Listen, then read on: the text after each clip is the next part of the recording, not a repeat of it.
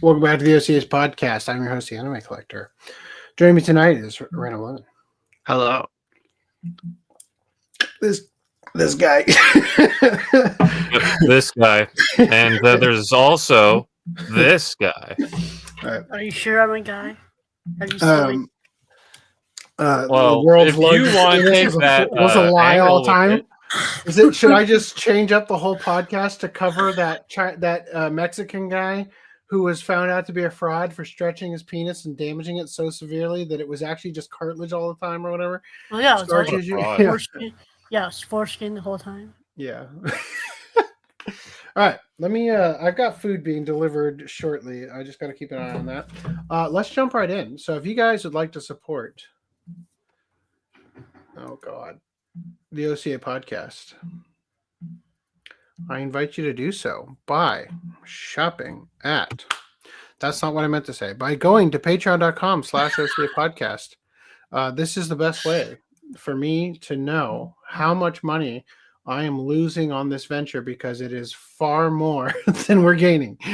Or you could go here to patreon.com/theanimecollector or just /animecollector. That's what that says. And that way you can give me money when I actually produce content unrelated to the podcast. Or there's many other ways, such as shopping at Tenga using our special link. Not this link. This is the fake link. That's the link that Honey gives you that steals all of our money. Anyway, so well, how about that? How about that, huh? I'm gonna move that. The new monitors. Oh, that's interesting. There you go. The new monitors are a new aspect ratio compared to the default one, so it puts the stuff on a weird spot. Anyway, let's jump right in. Hey. Wow. Goon lines here. Trump line. Welcome. Welcome. Okay, man. Say something, whore. It's a pleasure to be here. All right, thank you.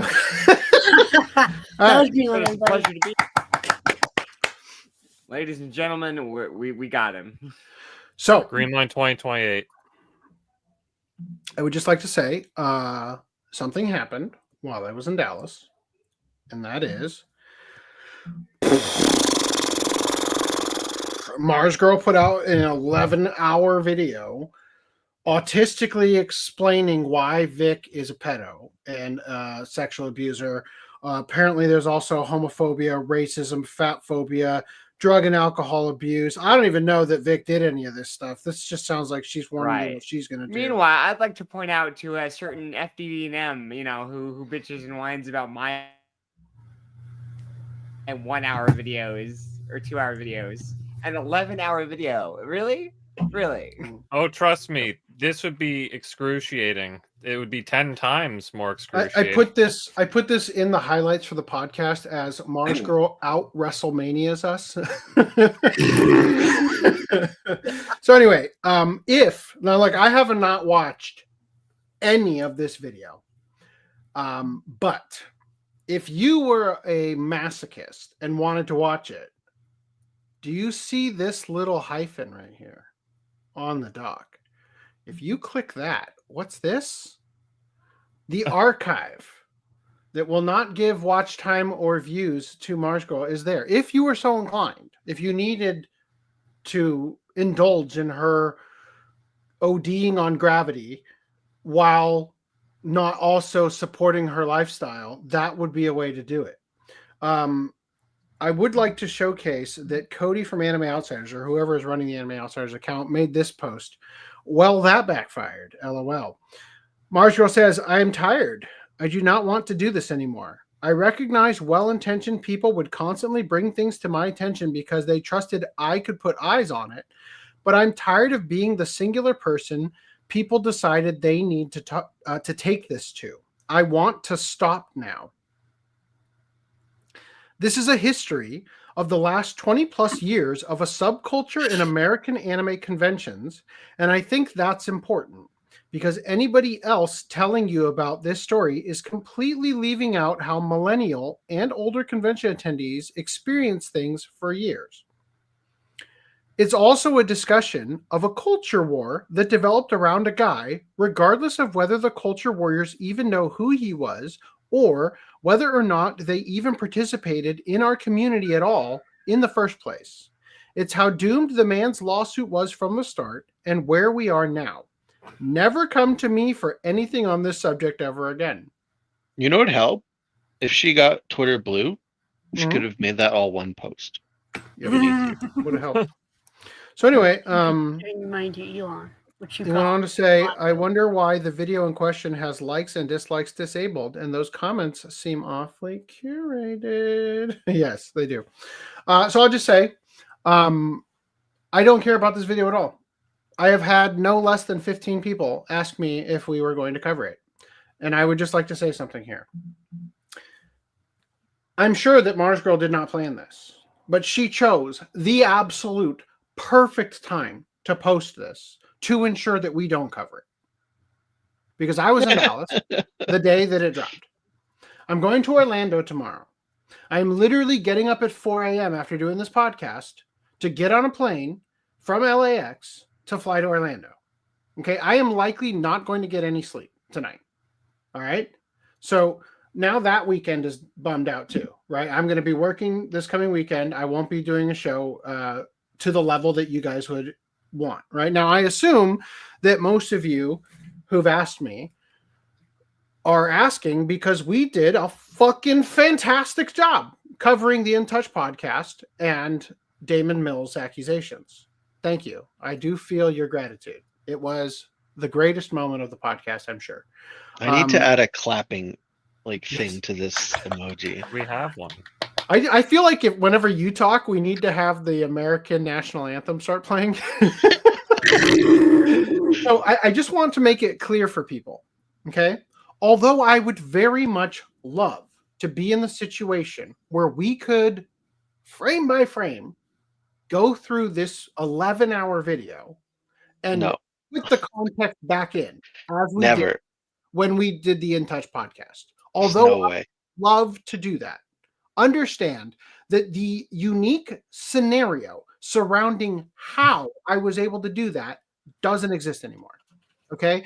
When we did the In Touch podcast, I was working a completely different job. I had a job where I drove all the time. And so, 12 hours a day, I had AirPods in during my routes, and I was listening to their podcast or also going back and listening to Rekeda's podcast or our own podcast, all sorts of stuff, just gathering the information, taking down timestamps of when things happen in their podcast and the other things so that I could then aggregate them all together to produce what we ended up doing. Okay. It was a labor of love from me. It is not something that in the immediate future we will ever be able to recreate, just so that we're clear. However, I would love to do this. Don't get me wrong. It would be tremendous for the channel, right? I would not do it as one video, obviously. That was a huge misstep on Mars Girl's part. If we ever did cover this, and this is an if, just so we're clear. If we ever did cover this, we would probably go 20 minutes at a time over the course of several months, or maybe even 15 minutes at a time. I don't know. All right. Just wherever the breaking parts would be to address things, because quite frankly, I don't want to do this. I don't want to be around Mars Girl. I don't want to think about Mars Girl on a daily basis. This is not something I want to do. But, you guys have asked for it. If things change, we'll try to make it happen. Yeah, it would. I would say 100 hours, to be honest. So Yeah. So I may be the minority opinion on this, but this literally seems like it would be something that you would go for an anthropology PhD on. This is ancient history at this point. It's done.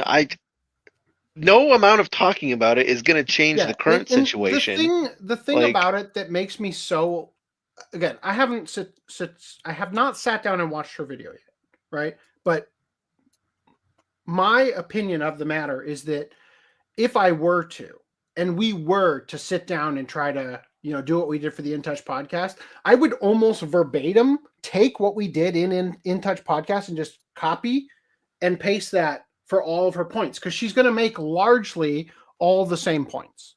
Okay. Where Right. the things that matter to the people who have specifically asked me to do this, just so we're clear. Okay. Now, again, eventually I will look at it and I will consider it. Okay. But right now, current job I have is extremely demanding. Again, I'm getting up at 4 a.m. That's, not many hours from now, like less than 10 almost. So it's not going to be fun for me to do this. But shit, I lost my train of thought. What I'm trying to say here is I'll look at it eventually, but I'm not even going to start her video just in my own personal free time watching it to see if there's any stuff in it that we would want to discuss until after we're fully done with Attack on Titan. Okay. Those like diagrams of the triangle, and on each point it says something like time, energy, and money. And then it says pick 2. Like you've seen this, right? Mhm. So for me, it's do a decent podcast, watch the Watch Club, or make merch / work on videos for the channel. And instead of pick 2, it's pick 1. And really, it's more like pick 0.75, right? Like that's what my life is looking like at this moment. So maybe that explains a little bit why the show has kind of had like a rocky, trajectory over the last year. Okay. So it's not something I'm saying no to, but the chances of us doing it is astronomically small just because it does not seem worth it. It seems like, quite frankly, I'm still tired from covering Farrah's nonsense because the amount of stuff we did on podcast, I had that amount of time talking to her off podcast, and talking to somebody that manipulative and that, self-absorbed and whatnot is fucking exhausting. Having to get pulled away from my family to talk to somebody who's claiming they're about to commit suicide. I don't want to jump right back in to a mess like that. I mean, it's obviously a completely different mess, but I don't want to put myself through that again when I personally have felt like I've just been treading water on the podcast since that moment and have not actually had a vacation or whatever, a break from it that has allowed me to recover and get back to where I feel like we could even do something like this again. However, Attack on Titan's been really fun. So maybe I'll feel better later. I'm not ruling it out entirely. Obviously your viewership and your, your super chats are helpful, right? So with that said, I want to put an end to that topic here, and I want to jump us into the next thing, which is pickups. Yeah. And Wow, Rory at pickups. That's a I new kind of- record. I think it is. Hold on, double check. Yes, I it kind is. of pickups. agree with Dylan here. The worst thing anyone can do is give this attention. I agree, and I've said as much to most of the people who have reached out to me about it. It's like you guys are going about this entirely the wrong way. By bitching about it and acting like it's not important, all you're doing is drawing attention to it. Right? That's all you're doing. So, I think it's much smarter to just kind of hold on. I think my food's outside. I'm about to go have a nice steamy hot pickup. That doesn't sound right. Never mind. Apparently their tire has blown and they're in the same fucking spot as when I checked it 20 minutes ago. And my estimated arrival time is now another 10 minutes away. Never mind. Okay, let's go into pickups. Cold. It's not gonna be hot and juicy. It's gonna be cold and hard. Oh no. All right, first pickup is from Crunchyroll. Full screen me, bitch. And it is Bastard Heavy Metal Dark Fantasy. Hey, what's that, Luigi? Is this a Netflix anime that got a physical release? Oh my god, how did that happen? I'm gonna be sitting that I again totally later. gapped that got a release already. Yeah, and then it's funny because it arrived and I've had that sitting here for like a week. And this morning I got I got an email from Sentai telling, oh, that's great. Trying to put me on the tongue. Telling me that like, check out these hot new releases. Is like that thing I already have on my desk. I'm like, a little late, bros. All right. So I saw something. Come on. I saw something on eBay that made me pull the trigger on some other random crap that was, similar and related to it. In my collection, I have a section right at the front of it, although all of it's boxed up right now, that is for like oddities, right? So something that made me find this thing is that I was looking at the anime. It's the ADV, or no, I think it was Bandai's like anime catalog, like sampler that was meant to be played like in a DVD store, right? Like you play it in the back of the room, and then people get introduced to certain anime that are being sold at the store, right? And I noticed that I was just curious because I saw it on eBay when I was scrolling by looking at something else. And I thought, oh, I wonder if there's any more of those. Like, because I found that at Book Off. Like, it says not for retail sale right on the fucking thing, right? So I was like, I wonder if there's any more of those. And I look, and literally all of them are that one. That's all that exists, apparently. So anyway, now that I've stalled enough, I found something else that made me pull the trigger on other items like that. And then the thing that I found that made me pull the trigger, the guy messaged me after I pulled the trigger and said, oh, I can't seem to find it. I'm going to refund you. So anyway, I got two other things that nobody actually cares about or wants that I will now show you. One of them is the free special sneak peek of Steam Boy. Wow. In theaters in 2005. Wow. A movie nobody remembers because it was trash. I liked it. And then the other thing I got was the Stars 2007 sampler with Manga Entertainment, a Stars company. This is the first time I've ever known that. Wow, that really? Includes, yeah. Karas, Toko, Highlander, which I don't think is actually an anime, and then Kappa Mikey, the most anime of all animes, right? Plus all the other Pretty sure stuff. the Highlander anime is an anime. I don't know. I haven't that seen one it. is. No, that's anyway. that's not the one that Discotheque got. It's a different one. Okay. Anyway, so that's my pickups. Anybody else want to go before we go into actual? No, but Elon, did you get a webcam yet? Not yet. Soon. All right. Reese is desperate for Greenline to webcam for him, isn't he? I mean, it does improve the quality of the show. I feel like he's the only one who'd be showing anything on camera, so I always have to Reese, ask. Is this his tongue, or is that a one-eyed monster? This is a mimic. This is the mimic from Freerun. I know. This is a coin bank.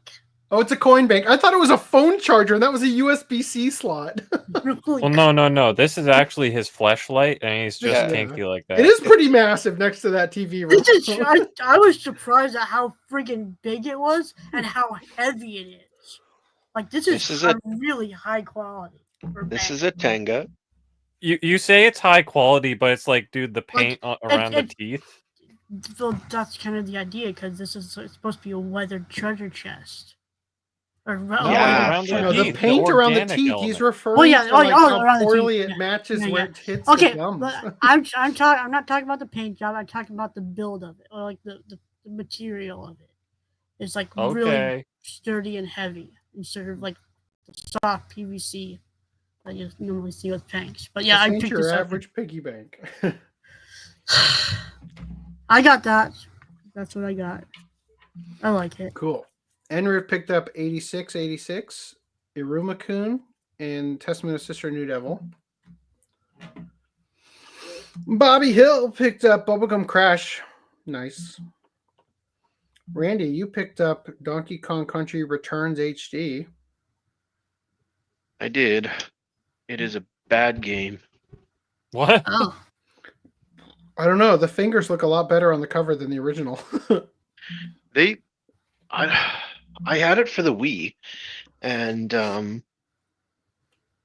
don't remember if I actually ever played it for the Wii. Maybe it didn't, if it was so bad. I swear to God, this woman carrying my pizza, her car spun out, and she is now on foot walking. What the fuck? All right. He's just commenting on the speed of the movement. Yeah, the physics in it is really bad. You slide around all over the place, and and there's like this roll mechanic. It sucks. It's not like the Super Nintendo version. That's kind of if how it was, I it'd felt be about the new Super better, Mario but... Bros. DS or whatever. It's like I didn't like the physics compared to the original. Yeah, I don't remember there being. I don't remember having an issue myself with that, but this one I do for sure. So I do not recommend. Footnum, what did you share with me in the private chat? Is that something I need to click on right now? A plug that you may or may not have included.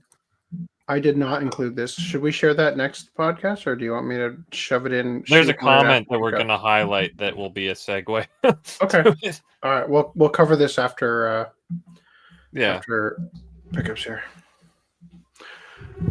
Always looking out. Good for you. All right. Randy, were you done on this? Sorry. Yeah. Cool. All right. Seb picked up a redo of Healer Watch Club one. And also a whole bunch of that. Plastic Memories with a white strip of paper around it. Kisniver.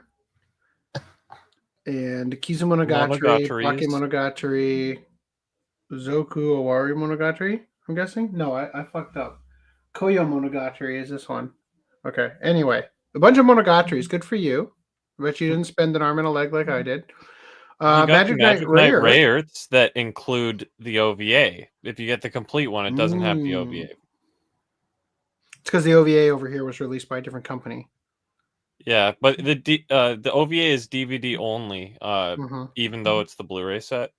Oh, that's unfortunate. So there's also obviously Kakuko. Kokoku.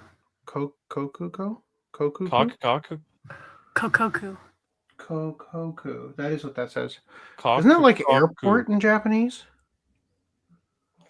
Anyway, these, if you told me were all traps, I would believe you. There's something very trappish about them. I don't know. Somehow this doesn't come across as trappish, but this does. But I think this is Love Live Sunshine, and this is Love Live Spectacular Trap Dance or something. And then this is what, Roka the Brave or whatever? Yes. Nice. Wow. Did you say spectacular? That's Among Us, actually. Did you say Spectacular Trap Dance? Yes. Something like that. Okay, I'm just making sure I heard you right. All right. Also picked up Pump with the Cinephile. Why the hell are you here, teacher? Nice. Watch good win. Penguin Highway, yeah. And then Mobile Suit Gundam The Origin 5. Wow. All right. Reese, if you will do the honors, thank you. Okay, Randy did it. Cool. And then in other news, good job, why don't you, Randy? And Riv said, by the way, Greenline, watched your Fooly Cooly vid. Good job. Nice. Thank you. I'm glad only you 1 hour. Oh, thank you. Yes, only 1 hour as compared to the what? How many hours is Mars Girls thing? Like 11? Fuck, man. It's almost like the hours are proportionate to the weight difference.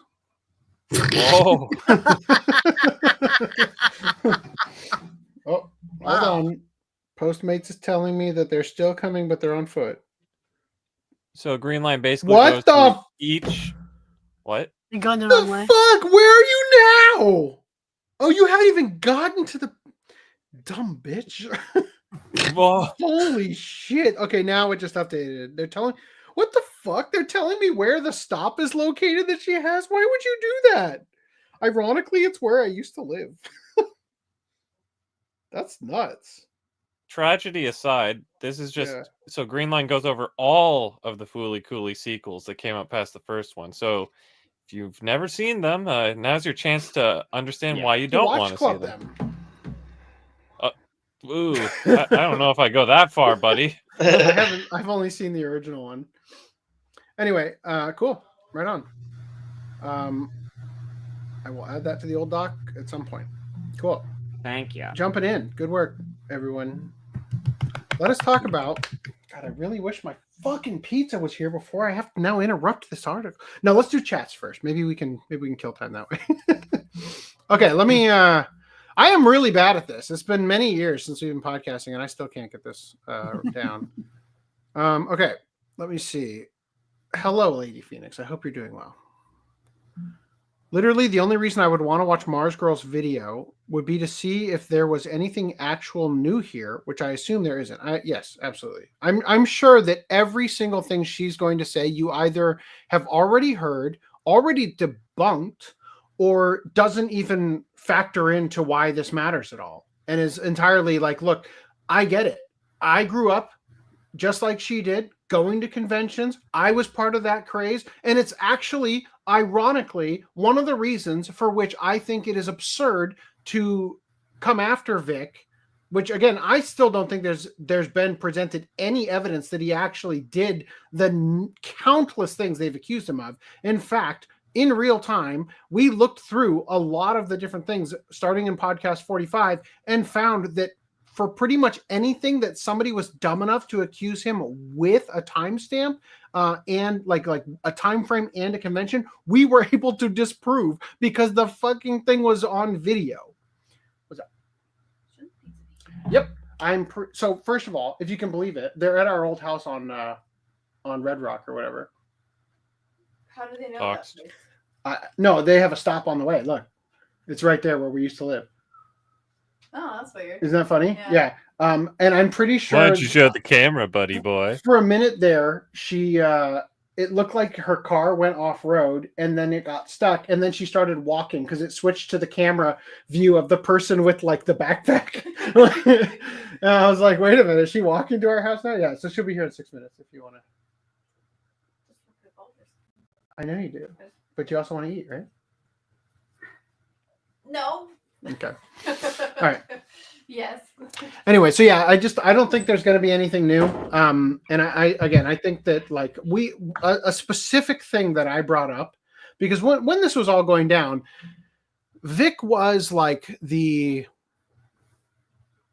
tipping point, let's say, where all of a sudden, you know, anime got its Me Too moment, right? And so piggybacking on the attention people were getting for coming after one of the most, you know, popular, beloved voice actors in the industry, people saw that they could ride this wave for sympathy and social media clout and whatnot. And so Jesse Pridemore came out after Todd Happerton, right? And even all the way back in like podcast 45, when we very first started talking about this, I remember saying like, you know, I disagree with hookup culture. I disagree with people, you know, having drinks and, you know, having a one night stand or whatever.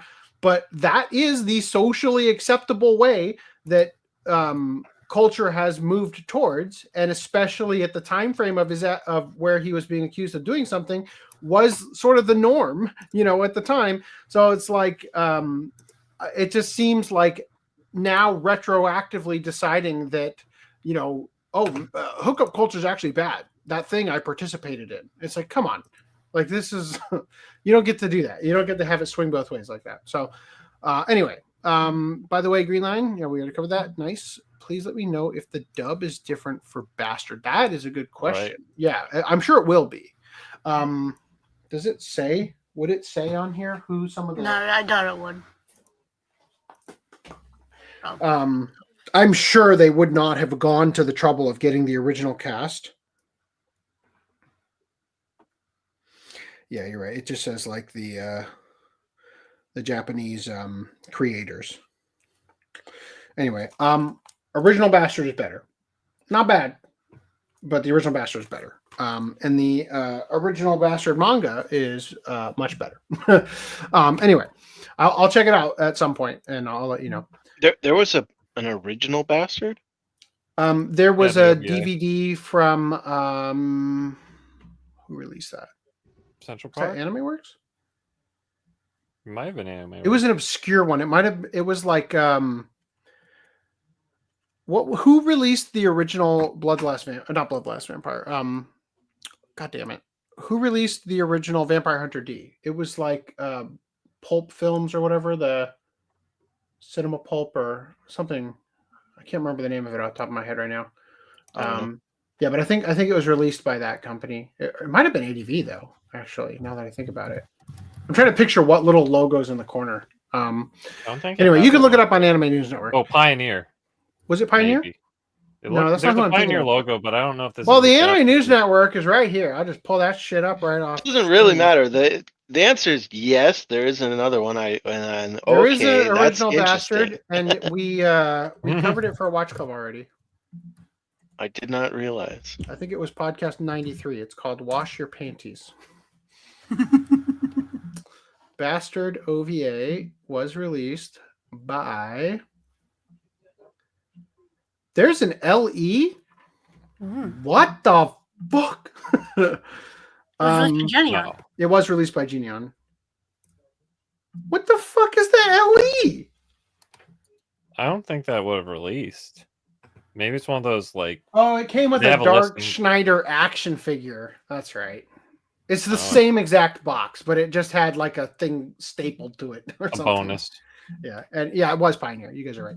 Cool. Anyway, Lady Phoenix says I have the Highlander on DVD mainly because I found that Scott McNeil was in it. Nice. I'll have to check it out. I have the same one. I got in like a bunch of discs, so I hope it's anime because I've had it in my anime pile for a long time. Yeah. All right. My food Been is an 1 minute imposter. away. Old man says, "Oh, cool to tea. Congratulations on having 2 monitors. That's one more monitor than the professional streamers." It I says have 3 negative monitors. 5. Congratulations. Oh, I don't understand. I don't understand the remainder of this. I feel like I've been kissed and punched at the same time. When you said that this is exactly 16 by 9, I'm like, yeah. Yeah. Well, Like, so is that the thing fair? is that my old monitors weren't. They were some like weird, almost in between.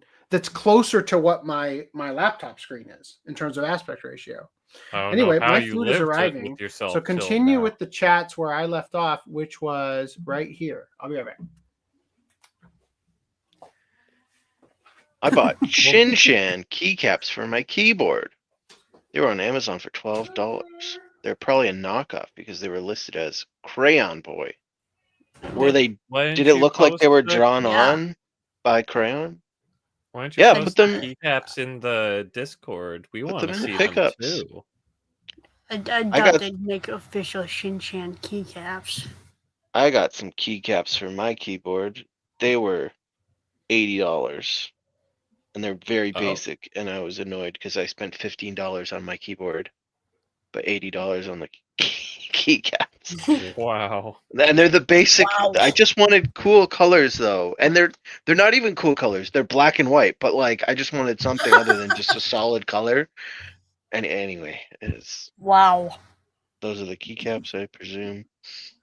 The keycaps are 30 now. They're definitely aren't worth that. Well, off topic, I had a stalker from Pensacon. Ooh. Ugh. Not only was she married to a man transitioning into Oh, a God. woman, she immediately messaged me after they got divorced, wanting to hook up. Did she get divorced at the convention? Like during the weekend? It wasn't to the point of having to get a restraining order against her, but she had a transitional green hair and nose Traditional. piercing. The traditional. Oh, she. green hair. Oh yeah, the traditional green hair and nose piercing. Yes, she transitioned her hair from green to. I was thinking like a green fade hair color, like black hair and fade. I don't know. Anyway, whatever. No, thank you. Well, I'm sorry to hear that you were stalked, but I'm glad that it didn't require a restraining order. Hopefully she wasn't overweight. That would have made it worse. I think, but hello, the cool 2T. She identifies as being annoying. Oh, okay. Sadly, I couldn't find a man gets penis stuck in snowman article. But hey, for the first time in life, today I got to experience snow. Oh yeah. Pretty cool seeing it in person as opposed to TV. I am as someone from the north. The Great White North. Yes, I envy you. Although you have to deal with hurricanes and tornadoes and shit. Yeah. But like, I hate the snow so much. As much as we get snow, at least we're not getting like earthquakes or tsunamis and shit. Like, yeah, that's a trade-off, I suppose. Or wildfires, like me and Brad. If We're you're in surrounded Vancouver, by I guess you're getting- wildfires. Yeah. Yeah. There was Quebec wildfires and Alberta wildfires. Hello. Apparently, Um, Ontario's the meta. You know. Yeah, the- Ontario's got our forest management on lock, I suppose. I thought it was the Manga Entertainment that released. I thought it was Manga Entertainment that released Vampire Hunter D. We weren't talking about Bloodlust. We were talking about the original Vampire Hunter I D. could be wrong. I got the OG Bastard DVD at Book Off for like $20, It's a good deal. and then the super chat. There we go. Whoa, bunch of comments just loaded all at once. Also, congrats to Trump. Yeah, Randy congrats. can't read today. Jeez. No, it's an anime. That's Urban the Vision. Highlander. That's the one from Vampire Hunter D I was thinking of. Oh, but is it? Is it the one you were thinking of, or is it the one that actually That did sounds. It is the familiar. one that did it, and it's the reason I was saying Vampire Hunter D is because I knew that they had released the for Vampire Hunter D. I was trying to recall the name so I could say I thought they were the ones who might have done Bastard. it? Mm. Turns out it Also- was. OCA. Tip: if you Ooh. ever use Postmates to order Little Caesars, don't ask them for the sauce packet things because guaranteed they will lie and tell the people who pick up your food that it's don't worry, it's in the box, and then it's not. And this is the second time in a row it's happened, and they should die. Is it in the top of the box? Mm-mm. I've always said that at like the drive-throughs. It's like you have to ask for ketchup right at the window because Fuck did you like put on right it? as they hand it to you. Because if you say it beforehand, they'll forget 90% of the time. Is that ranch? Please tell me that's It's- ranch. It's dill flavored ranch. Dildo. Okay. As long as it's not blue cheese. And the other stuff is yellow bird hot sauce. There was one time that I ordered pizza from a place around here, and I ordered a dip, and I'm like, they didn't give me the dip. What the heck? And I was looking everywhere for it, and there was these like square holes in the top of the box that I couldn't figure out what they were for, and I'm like, why are there random square holes in the top of my pizza box? And then the day after, I noticed on my kitchen counter has two like levels to it. There's like a countertop that's kind of like a bar area, and then a countertop that I have like the dishes on. And there's like a 6-inch step down on the countertop. And I found in that like right up against the step down, there was behind some bottles of soap and shit. There was a pizza dip, a Wow. little thing of pizza dip, and I'm like, what the fuck? So they did give me the pizza dip. You just They open it so stuck it- fast. Yeah, they stuck it in the little square in the lid, and when I opened the pizza, I didn't realize, and I flung it behind the counter.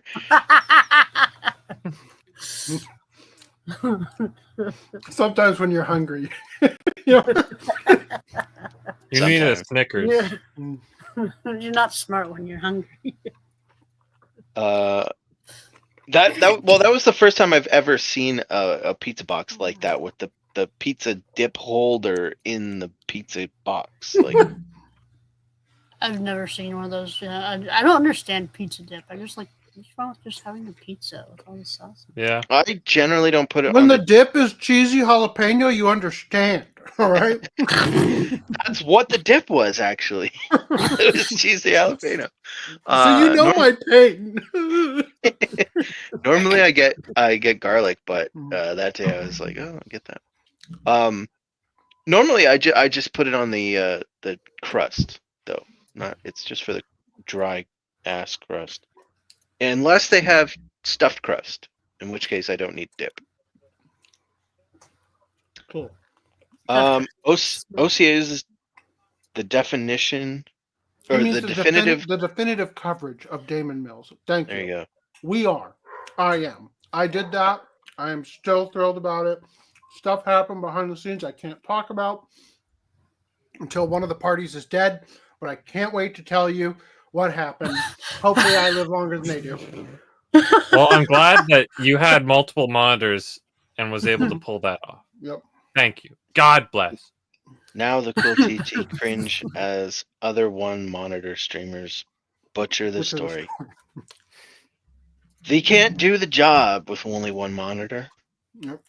It's a 2-monitor job. I did most of it on my phone when I was researching it. Yeah, who needs monitors? Should job security be the very best? My God, my reading skills.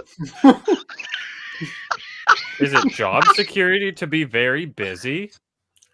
I like my version better. You know, Very best. see, there is more to the story about what happened in Dallas because my friend threatened to quit, said he was taking me with him. My boss cried in front of us. So things have gotten very strange. I'm leaving and taking the dog with me. Yeah, well, it's pretty much because like we've got this other event this week. This is our biggest event all year long, right? So it's like, yeah, by the way, that thing you literally need us to make happen, have fun without us, you know, like that's basically what happened.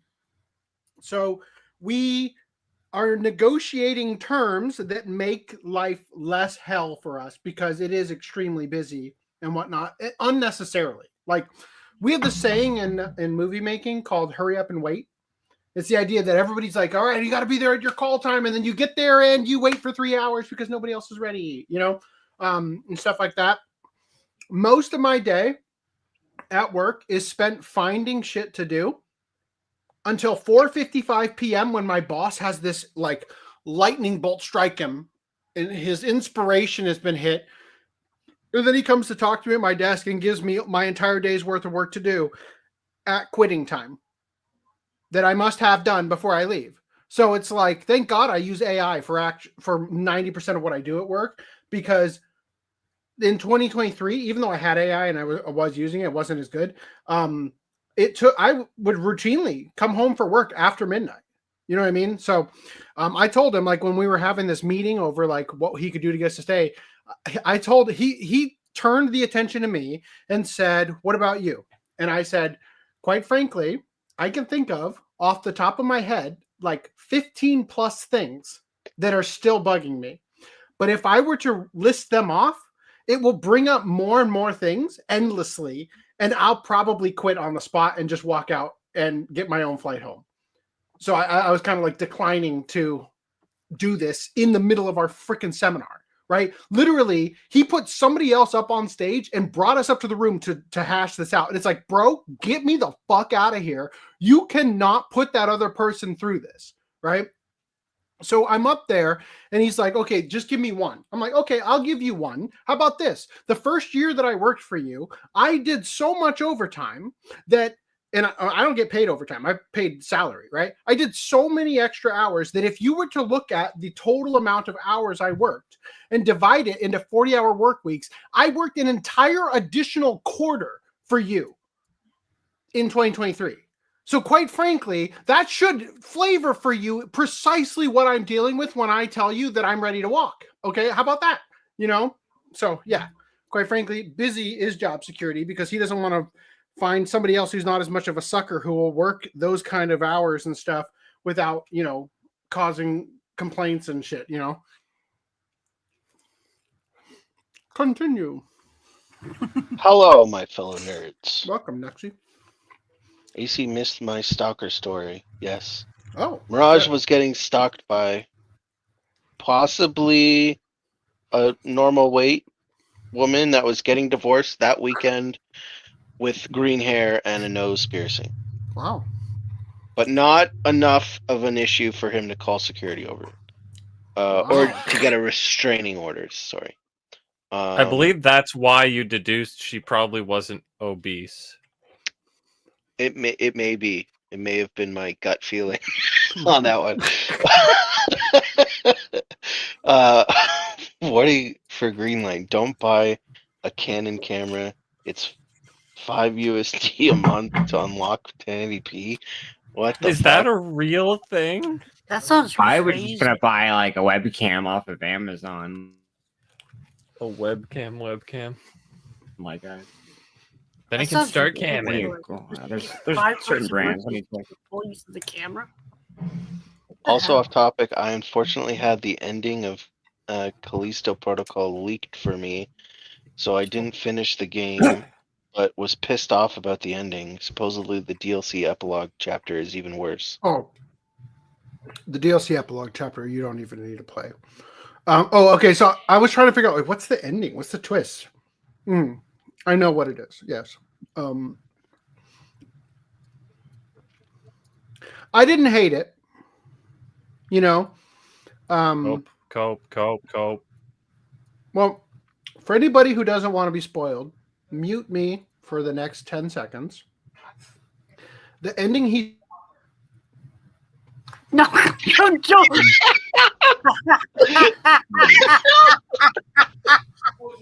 You told me to mute you, man. You told me.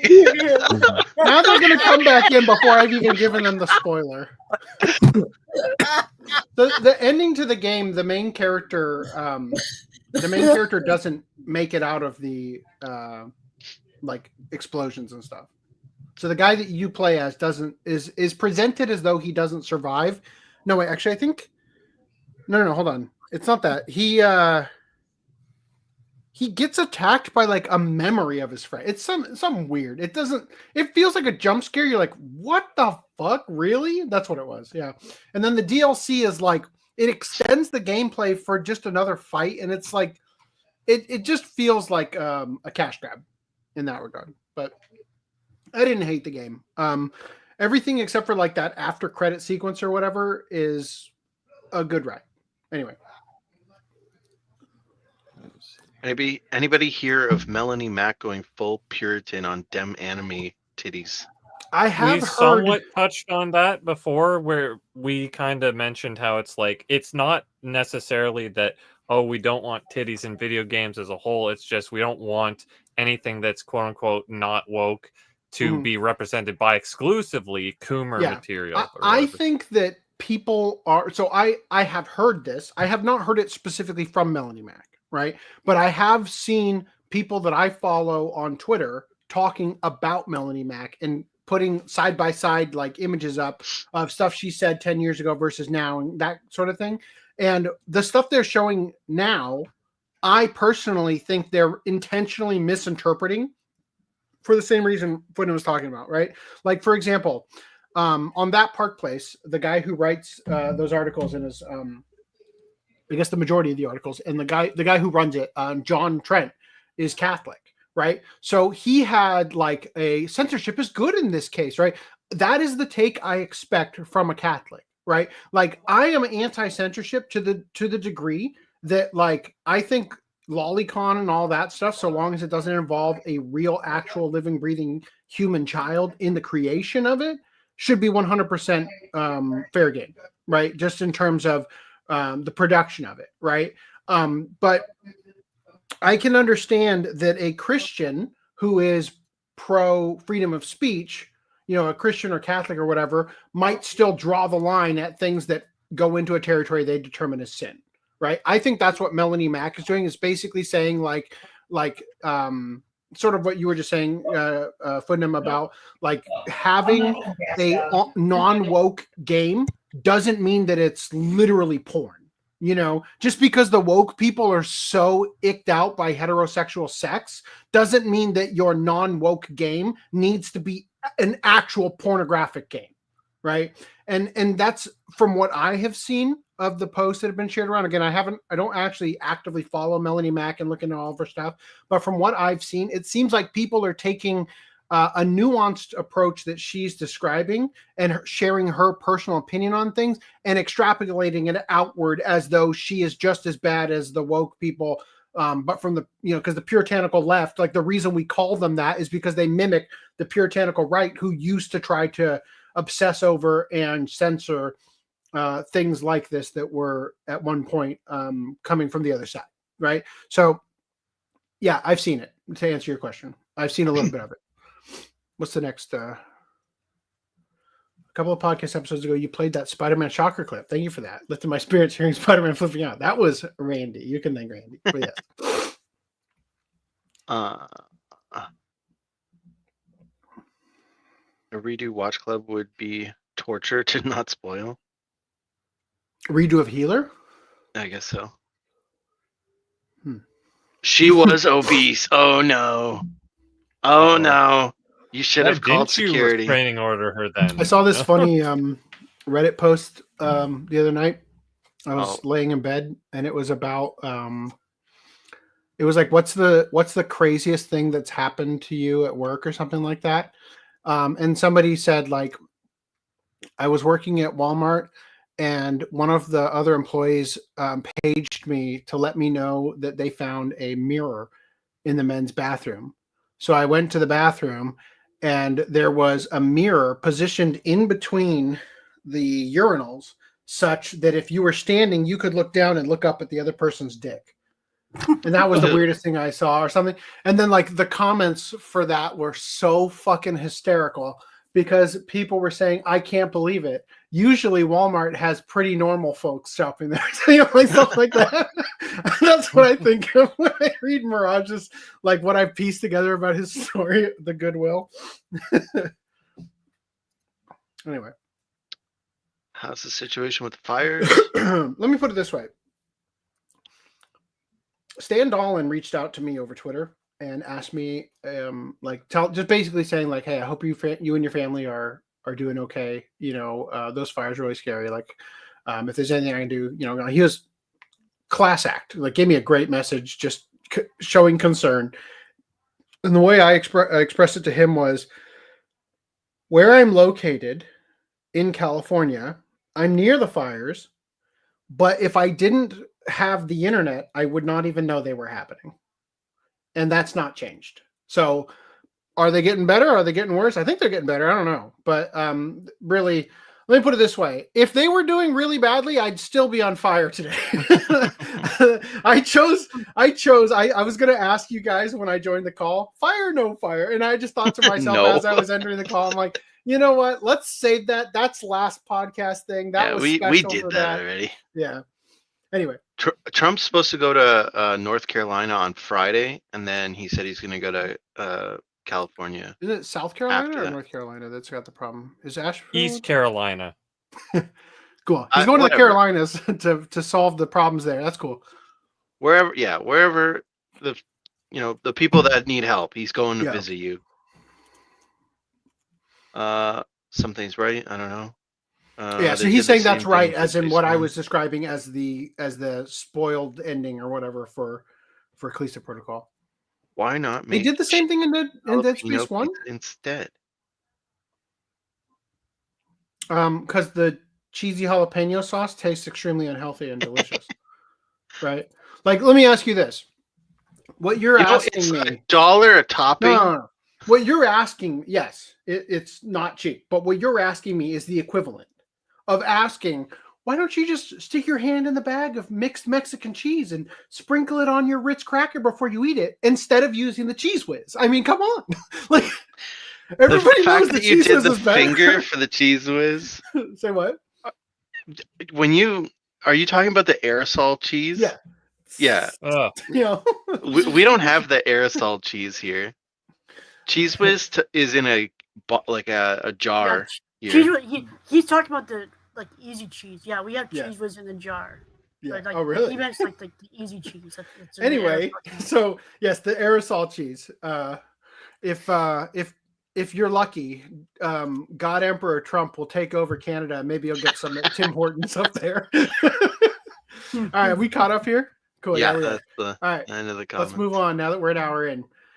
Okay, Asmongold has called out Elon Musk. Says he'll stream to Twitter/X, quote, for an entire year straight if the Tesla CEO can prove that he personally leveled up his top-ranking Path of Exile 2 account. Damn. So, in response to a number of oddities raised by his recent live stream of the game, Elon Musk has been challenged by Twitch streamer. Okay. I just make sure I wasn't reading these out of order. He's been challenged by Asmongold to back up his claim that he is one of the world's top-ranked Path of Exile 2 players. The second entry in the Path of Exile series builds upon its predecessor's foundations and presents players with a dungeon crawling experience of massive proportions, with a full 6-act campaign preceding a sprawling endgame featuring hundreds of randomly generated maps. Given his love of Diablo 4, it comes as little surprise that the aforementioned Elon Musk would take an interest in Path of Exile 2, even going so far as to broadcast one of his play sessions to his millions of Twitter followers. However, as Musk stumbled his way through his live stream, franchise fans began to note several oddities that called his claim of being one of the game's best players, as reasoned by his level 97 account being among the top 10 highest in the entire world, into question. While a full, in-depth rundown of the situation would likely come across as near incomprehensible to non-Path of Exile players, streamer Quinn TV provided a succinct rundown of the situation via a video bluntly titled "Elon Musk is lying about being good at video games." Elon Musk's character is currently level 97, aka rank 12 on hardcore. That's Correction. permanent death mode. Currently, the character is dead. He died? Yeah. That's funny. Shortly after this live stream, Yeah. he died. So in this video here, he says that his character is level 97, which is rank 12 on hardcore, which is permanent death mode, meaning you die, you're gone, like your game ends, right? In the trade league, which is an in-game term for a seasonal league that allows for co-op play. Quote, 2 weeks into the league, when people are playing the game, literally, they're staying up 40 to 50 hours without sleeping, only playing Path of Exile, and they are the most try-hard guys in the world, and the highest ranked player on the hardcore trade league was level 93. And you might be thinking to yourself, that's kind of close to 97. But every time you level up, it becomes exponentially harder to gain experience. A lot harder. So these players, to get to level 97, this is like, what was the range in Pokemon Go where 36. Level 36? Yeah, was halfway to level 40. Yeah.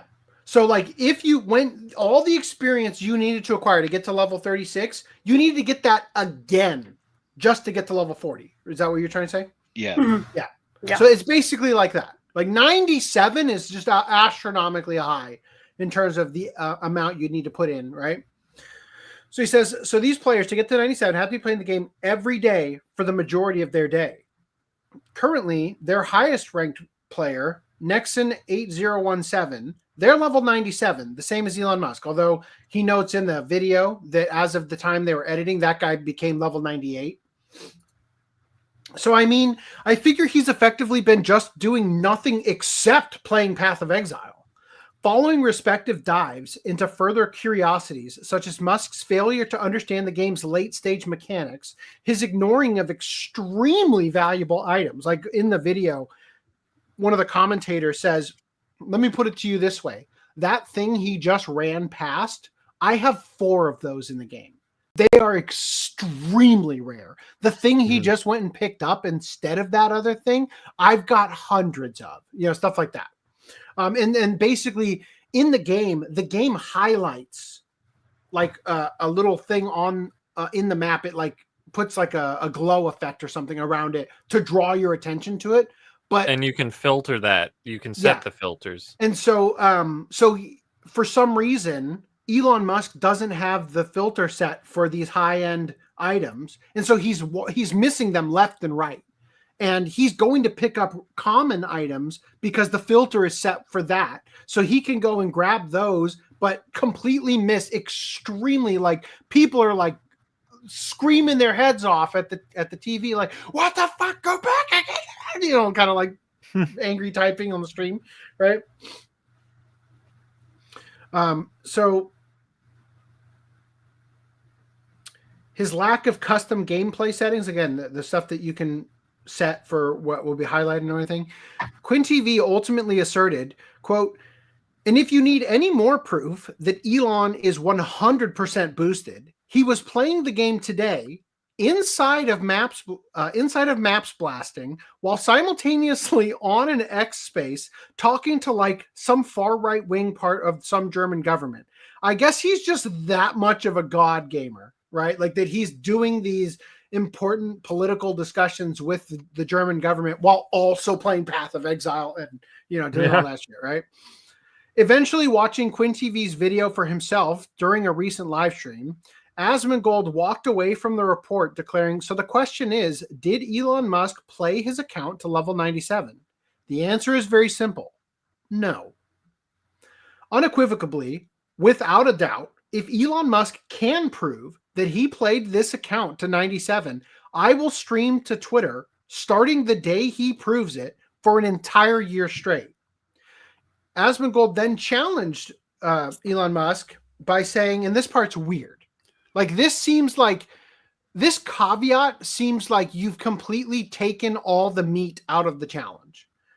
Every single stream that I do, I will, well, a multi-stream also stream on Twitch too, right? You could do that already. You should have already been doing that. I mean, I guess the reason he's not is because he makes money off of Twitch, and it might split his earnings to do well, it. Elon still has some incentive because it's like, oh, well, I can draw more ads or more eyes. Yeah, potentially. But if you get people who normally watch you on a place where they give you the bits or whatever for Twitch, and you now put them on, put them on Twitter as well, then if they're over there, then there's not like a super chat function on Twitter on Twitter, right? So I don't know. He does have skin in the game, even if he's going to do this. But obviously, it would make more sense. It almost sounds like he thinks Elon Musk might be able to prove it if he says like, you know, oh well, I'll also stream on Twitch, of course, right? Anyway, so I'm not sure exactly how it works, but just to be clear, he's not partnered on Twitch and he doesn't have ads turned on. So I don't know how much he makes on Twitch itself. Okay. I want to come back to this and this real quick. But obviously there is a benefit in having all of your audience in one spot so that... Yeah. I mean, I prefer when people watch on YouTube because that's how, you know, if you divide the algorithm you're trying to get to the top of, then you're losing. Like there's a saying in martial arts, many swords never sharp, meaning that if you study one specific, like I think it might have been Bruce Lee who said, I don't fear the man who studies 100 different kicks. I fear the man who perfected one kick, because that one kick, if you get hit by it, is going to be devastating. But if you get struck by 100 kicks that they practice 10 times each versus one kick they practice 10,000 times each, kind of thing, then you're gonna be able to, you know, walk away and, you know, deflect the blow or whatever. You know what I mean? Yeah, kind of like a jack of all trades, but a master in none. Type of thing. Exactly, precisely, right. So it's kind of the same thing. If you do the multi-streaming like we do, right? It's better for me if everybody just went to the central place, right? And then that way I can get to the top of one place. And then if anything ever happened and I lost YouTube, obviously I'd want my audience to follow with me somewhere else, right? But I like that only really helps algorithmically, right? If I were smart, I would be, you know, getting on top of why the e-commerce sites aren't working anymore, and I would be trying to build that into the product model, right? Of it doesn't matter how many viewers I have on each different platform, because the point is to get them somewhere else to make a purchase or something like that, you know. Anyway, Kultichi says there is a theory that Elon is upset because he is trying to get funds for his game studio and needs to look like a pro gamer. That's an interesting. Sorry, but why does he need funds for a game studio? Does he not have the funds to, I don't know, self-fund? Am I growing crazy? He probably does, but generally, if you can spend somebody else's money, that's usually preferable, you know? Yeah. Generally, his value is tied up in stock as well. Yeah. And then also, if he were to sell the stock to get the liquidity out of it, he would tank the stock value. Right. So, which would hurt like- his shareholders at the annual shareholder meetings and whatnot. And all that. How much stock did he sell off to pay the guys who boosted his account? All right, and then Funk Gun, how you doing? It's been a while. Says, question: how could he prove it? That's a good question. I don't even know if he could. He doesn't need to prove it anymore. Okay. Yeah, well, I mean, he can't now because he died. But No, I mean, well, okay. Well, There's a first of all, resolution. he has another character that he could show that he was playing, Flying. but so that's how he could prove it, but he doesn't have to, because I don't know if this is included in the next article, but he admitted that he bought the account. So it's not included in the next article. yeah, there was another guy who released DMs that he had with Elon, where where he basically, he seems like he's like friendly with Elon, and so they have a lot of DMs. Is his name Adrian Dittman by chance? I have no clue. Adrian Dittman is the account that Elon fluffs himself with. It's like his ghost account that he's like, you're such a good dad, Elon. How do you do it? You know, like he's just constantly giving himself confidence. So Elon did make a joke in Spaces, I think, where there's like a TikTok lookalike from China of Elon, and he had said that. Yeah, he had. I don't remember what the name is, but he had said basically that guy was doing it, was playing the games for him. That's funny. But in the DMs with this other guy, he asked Elon, and he said, "Have you ever bought any like account or whatever to basically have high level character?"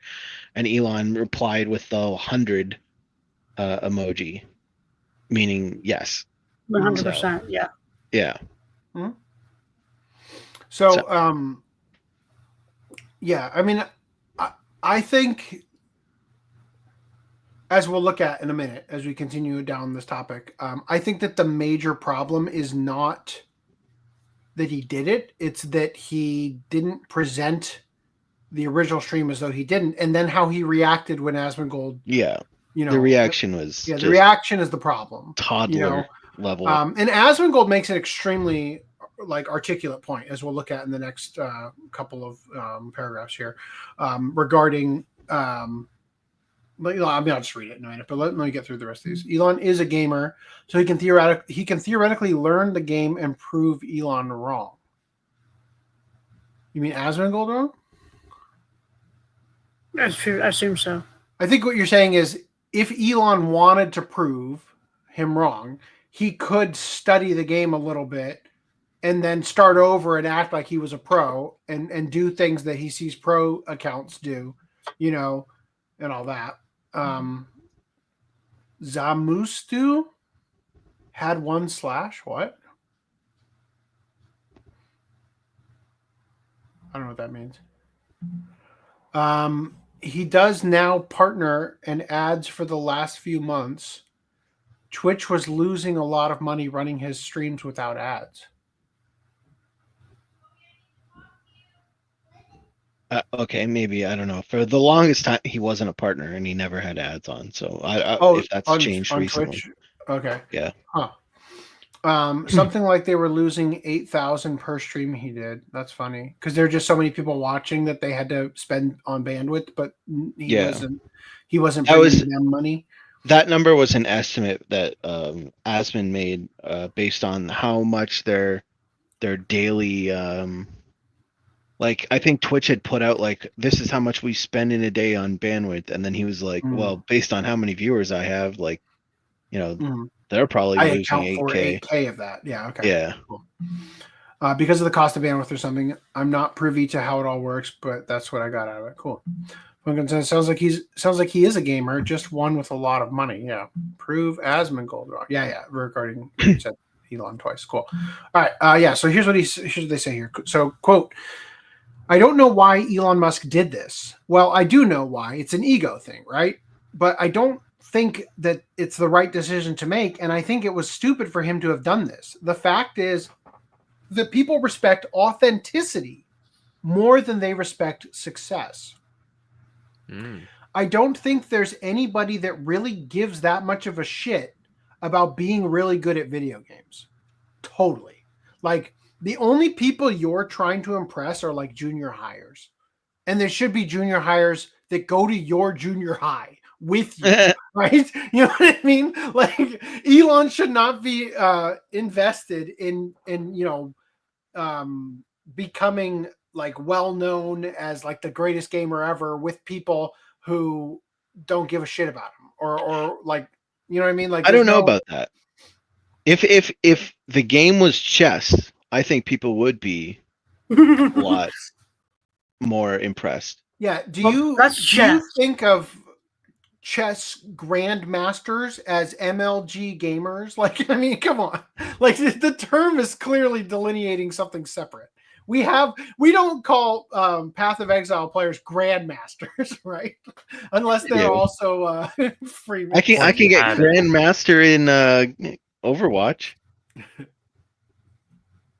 So he goes on to say, I feel like Tim Waltz is a good example of this.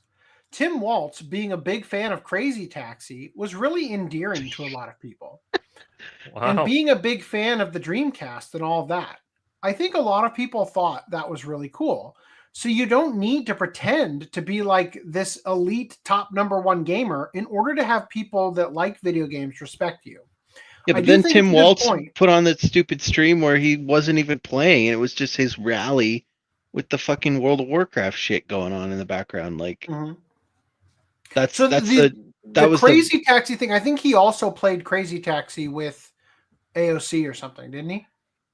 Cringe. Oh, I might have missed that one. But yeah, Tim Waltz is the guy that was running with Kamal, right? Yeah. I'm pretty sure he did a stream, like a Twitch stream, with AOC or somebody like that, and they actually played Crazy Taxi, which is what Asmongold's talking about. Like, he was playing his favorite game, and even though he kind of sucked at it, it was endearing because it was clear that he knew what he was doing and enjoyed it, right? Yeah. Like, for example, my boss plays Mario Kart and Clash of Clans, and that's it, right? So if you occasionally, you know, my friend or I will be talking about something, and my boss has this like way of like, because he's kind of I don't know, maybe I could use the term con artist, but he's kind of like a chameleon, right? So he's just trying to build rapport with everybody all the time. And my friend has pointed out to me that like, it's impossible to have a deep conversation with him. Everything is surface level because all he's doing is parroting and mirroring and doing all the things to try to get in your good graces so that you will work harder for him. And, you know, like, it's just like a mind game, and he's always in that mode, right? So that would be an example of like, if he was to try to pretend that he was a fan of some game we were talking about or something when he clearly wasn't. I love that Stellar Blade. Yeah, it'd be very different than him gushing over the actual game he does play, Mario Kart. You know what I mean? What's up, baby? Do you want to take this for me? Sure. Thank you. Have you ate anything healthy today? In-N-Out burger. What? Something that's actually healthy and eating. No, I have not. Are you offering to bring me something healthy? I was going to ask you if you wanted a buble. A buble? I'll take one. But you're giving me this trash. You can take it. Thank you, Chloe. All right, anyway, yeah, so I anyway, then back to the article here. So I think a lot of people, you don't need to be the top #1 gamer in order to have people who like video games respect you. I think that we deserve, if he wants an apology, if you really play the game, play through the campaign again, right? So saying like, if he doesn't like what we said and he wants an apology, you can get that apology by just playing through the campaign again and showing us, you know, you starting and getting through just the campaign, the 6-part campaign, right? That would be indicative to us that you're not posing, right? Play through the campaign again, explain the systems in the game, and do it live. And you've got to have a face cam. You got to do it. You did it before with Diablo. Diablo is not so hard, right? But yeah, stream it. You got to stream the whole thing. And again, caveat, and not on Twitter. Why throw that in there? Why on earth would Elon Musk respond if you say, and also it's not on Twitter? Why would he not do it on the platform he owns? The only thing I can think of is, does Twitter have VOD? Like I if think it does. Because the old If as- episodes of the podcast are still up, right? I've never actually gone. So and looked. the next thing he says, and tell me ahead of time so I can react to it, right? Like, let me see and address what you're doing. Yeah, so it has VOD. Yeah, it has VOD. The last stream is still up. Yeah. Okay. That was the only thing I could think of that might be a reason why he would say not on X. Anyway, sorry, say that last part again. I said that was the only possible reason I could think of to say don't do it on some other platform. Yeah. Anyway, so Asmongold concluded, quote, I feel like it's a universal negative for him to do this, and it just makes him look like an insecure asshole by doing it. Agreed. And it makes him look worse entirely. And I think that also... You know what makes him look even more worse? Doing the Z hail.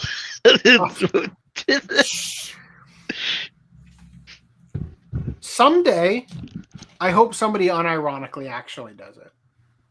In politics. What? Like, I want it to happen eventually, because then we've cried wolf so many fucking times in American politics that nobody's going to buy it. You know? The thing that I like, it's a hand movement, right? Mhm. Like, you know. Well, yeah. Stand up straight, arm at one side, and hand up. He didn't do that. I hate the idea that Hitler has taken a very The simple mustache, the freaking Roman salute. God, what? How will he stop getting away with this? Right? Like, there's that like triangles symbol that you like. He stole the swastika, just red and white. What triangle symbol? There's. I don't know what it's fucking called. There's a couple symbols beyond the swastika that he uses, and it's like the fucking S, the lightning S's. Like, from Kiss.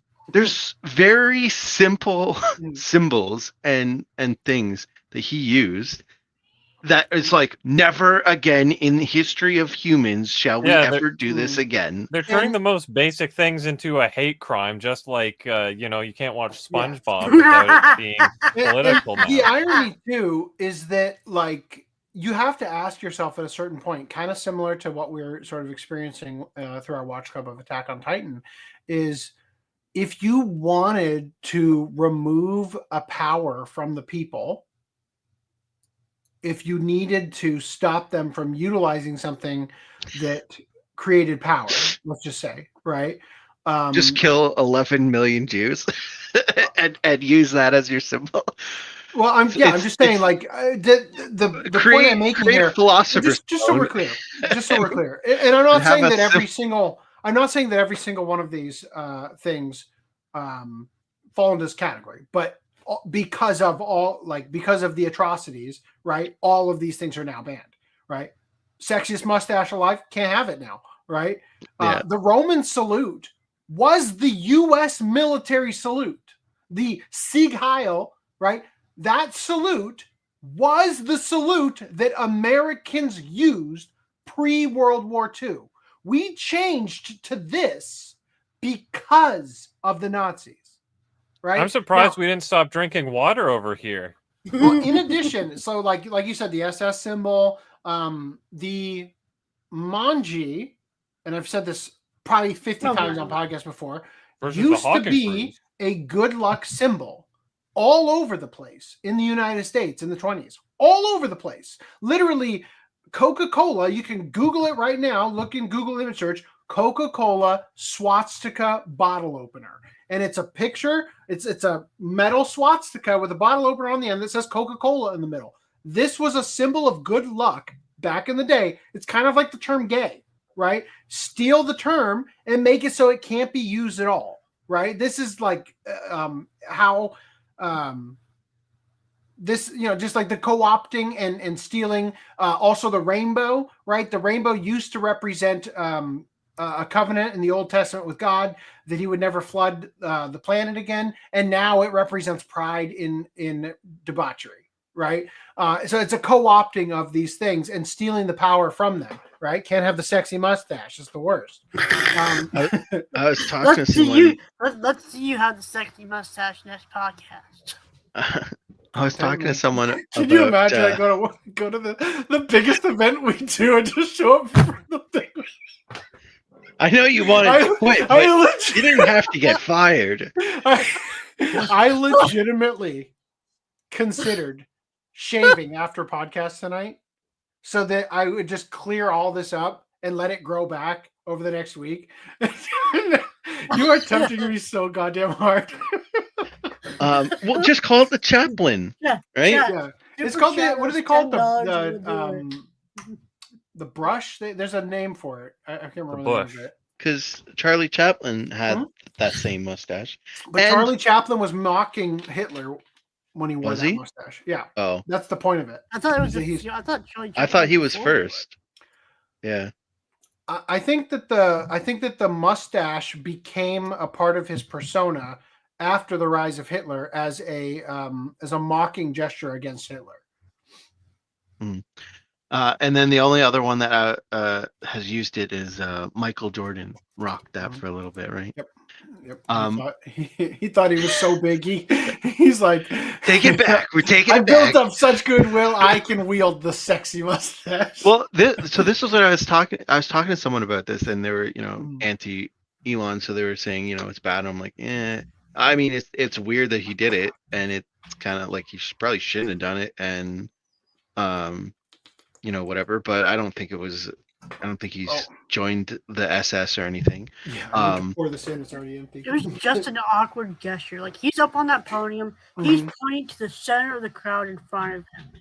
Well, he says, and this is the thing that everybody's clipping it, from my heart to you. Yeah. And he's gesturing to everybody in the crowd. He does it multiple times. I can tell you. When you watch it on mute, it looks like, it does. I almost guarantee he went from his point of view. He's pointing right to the center of the crowd, which is why he's straight out. I can't believe we're even bothering to talk about this. To be honest, like this is such a non-controversy that the usual suspects are going to get bent out of shape over. I just want to. Well, I guess we can move on, but. Well, no, you go ahead. Go ahead. I'm going to look at the chat here and pull it up. I was going to say, when I was talking to someone about it, I was like, the clenched fist, raised clenched fist is a now black communist symbol. And no one gives a shit when politicians raise their clenched fist in the. Well, see, and that's the thing.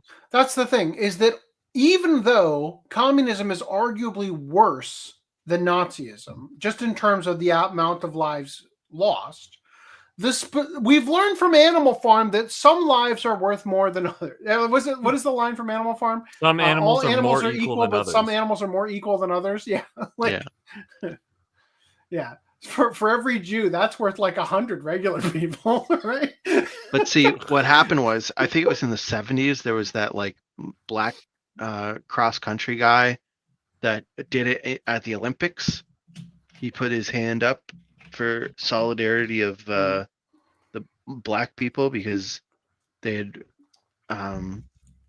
I don't know, there's some race relations and they told him he's not allowed to, so then he did. And a couple other people, like the whole podium, first, second, and third, all did it. And so the guy I was talking to was like, well, that's also like, people do that in sports all the time. And I'm like, yeah, because it was originally the political thing at the Olympics, then that's tied now to sports, and now you see it all the time in sports too. So, if we just have a good sports guy going out to the Zeke Hale after a Michael touchdown. Jordan.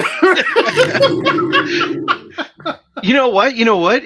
We should do it at an esports event. Maybe a Path of Exile 2 esports event. You bust at the Zeke Hale in solidarity And we could take back the Zeke Hale. I think Elon Okay. Musk in the next week for the meme should grow the mustache. Right? Like that would be the funniest fucking timeline. All right. So back to chat here. But then we wouldn't hear the end of it. Funk Gun says T-Pain is my favorite celebrity gamer. Kotu T says, is AC's boss Vic? My boss has some of Vic's qualities, right? In terms of he has a level, like he has kind of skated through life on charisma. And he's very charismatic. The thing about manipulators is that they can only manipulate people who want to be manipulated. So, for example, one of the things that happened at our last outing to Dallas is that we went to one of the schools there, and he spoke at the school, and he fucking made shit up on the spot that my friend that I work with and I both know is complete bullshit. Claiming he adjusted Tony Hawk at the Olympics, right? That Tony Hawk recognizes, hey, Doc, hey! Like, I adjusted Tony Hawk when he went a couple years ago, and he recognized me at the Olympics and called me out by name. And it's like, bro, like, fucking God, every time you tell a story about the Olympics, it gets even more made up, right? And so for my friend and I, it's like, it's so fucking obviously not true. Like, he claimed that, because he claims that he's the official chiropractor for the women's beach volleyball. So he made up a story like that she like that the Olympic committee asked him where he needed the adjusting table. He's like, I need it as close to the athlete as possible. Oh my God, they put it next to the net on the thing. It was insane. It's like, are you fucking retarded? Do you not know that this shit is on video that you can Google easily? Like, are you insane? Making up these lies, but you know, half the room is eating it up because when you want to be manipulated, you want to believe this is true. You want to believe that your future at the school could end up that you are adjusting Tony Hawk in the future or somebody of equal. The next Tony Hawk, right? Yeah. And so, yeah, my boss is like you know, in Star Trek, where they have the evil twin with the twirly mustache, like that's he's that version of Vic, right? Where everything is completely about driving more money into his wallet. Yeah, like that. He's when you start adjusting Tony Hawk, you know, at the Olympics, get the mustache. Does Superman start playing in the background? Oh, the Goldfinger song. Yeah. Oh man, Elon will stream on X, not Twitter. I know what it's called. I refuse to call it that. Elon was thinking of Rome with that salute. Yeah, right. What Elon Musk did looked like it was part dab. Remember when that reporter dove on the ground to get an angle to make a Republican look like they were saluting? Nope. But the thing I find funny is that every fucking time somebody clutches their pearls about some Republican doing this, shortly in the thread is like a million Democrats also doing it. Yeah. Like, are we playing this game again? You know? Oh, good. I just got my Democrats doing the salute folder dusted off. You know, like, it would have been worse if he had done the OK sign while drinking milk and pronouncing Islam is right about women. That was the most hilarious thing. The ADL came out and said, it's awkward, okay. We know it wasn't. It's a misunderstanding. But you know what really happened, right? Elon Musk he's paid a bunch of money. Check, right? Yeah, he's paid them a bunch of money. I think even with the Johnny Somali? No. Johnny Depp? Johnny Depp, yeah. With that whole thing, he gave the ADL some money, I think, for that, if I remember correctly. So yeah, that's probably why. But for the people who think that the OK sign is a racist dog whistle, you know, to come out and say that it was okay. I still think maybe 4chan good outweighs the bad in terms they've done things they've done. Right? Chris Chan is really pushing the line though. All right. Tommy Smith I don't know. I'm not sure what that's a reference to. Don't female Olympics doctors end up in jail? Maybe the gymnasts. Yes, some of them. Anyway, all right. So adjustments. yeah, let's come back here. I've got something I'm going to throw into the doc in a minute. That last tab there, just because I think it's funny and related somewhat to what we're talking about. Anyway, let's get back to this. So what? There it is. Cool. It makes him look worse entirely. Oh God. And I think that also him misjudging the complexity of the game and thinking that he could get away with and have people not notice indicates just a level of bad decision making. I'm a huge fan of Elon Musk. I really like Elon Musk a lot, but this is embarrassing and very silly. It is, and it makes him look bad, and it's for absolutely no reason. I kind of look at this the way where, like, I like Vic. I didn't really consider myself a fan or whatever before he got Me Too'd, but the more I learned about him, the more I started to like him. And I will still point out how cringe and embarrassing it is when he tried to unveil his pseudo Funko Pop, which is already cringe enough, on a trash can at that convention. You know what I mean? Like, sorry, it's cringe. Speaking of which, now that I think, I never got the one that I bought from Squally. I gotta hit her up again.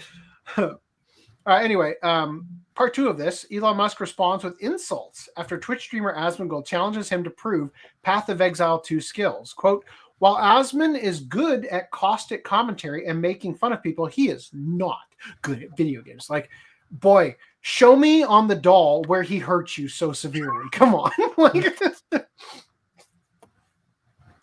in a move that does little to actually bolster the credibility of his claim, Elon Musk has responded to Asmongold's recent call-out of his supposed Path of Exile 2 mastery, not with proof of his actual in-game skills, but with insults, verifiably false ones at that, against his challenger's character. Skipping all this recap.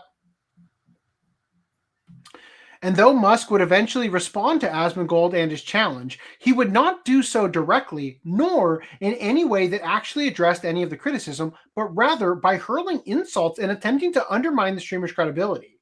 Diablo 4-centric Twitch streamer Screamheart took to social media to share a video detailing his, quote, unique perspective to the Elon Musk drama, itself boiling down to a series of conversations they had together on a previous Diablo 4 stream surrounding Musk's verifiable Quake 2 career, which Screamheart argued was proof that Musk was a fucking nerd, and thus definitely not faking his place on the Path of Exile 2 leaderboards. Despite having nothing to do with Path of Exile 2 itself, and pointing to a functionally and mechanically different game in support of his claims, Screamheart's video eventually drew a response from Elon Musk, who chose to use the opportunity to go full-on personal attack mode against Asmongold.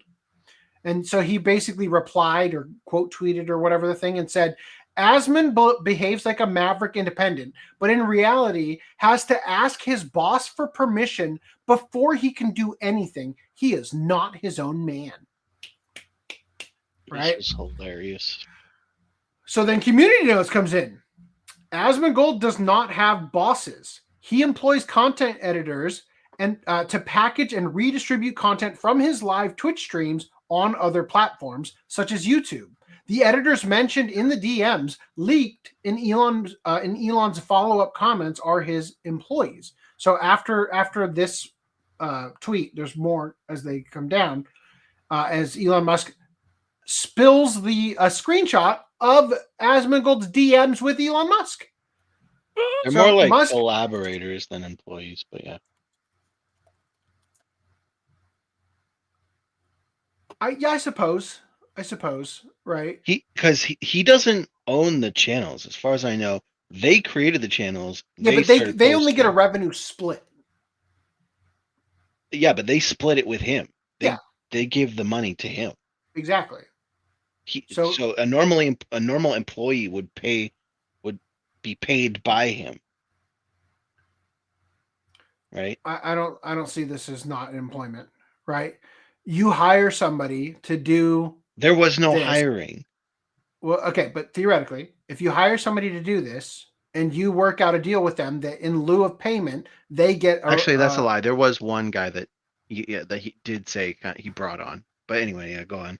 Yeah, I'm just saying, like, I think it's semantical to try to. I think it's a semantical argument to say they're not employees, right? Fair enough. So anyway, Musk would soon reveal that his claim was based not on any factual evidence, but his own ignorance, willful or otherwise.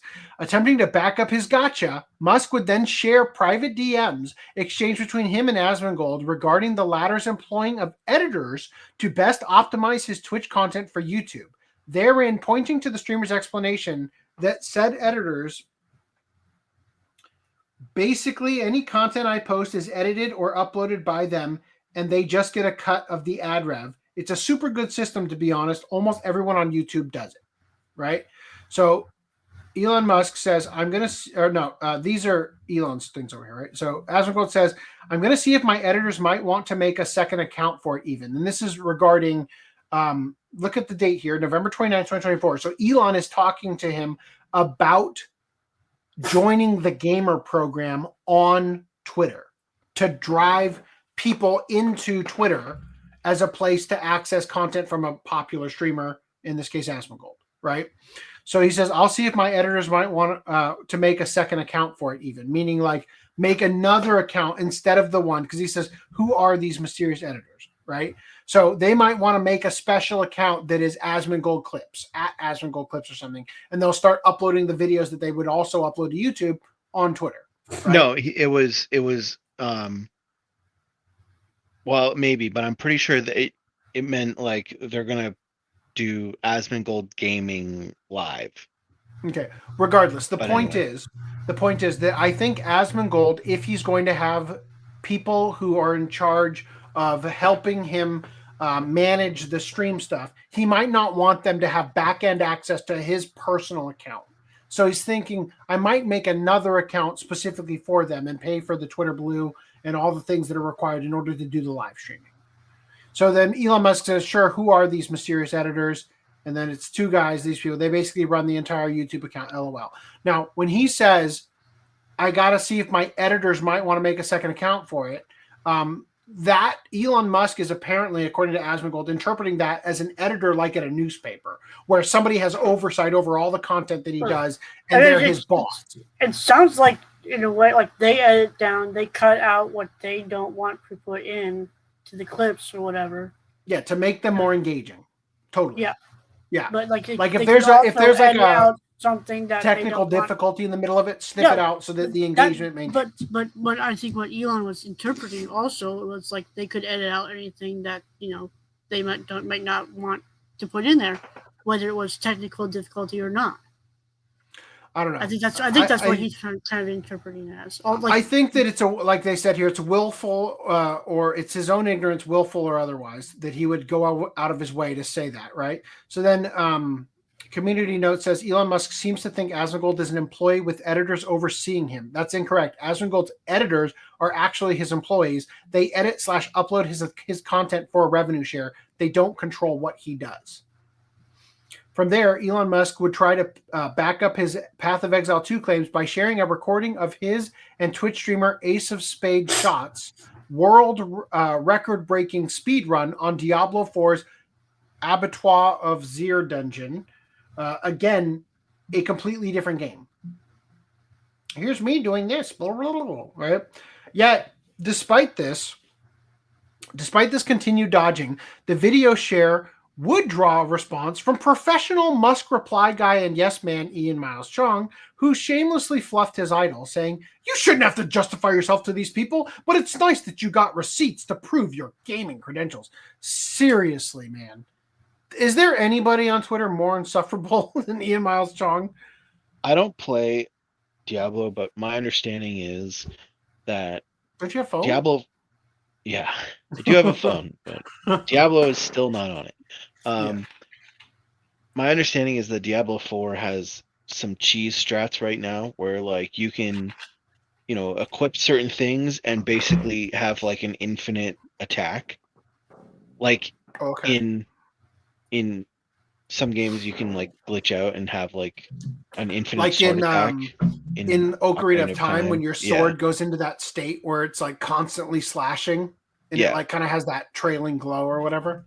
Yeah. So my understanding is there's something similar in Diablo 4, and the one time that he posted clips of him playing it, he was using those strats, is my understanding. So like the world record, it's like, okay, yeah, you can have a world Sounds like record, you're but still a pro gamer to me. you were doing like some cheese strats to get that record, and he was doing it with someone else too, right? It was him and another guy were co-oping a run to get the world record. So it's like the amount of difficulty in it is not going to be the same as getting to level 97. My God. Luigi, it is a quote from Attack on Titan Season 3, the thing we are watching for the Watch Club. Okay? When you watch a podcast titled Wash Your Panties, I don't assume that all my viewers are wearing them at this moment. All right? Even though it is a No Pants podcast. From the goddamn show we're watching.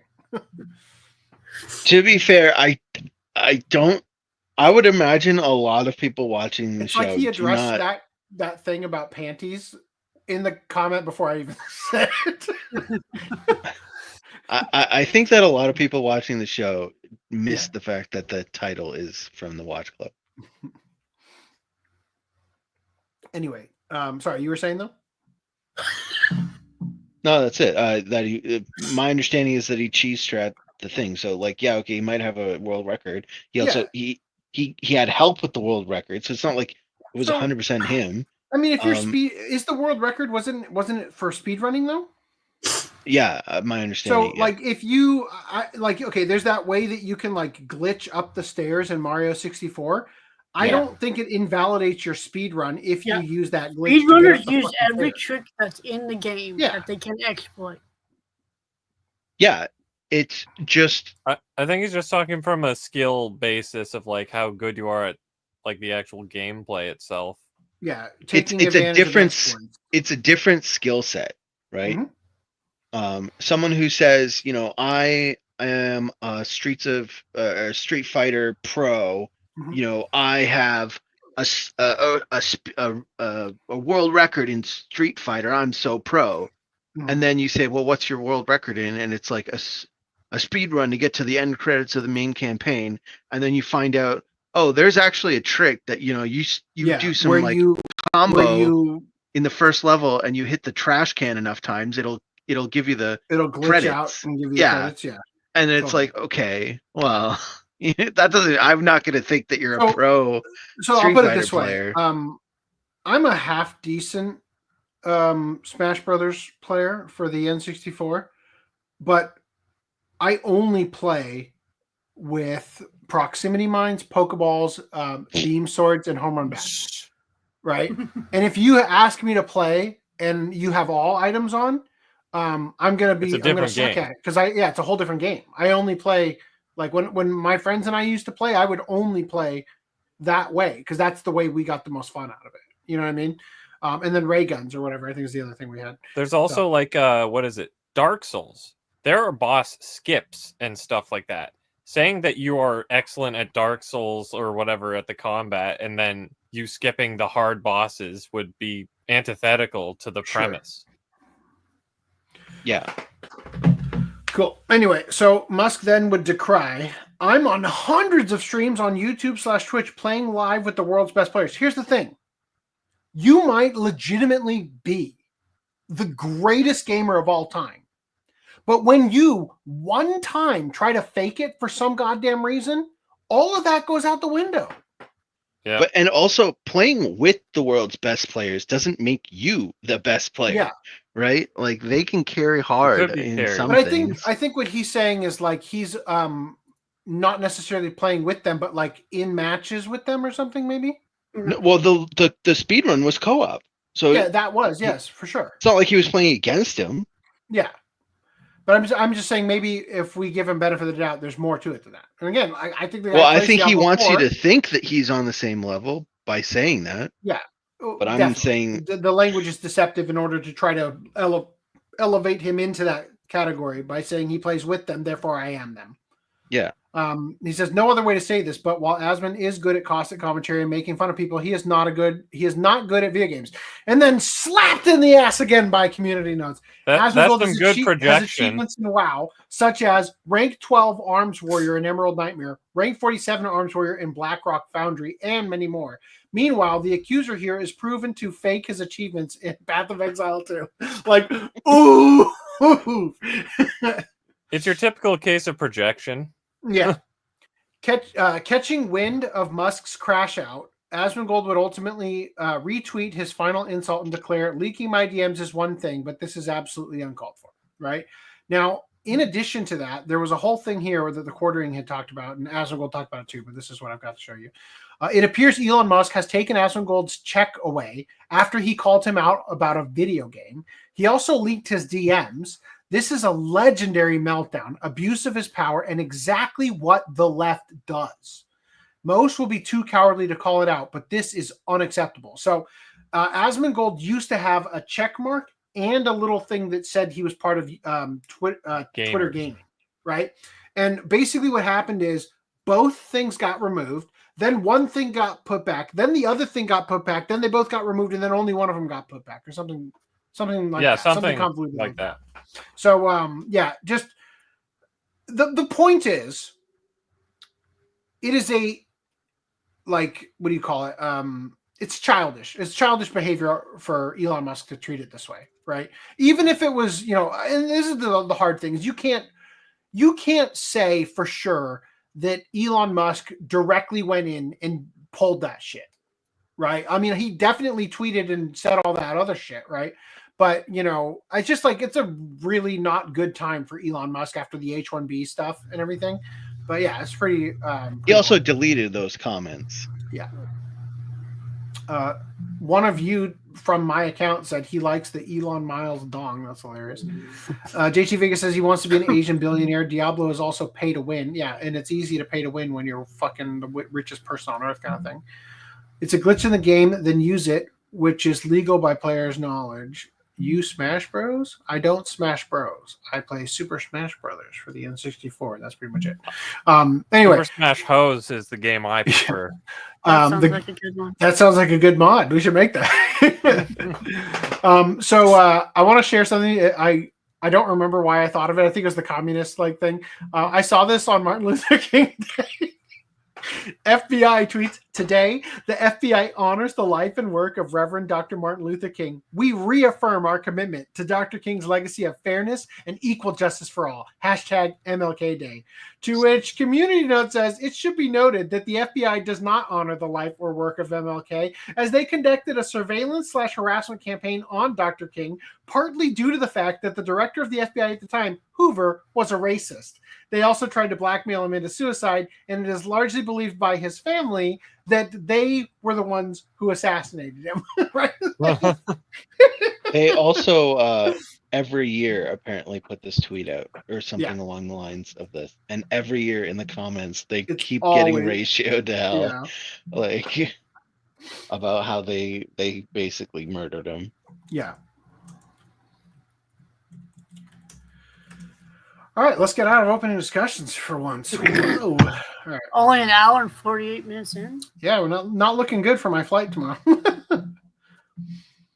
Okay, so in Kickstarter crowdfunding news, a crowdfunding was launched after voice actor Mike McFarland's successful brain tumor surgery. So voice actors J. Michael Tatum and Brandon McInnes launched a GoFundMe crowdfunding campaign on Sunday so fellow voice actor Mike McFarland can hire a live-in medical assistant following a successful surgery to remove his brain tumor last week.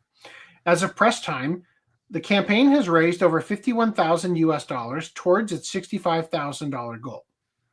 Note that. The goal was $65,000.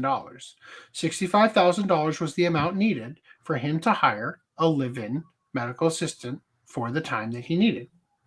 Voice actress Colleen Klinkenbeard said that McFarland found out about the tumor when he visited the doctor for what he thought was an inner ear infection, later discovering it was a brain tumor. Nobody wants that. Well, that's making me paranoid now every time I get an ear infection. How often are you getting ear infections? Well, I don't know if it's an ear infection. It's more like just for some reason my left ear will periodically be like sore on the inside, and I won't put my headphones in it or whatever. Well, yeah, maybe go to the doctor for that. I've had one ear infection You live in my Canada, entire life. my friend. I just want to point out something here. You have Remember, universal health 6 care. years to get my ear. No, you Yes. have to get your Yes. ear So- out the neck. So go find out if you have a tumor right now, and then 7 years after your entire brain is metastasized, they'll take the whole brain and offer you death in Canada hospital, right? Well, you know what? Maybe Foodnum could go figure out if he has cancer and then move to the States and pay for it himself to get it fixed. Maybe Foodnum can get Vic Mignogna to support his GoFundMe and get his brain tumor excised, and then his mom can be the live-in nurse. So We Vic have said- options here, but he Yeah. needs to go to the doctor first. You don't need to just die. It's okay. So Vic said, Mike McFarland and I have always had a great working relationship and friendship over the years. He's been a big part of so many anime series that you love. When I heard about this, I wanted to ask as many of you as possible to help out. And he shared the link. And I will point out, when Vic shared it, $121,441 raised. How much was it again? $65,000 was the goal? Wow. Mike McFarland is doing really well. That's awesome. People really like him. What's this? The goal is now 120,000. So they needed 65,000 to cover this. And then when they got it, they're like, let's see how much we can get. Raise that shit. Again, I guess. this isn't Mike McFarland running this account. It's J. Michael Tatum and Brandon McInnes. So it says Brandon McInnes and Michael, but that's J. Michael Tatum who are running this on behalf of Michael McFarland, right? So it's a little shady, right? To be like still asking for money after you reach the goal that you thought you would need, right? Now, look, I'm not saying you shouldn't get extra money. I just think that the goal should remain where you need it, or if some complication has arisen, you can raise it easily. Yeah, of course. Another one. Yeah, but only to what's needed, right? It seems weird. It really, to their credit, they're now past the goal and they haven't raised the goal to 500,000. Let's see what we can get. You know what I mean? Yeah. So that's good at least. So they say here. I would just say I wouldn't keep at like you're like they can get more money. I shut it off. Like my personal opinion, what are you doing? Like, yeah, I know you live in the States and Look, healthcare is expensive. The way I see but you have it insurance for this shit. If he needs the live-in nurse or whatever, right? They're like, yes, that's going to help me with what I need for my immediate help at home, where somebody monitoring my vitals and all that stuff. But that doesn't necessarily mean that that's the only thing that is going to accrue costs because of my brain's recovery time, right? I might not be able to work as much as I used to. I might find that when I get back in the voice acting booth that I'm only able to do it half as much time as I used to be able to do, and that's going to affect my bottom line. I totally understand a couple, like maybe 10 or 20 extra $1,000 so that you can get back on your feet and not prolong or harm yourself in the time necessary to get there, right? In the time necessary to heal to where you get back on your feet. So if you budget it out and it's going to cost you $65,000 to pay for somebody for a full year to live in at your house and all that stuff, I get that. Right. And then there's probably stuff you don't factor in, like, well, if they're going to be living in my house with me, they're going to be using up my toilet paper. I'm going to have to budget a little extra, all that kind of extra stuff. I think it's fine for it to go a little bit over. Right. It's just that you don't want to be constantly raising it every time it hits it, because it just screams, how much can I get? Versus like, oh, they're so generous. People are still raising it far beyond my goal, which again, to their credit, they haven't raised it from 120K once they passed it. I understand your reasoning. I completely disagree with the conclusion, though. I think, it's the States. Medical bills are crazy. He had a mysterious brain tumor, and wow, he has to have all this stuff happen to him. Okay. notice they're not asking for the medical bills to pay for the brain tumor, right? They're asking for the live-in nurse. So that means he probably has insurance to cover the medical cost of getting the brain tumor removed. And the medical insurance probably doesn't cover the live-in nurse. Fine. And okay, you want this. So just understand we're starting at a base of he has his needs met. And now he wants this what do you call it? Like bonus of having a live-in nurse. Okay. A luxury. It's a luxury. Okay. Yeah. And now you're saying, well, and leave some room because he might want like more cushion. The guy has money and he's asking his fans to pay for it, to pay for extra. Like, remember the last episode? It was the last podcast we did where that woman paid $800,000 to AI Brad Pitt. We didn't cover that.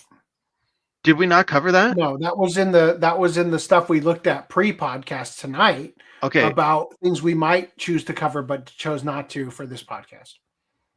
But yes, some woman spent a shit ton of money on AI Brad Pitt, and I can shoehorn that in right now if you want because I got it right here. I don't think we need to cover it. Just some random woman paid brought it up. I'm just saying $1,000 to AI Brad Pitt, and people mocked the shit out of her because obviously that's stupid. And so in this case, people are willingly paying this guy money. Like, and I get it's a little different. He's not scamming anyone. Hopefully, obviously he's not running it. It's the other two, and hopefully they're not taking any off the top, and hopefully he does need it all. And it's not just like make him rich while he's sick, but it seems manipulative to be taking advantage of a medical issue that you, because of how it's worded, are probably good on financially and probably have everything covered that the base needs of, and now you're just looking for some extra luxuries. I think it's weird that you're asking your fans to pay for your luxuries. It's weird to me. And then to get your goal of 65K and then double the goal, like, and they ramped it up too. Like we kind of missed that, but like it was at 65K. They hit 65K, then they upped it to like 90. They hit 90. They upped it to like it was. They stepped up the goal until now, when now at 120. Go from 65 to 120. But like over that time, it's now doubled, and he's even past that still. Like, shut this down. I don't know what you're doing. Like, ethically, I disagree with this being still up. I think it's kind of shitty, and I don't blame him, to be clear, because he's not running it. I unless someone comes out and says that he is aware of it, and all this, he's probably aware of it. But so I guess maybe he does deserve some blame. But like, it should just be shut down. Say thank you and shut it down. You don't need more. And if there is a reason that he needs more because there's some weird complication, put that in an update so that people know. Yeah, exactly. So that I was going to say that actually, that I can see that there would be valid reasons for which you would increase the amount, but there should be a definitive update posted that explains what those reasons are. Similar to when Vic's GoFundMe had it raised by Ricada, and Ricada was putting in like clarification and stuff, like explaining why it was being raised and stuff like that, right? I definitely 100% agree. Anyway, so they say here, just so that I cut this out of the other one because I thought it was articulated better here. Mike McFarland's been an integral part of this industry for decades, not just breathing life into beloved characters like Master Roshi, Buggy, and John Kierstein, but directing landmark dubs such as the Full Metal Alchemist franchise, Tokyo Ghoul, and Attack on Titan. Those who know him best count Mike among the sweetest, funniest, most compassionate humans on the planet, always quick to lend a hand, give sage advice, advocate for the underdog, and share in an adventure. So again, I just want to say I don't have anything wrong with Mike McFarland. I hope he recovers well and lives a normal life going forward and everything. This seems like a misstep that screams of like greed from J. Michael Tatum and Brandon McInnes running this account on his behalf. right? I think it's wonderful for him to be able to, you know, recover properly. He'll probably get better faster, ironically, and not need the live-in nurse for as long as he even originally would have budgeted for, just simply because he's able to not go right back to work as hard as he would have to if he didn't have this cushion. I checked his Wikipedia when this came out, and I don't think he's done anything since, is it 2013 or 2020, not 2013. Jeez. Something like that. So he's been out for over a year. Was Master Roshi not in Daima?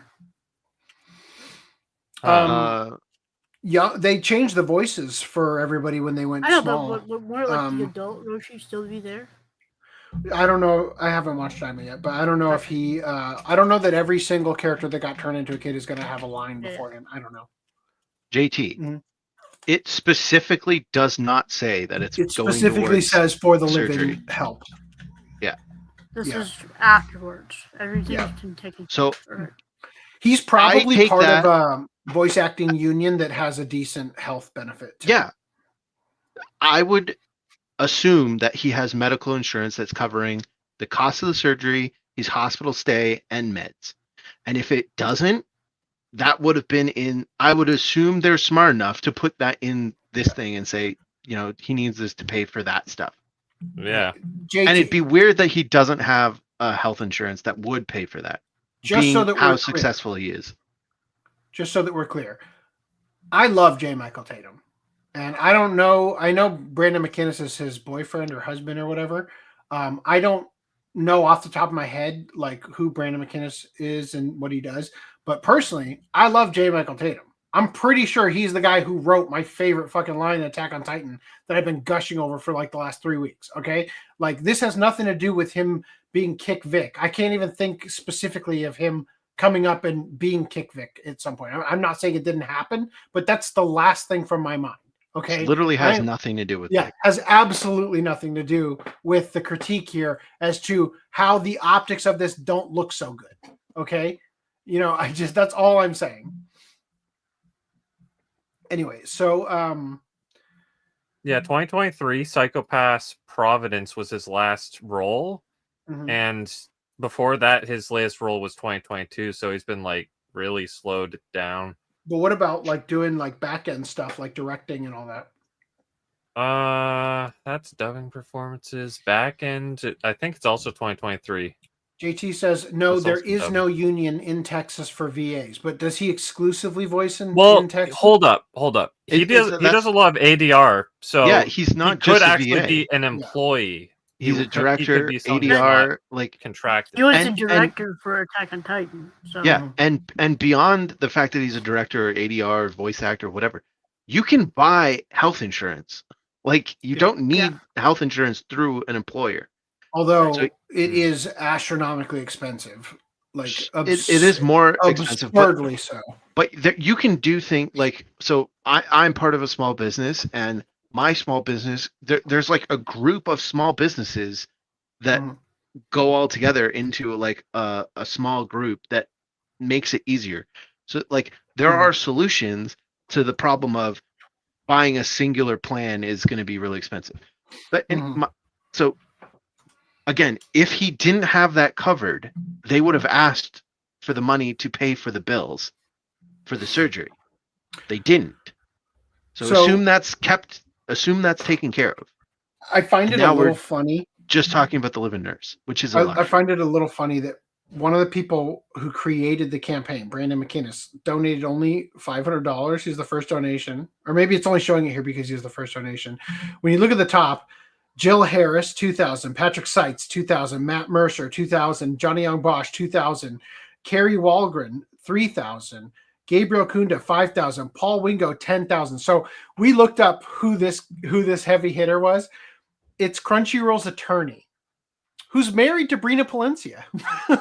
I mean, at least I'll say this for them, that they're putting in money for their friend. Yes. And it's not fans. At least when you look at the original goal of $65,000, at least boom, 10, that's 15, $18,000, $20,000. Like, they've already accrued to a degree, enough that that they would have basically gotten there just from his co-workers and whatnot alone. Yeah.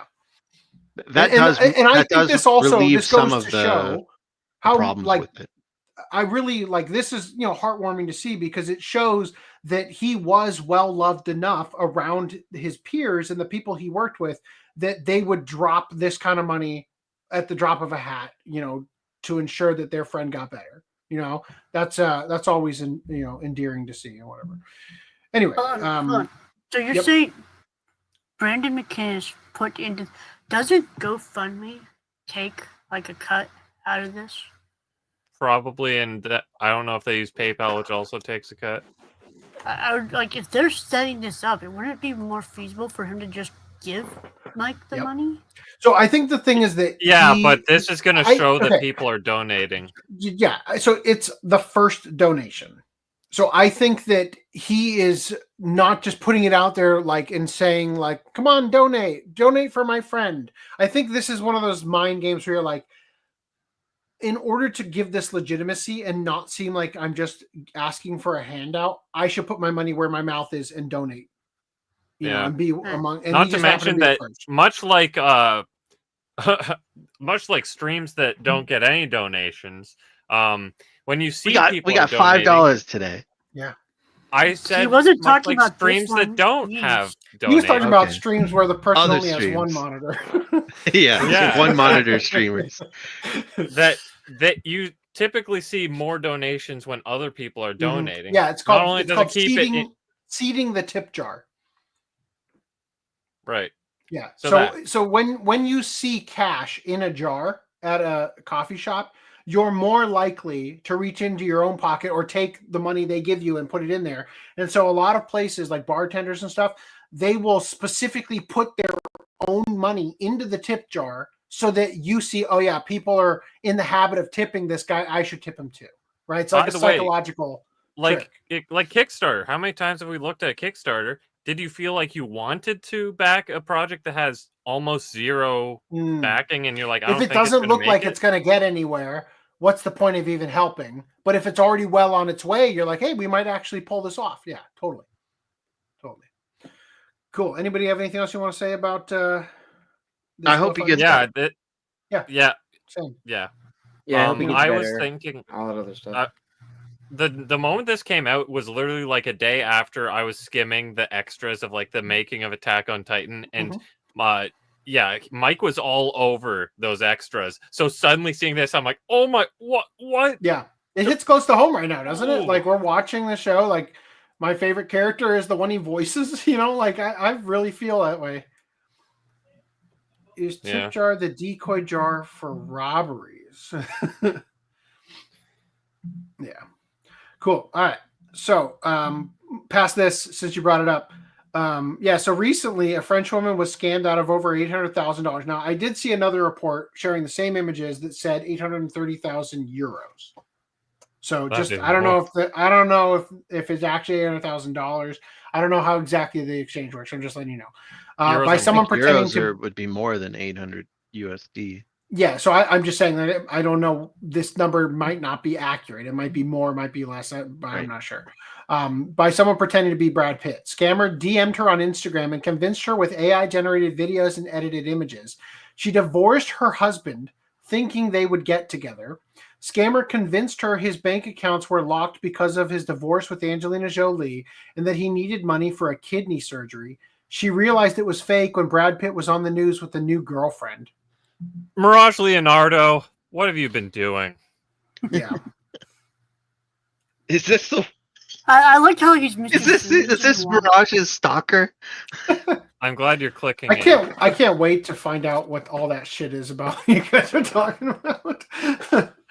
Yeah, I missed that story. So anyway, also I saw this one. A California woman says she gave her life savings to a scammer pretending to be Keanu Reeves and now is living out of her car. Quote, he wanted to marry me. I was lonely. It's also been reported that the Brad Pitt scammer is now posing as Keanu Reeves, based in Nigeria, likely Of an operation course. of 3 to 4 young individuals, over 30 victims identified in the fake Brad Pitt scheme. Options to address the scammers include hiring local mercenaries or involving Interpol. The justice system in Nigeria is highly unlikely to take action against the operation if the scammers are caught. Wow. This is such a bad Photoshop. Wait, Interpol? Are they gonna get Zenigata on the case? Yep. It's just In so this funny to episode me of that Lupin, we scam lonely women. Like, No. the fact she actually thought like, oh no, Brad Pitt, he can't pay his bills. Oh, poor Brad Pitt. And Keanu, oh, he totally wants to marry me. I mean, Yeah. I'm a complete stranger, but he wants to marry me. Even though he's got that like 70-year-old girlfriend who he's been committed with or whatever for how many years now? Well, the Brad Pitt person also wanted to marry the woman. mhm. She divorced her husband Yeah. to marry the Brad Pitt To guy. marry Mirage. Meanwhile, her husband is laughing in the corner, just like, Yeah. yeah, good You job. fucking dumbass. All right, so we got some news here. The One Piece live action series has revealed Dragon's actor and more for season 2. We're going to look at this in just a minute, right? I got it in the brand already. They also released these other cast members, so let's go ahead and take a quick look. I've got them right here somewhere. There they are. Okay. So, as you can see, Rigo Sanchez is going to play Dragon. Yonda Thomas is going to play Igare. And James Hiroyuki Liao, who looks like the younger clone of BD Wong, is going to play Ipponmatsu. Miss Golden Week is going to be played by Sophia Ann Caruso. Let me just ask, is Miss Golden Week likely to sing? No. Okay, because this girl is from the Beetlejuice stage play, and she has like a pretty like big singing voice. I was wondering if they would end up using it, but They no. could, like, it would work for her character if she did sing Mhm. something. She's kind of like a. I had a video I showed you guys off podcast, but I had a video I wanted to share that showed some of these pics, you know, and some of the ones we already knew about, and it showed the image of the One Piece character they're going to be playing, and on the other side it played a video of stuff they were in, and I wanted to show it because she's a fucking phenomenal singer. Like, she was really good in it, but that was the thing that got copyright claimed and blocked worldwide, so I can't show it to you. But also Mark Penwell is going to play Chess. He's going to play the character named Chess, is what I meant to say. And Anton David Jeffra is going to play KM. Her character is very like laid back and monotone almost, but I could see them changing her character and adding more of a like a sing-songy personality to her. Cool. All right, let's get caught up in chat real quick before we go on to this next topic. Did you see the apology video in chat? I saw the apology like thread. Is pepperoni allowed on Twitter? Well, if not, I'm breaking the rules. No, it's given that. It's given that. This. I think we're here. Okay. Mods are for gooners, according to game devs. Yep. Canada has maids, not healthcare.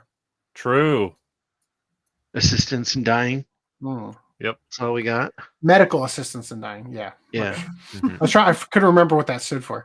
In my opinion, from NRIV, Mike McFarland is one of Funimation's best dub directors. He did Attack on Titan and Chainsaw Man. Yeah, honestly, leagues above the competition. Like Tokyo Ghoul, the direction in that, like the show honestly falls off a cliff in how good it is by season 2. But fuck, did they do a goddamn amazing job with the voice direction and stuff. Attack on Titan as well, for sure. Like I will, my hat is fully off to Mike McFarland. I hope he returns to work soon, fully recovered, and does more amazing shit. Nintendo doesn't like that about modding their games or even their own. Yeah, I get that. They don't like to mod games, but they're not the boss of me. He wants the hot nurse now for I was going to say something. This extra money is to pay the nurse for extra treatment. I will say right now that if Mike McFarland had put in an update video on that GoFundMe that said, "Thank you guys so much. I'm so happy. You gave me the money I need to get a male nurse in here, but I'd really like a sexy female nurse." And that costs another $20,000. Yeah. And for $120,000, I could just hire a bunch of strippers to live in my house, you know, and look after me. 60K gets me the fat, green-haired 60, 70-year-old nurse. It's like a Kickstarter where they have like the stretch goals, and the model just keeps getting more and more sexy. Yeah. That's why they kept changing the limit, right? When they upped it to 90, that was for the mediocre hot nurse. The 120, that was for the hottest nurse. All right, I think we figured it out. Mike McFarland, I wish you only the best in hot, sexy nurse action. All right, so JT came in here to say hello. So I rewinded the other JT. Yeah, the other JT. So when I'm referring negatively about a JT, this is the JT I'm referring to usually in the past, just so we're clear. Although it looks like he's going through a redemption arc, so let's give him some credit. Maybe. He said, so I rewinded to the part about what you shared about Mars Girl's gigantic 11-hour video, and I want to apologize for my trolling and being an asshole. I'm done harassing and pushing hashtag I stand with Vic and hashtag kick Vic are equally toxic. I'm done being involved in this shit.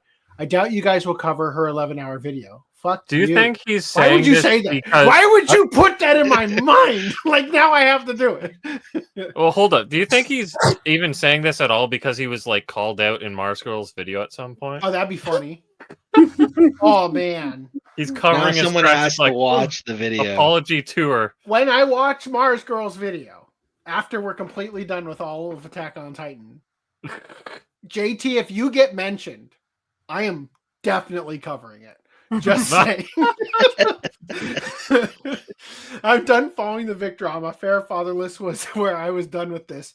I just hope Mars Girl will stick with her promise as is moving on. I doubt, but I hope so. I now need to apologize to Mars Girl. Mars Girl doesn't know who you are unless you're in that video. This is what I mean. This is why I feel like maybe he was called out. You have and just also, giving me such drive to watch this video. Which, I know by that the way, we're in the video.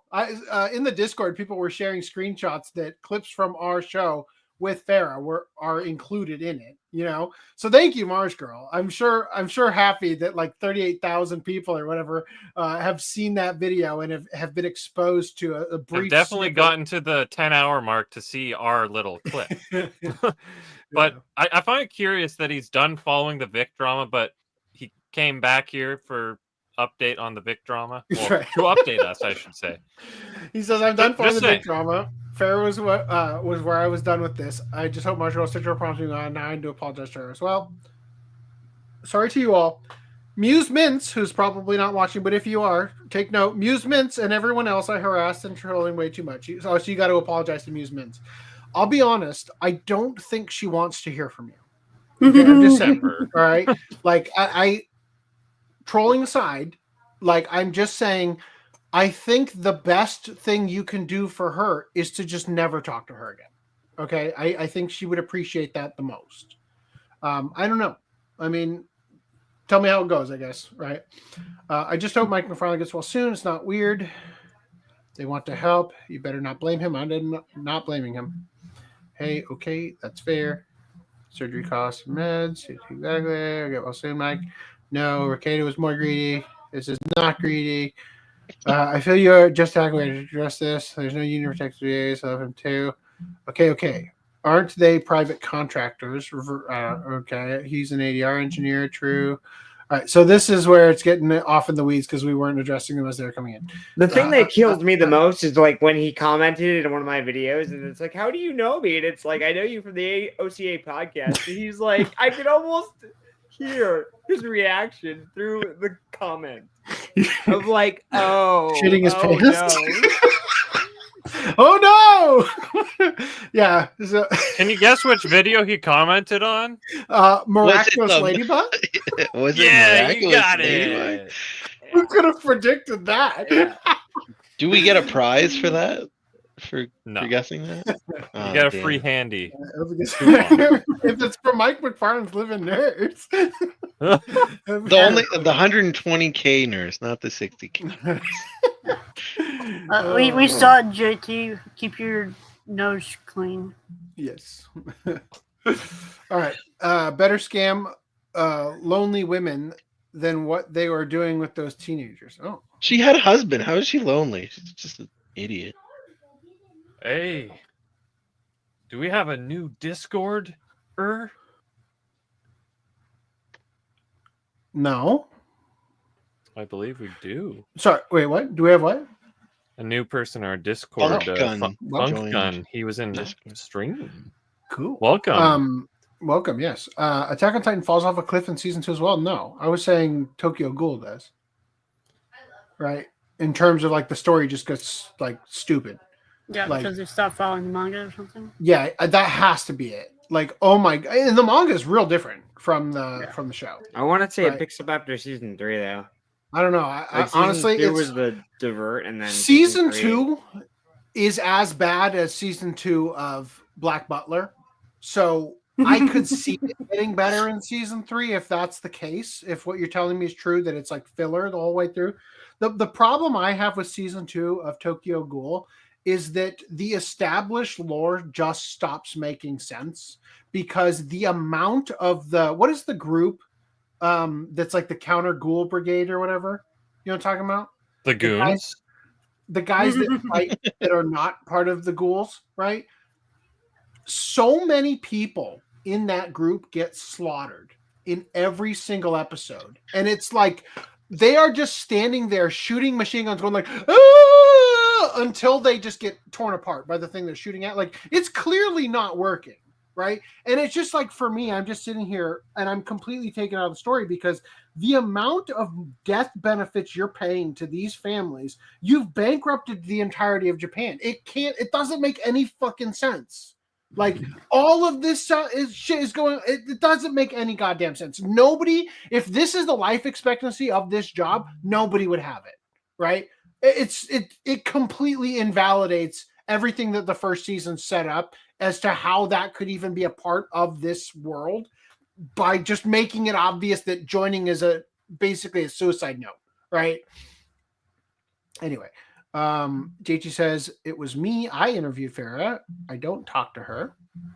I mean, we did talk to her on stream. That's why we're in the March video and off stream. Oh, no. We're talking about like, this JT. We're theorizing, is this JT in the video? Not JT Vega. Right. Yeah, just so we're clear. We're talking about this one. Joseph the one who's Defer. apologizing Yeah, suddenly. not JT Vega. You also might be in the video. I don't know, but we get a free Randy. Oh, I don't think a Rand she job, mentioned me, we might but I call don't it. care if she did. Oops. Hey Randy, was how much do trying you to charge do- for your Rand jobs? It's all fair to move on and live her own life. I don't do brand jobs. No. Did she Contract jobs take your only. advice? Like, when did you tell her this? Was this after she fell off the map? Or was this after? It must have been, right? God, dude, your video with her where she's mocking the quote unquote fake cease and desist, which is honestly like, it is very strange that the letterhead from the law firm spells the law firm's name wrong in the URL. That's very fucking weird. But you can watch in that session you did with her, the moment where it starts to become real, that it isn't a fake cease and desist. And all of a sudden, like, the tone just completely changes. I don't know if maybe like the drugs she was on wore off or whatever, but all of a sudden, like, her entire attitude changes and she tries to play it off like, you know what I'm going to do? Even though I've been talking, like, I'm going to go twice as hard and really hammer what's the guy's name? The Goku voice actor that she was involved with? Ian James Corlett. Like she keeps talking tough, like like you can't scare me with this fake cease and desist. Hey, I'm gonna like go twice as hard and do all that stuff. And then at a certain moment in your stream with her, all of a sudden it seems like she notices like actually maybe this is real. I don't know if she got like an email in the middle of it or a DM that had her real name or something like that from Ian James Corlett. All of a sudden she says, what I'm going to do instead? I'm just going to block him. That'll show him. And it's like, that was a 180. Like, wait a minute. What? Yeah, that was a pretty crazy stream. Of Ian James Corlett, he voices Mr. Fantastic in Marvel Rivals. Oh, good for him. Hope those checks are going in. Hope he enjoys. Hope he enjoys having a 16-year-old wife in that. Is that the thing going around? People are complaining that Sue Storm or whatever her name is. Yeah. Is that her name? Yeah. Sue Storm. Sue Yeah. Storm.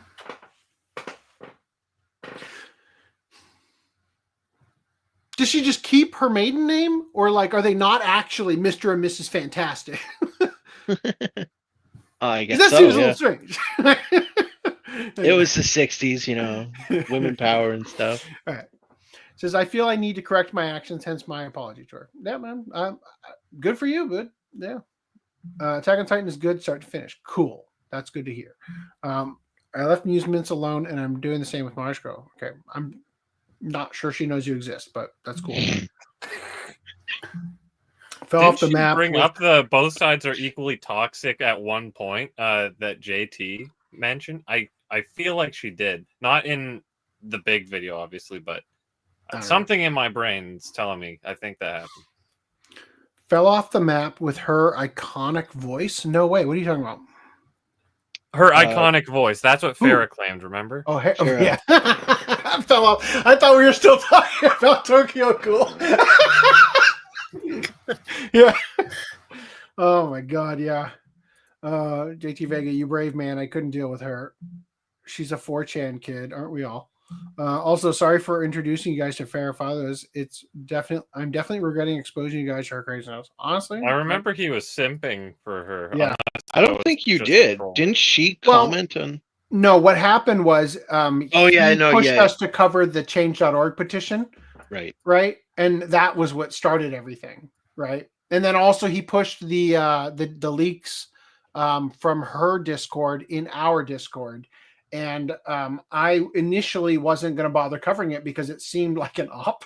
It seemed like a meltdown intended to create drama and like selectively doing stuff.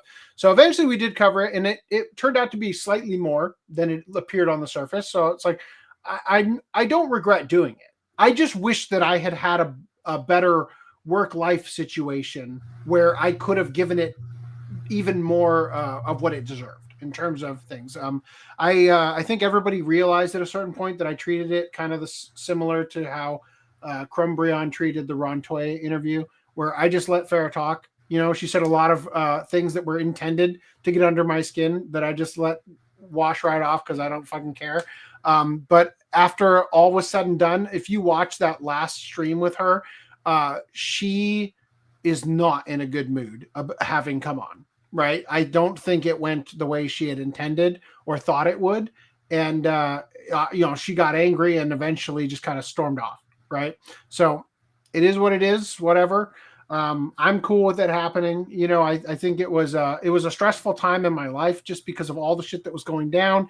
And, the conversations we were having where she was admitting many illegal actions to me that put me in a tough spot, right? And it eventually got to the point where I started to wonder, like, ethically, do I need to talk to the police, or even should I talk to the police just in order to save my own ass over the fact that she was so unstable? I figured eventually, I think that she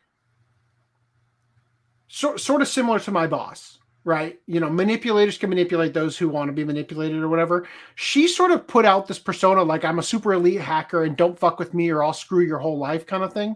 And I think, she had an ability to do that to a degree, such as what she said she did to Mars Girl of buying bot accounts to follow Mars Girl as an effort to specifically get Mars Girl's accounts banned. Right. So I would just like to remind you before you go on a 2-hour tangent here. You have a flight Do it. at 4 a.m. Mhm. I'm not intending to go to sleep tonight, if that wasn't clear. Okay. Also, I don't really think we need to go down a tangent, but yeah, I'm just saying that I think that her strategy, and we've rehashed this a couple times, but I think that her strategy was that people with borderline personality disorder, which she definitely suffered from, have a insufferable personality, and having a personality that is confrontational, that is the farthest thing from what most people want to deal with, you find that you get your way a lot by being aggressive and being, confrontational, because most humans want to avoid confrontation. A lot of people, including Vic, right, as we saw with the stuff, will just say what they want to hear to get the conversation over so that they can try to get on with their life and try to, like there were the conversations in the videos where she says, you didn't talk to me again. And he said, well, the last time we talked, you were very, very angry. And, it's just like the way you end up getting what you want is just by steamrolling people. And I feel like she did that for JT, and she tried to do that for us. And she also had this veiled threat of I'll expose you with my hacking ability and stuff. And I think that for a lot of people that were involved in this, that was how she controlled them, like Board of Despair and whatnot, who still simps for her for some reason. I think that there was an effort to, to treat the people that she was trying to control in this really strange way. There was half threatening and half just being insufferable to the point where you would do what she wanted because she wasn't going to leave you alone otherwise. Anyway, it it was a stressful time, but I don't regret doing it. You know what I mean? It could have gone better. Longer than you talked about Vic in the Mars segment. Say what? Said you have now talked about her longer than you talked about Vic in the Mars Girl segment. Mm-hmm. Yeah. I think that's understandable considering she's irrelevant to anything going on. Yeah, but I'm addressing the conversation here. We don't need to talk about her. Let's just move on. I love how when I finish, everybody's like, and then I gotta say something about it. It's like, what because the fuck? We're moving on. I don't want to be super rude, but I do all right. Want to move on. All right, yeah. So catching up here, I'm gonna catch up on the chats, and then we're gonna start curating chats just so that because you're right, I do have a flight in the morning. I want to get all this stuff done. So JT Vegas says I've dealt with worse people. She mentioned me before. Not sure who you're talking about. I guess Marshall, but Marshall knows about me. She put me in Vic Stan block list on Blue Sky. Oh, I don't know if that's curated the way you might think it is, but who knows? She is a 4chan kid telling me what plans are, showing me how she did this stuff. Okay. She liked to talk. Yeah. That was a fuck up for Farah. Do not do that to you. Okay. To do that to you? Even Mars Girl realized Farah was at the end. Yes. And I cringe about Mars Girl because she's still treating the quote unquote plot to kill Mars Girl as a real thing. There's absolutely no evidence of it. Right at the end, Farah was trying to convince me that she was talking to police in Irving, Texas. Squally and I fact checked that. We called the police department kind of thing. They had not heard of Farah. It was a lot of nonsense. I don't know. Maybe she was talking to somebody and was lying to me about who she had been, or lying on the internet, I guess, not specifically to me, because we had sort of had a separation before that, about who she was talking to and the officer's name and stuff. But from what we did on our end, it was not anybody else, right? All right, cool. Look at that. We're all caught up. How'd that happen? And McClure is going to have an apologize for introducing me to you all as well. Oh, sorry. There you go. I apologize for these chats I just read. Okay, so we've got another topic here I would like to share with you. Let me get this ready. Okay. So, among the worst things you can imagine has happened. Will Smith hints at Matrix reboot in cryptic Instagram post, as Warner Brothers seemingly won't let the franchise die with any dignity. So he shared this video. I'm going to play it for you.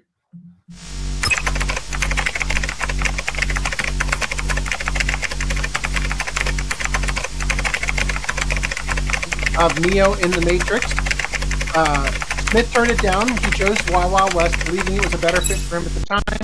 The question remains, what would the Matrix have been like with Will Smith as Neo? Well,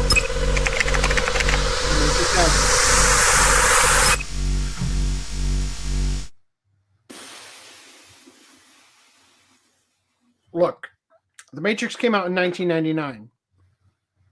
Will Smith in 1999 hits different than Will Smith today for a lot of reasons. This was pre-Chris Rock. Or Chris, no, yeah. Honestly, it's also pre-YouTube year. What do they call that? What do they call that thing where he's like, that's hot? He's looking at the Fortnite thing.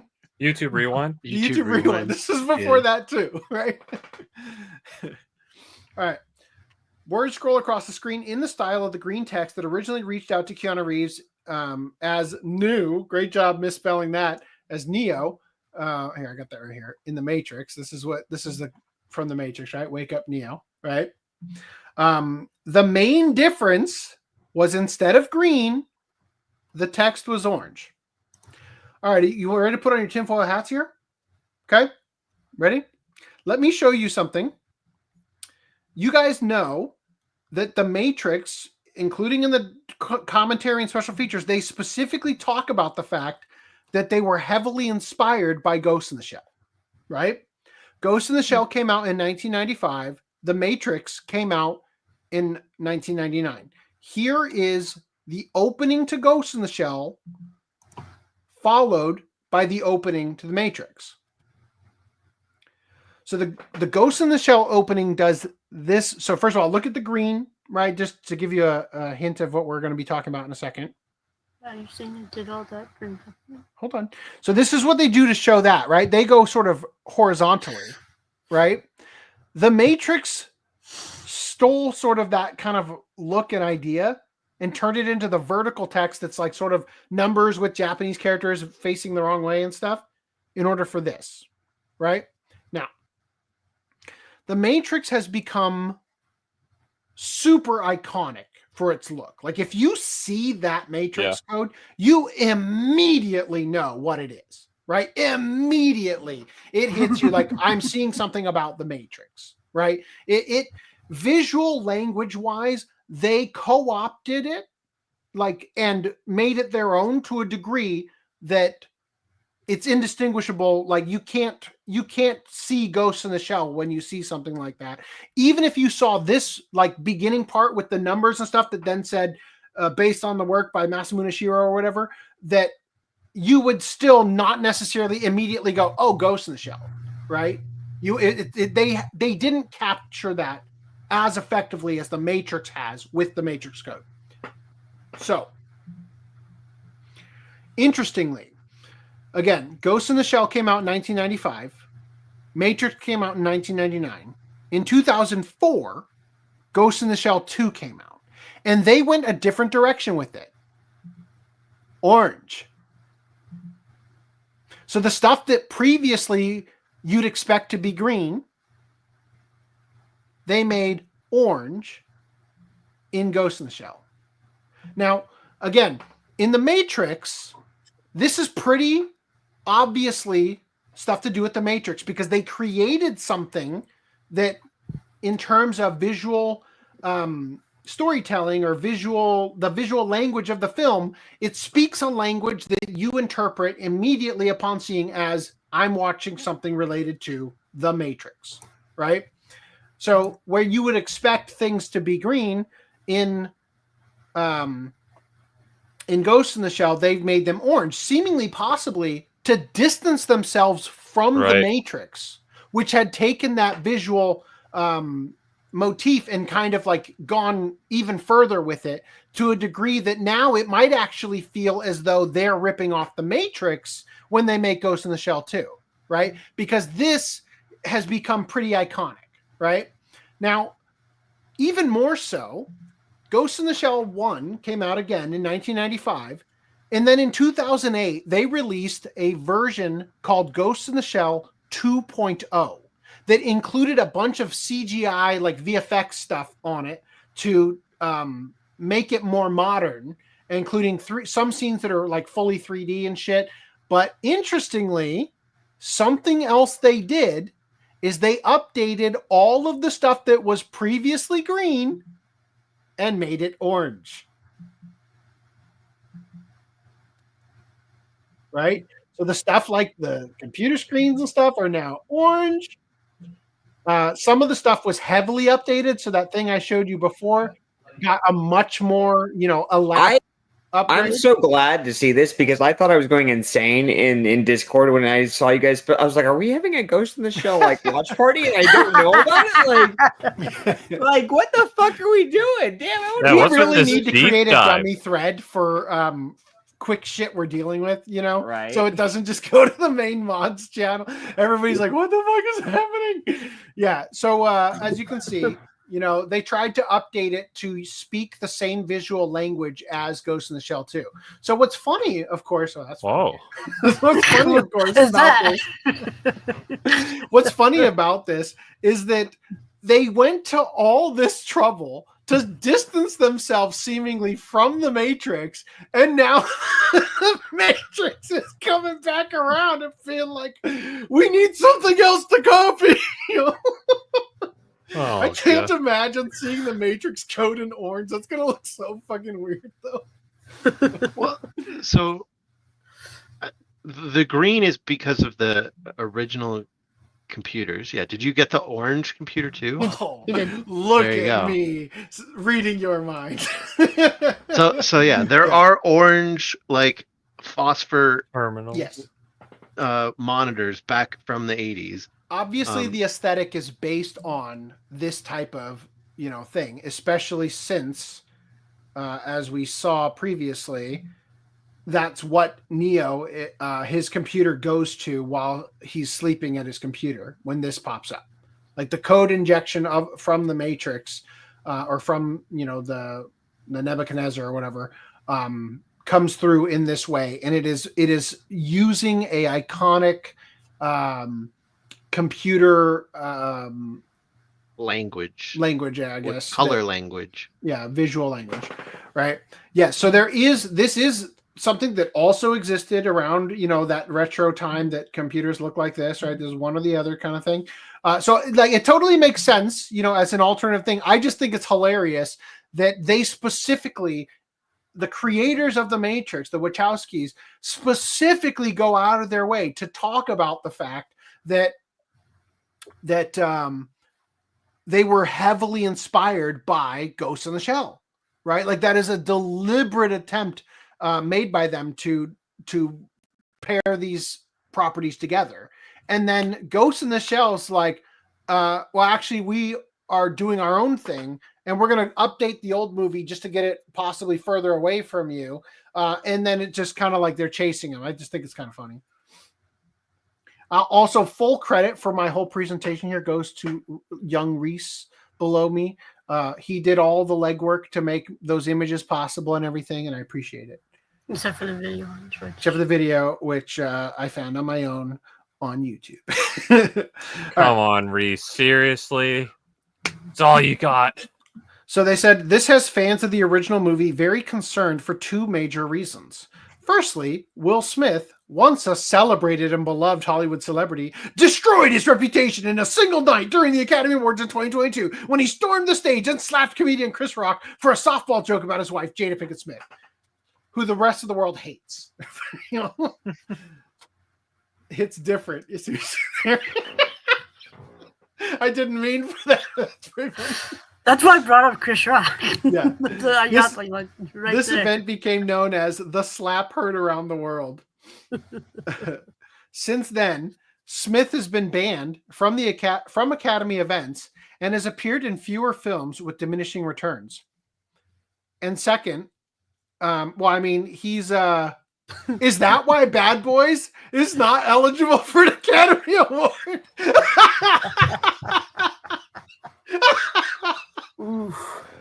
That'd be fucking funny. He's just banned from the Oscars. I don't think he's banned from getting Academy Awards, but like he can get it, but he has to have somebody else go up on. It'd be so fucking funny. He wins an Academy Award and Chris Rock accepts it on his behalf. I think he drew what Johnny Depp did that one time, just video call in. God, I don't think they would allow him to video call in. That kind of defeats the purpose. But it is less likely that he would get an actor award because they know he's banned, in my opinion. It'll definitely sway the opinion of the judges, right? Yeah. All right. So since then, Smith has been banned from Academy events and has appeared in fewer films with diminishing returns. And second, the fourth Matrix movie, The Matrix Resurrections, was an abysmal critical and commercial failure. So bad. Yeah. So bad. I would like to see it for a watch party eventually, just so I can say I've seen it. But yeah. I think we should also do Animatrix for a watch club at some point. I've said only one of the Wachowskis came back, and she's now she. Mm-hmm. And so we do a party for the Matrix, and then the following we do like a double watch party for the Matrix and the Animatrix, and have the Animatrix be our watch party or watch club. Well, yeah, I think you can't talk about stuff in the Animatrix without also discussing, some things from the live action film. Yeah, for sure. And like there's stuff in the Animatrix that takes place in between 1 and 2. Right. Like so I think it would be valuable to do it. Yeah. Anyway. But yeah. So I do just want to address real quick. I hear people say that the Wachowskis made the Matrix as an allegory for being trans, right?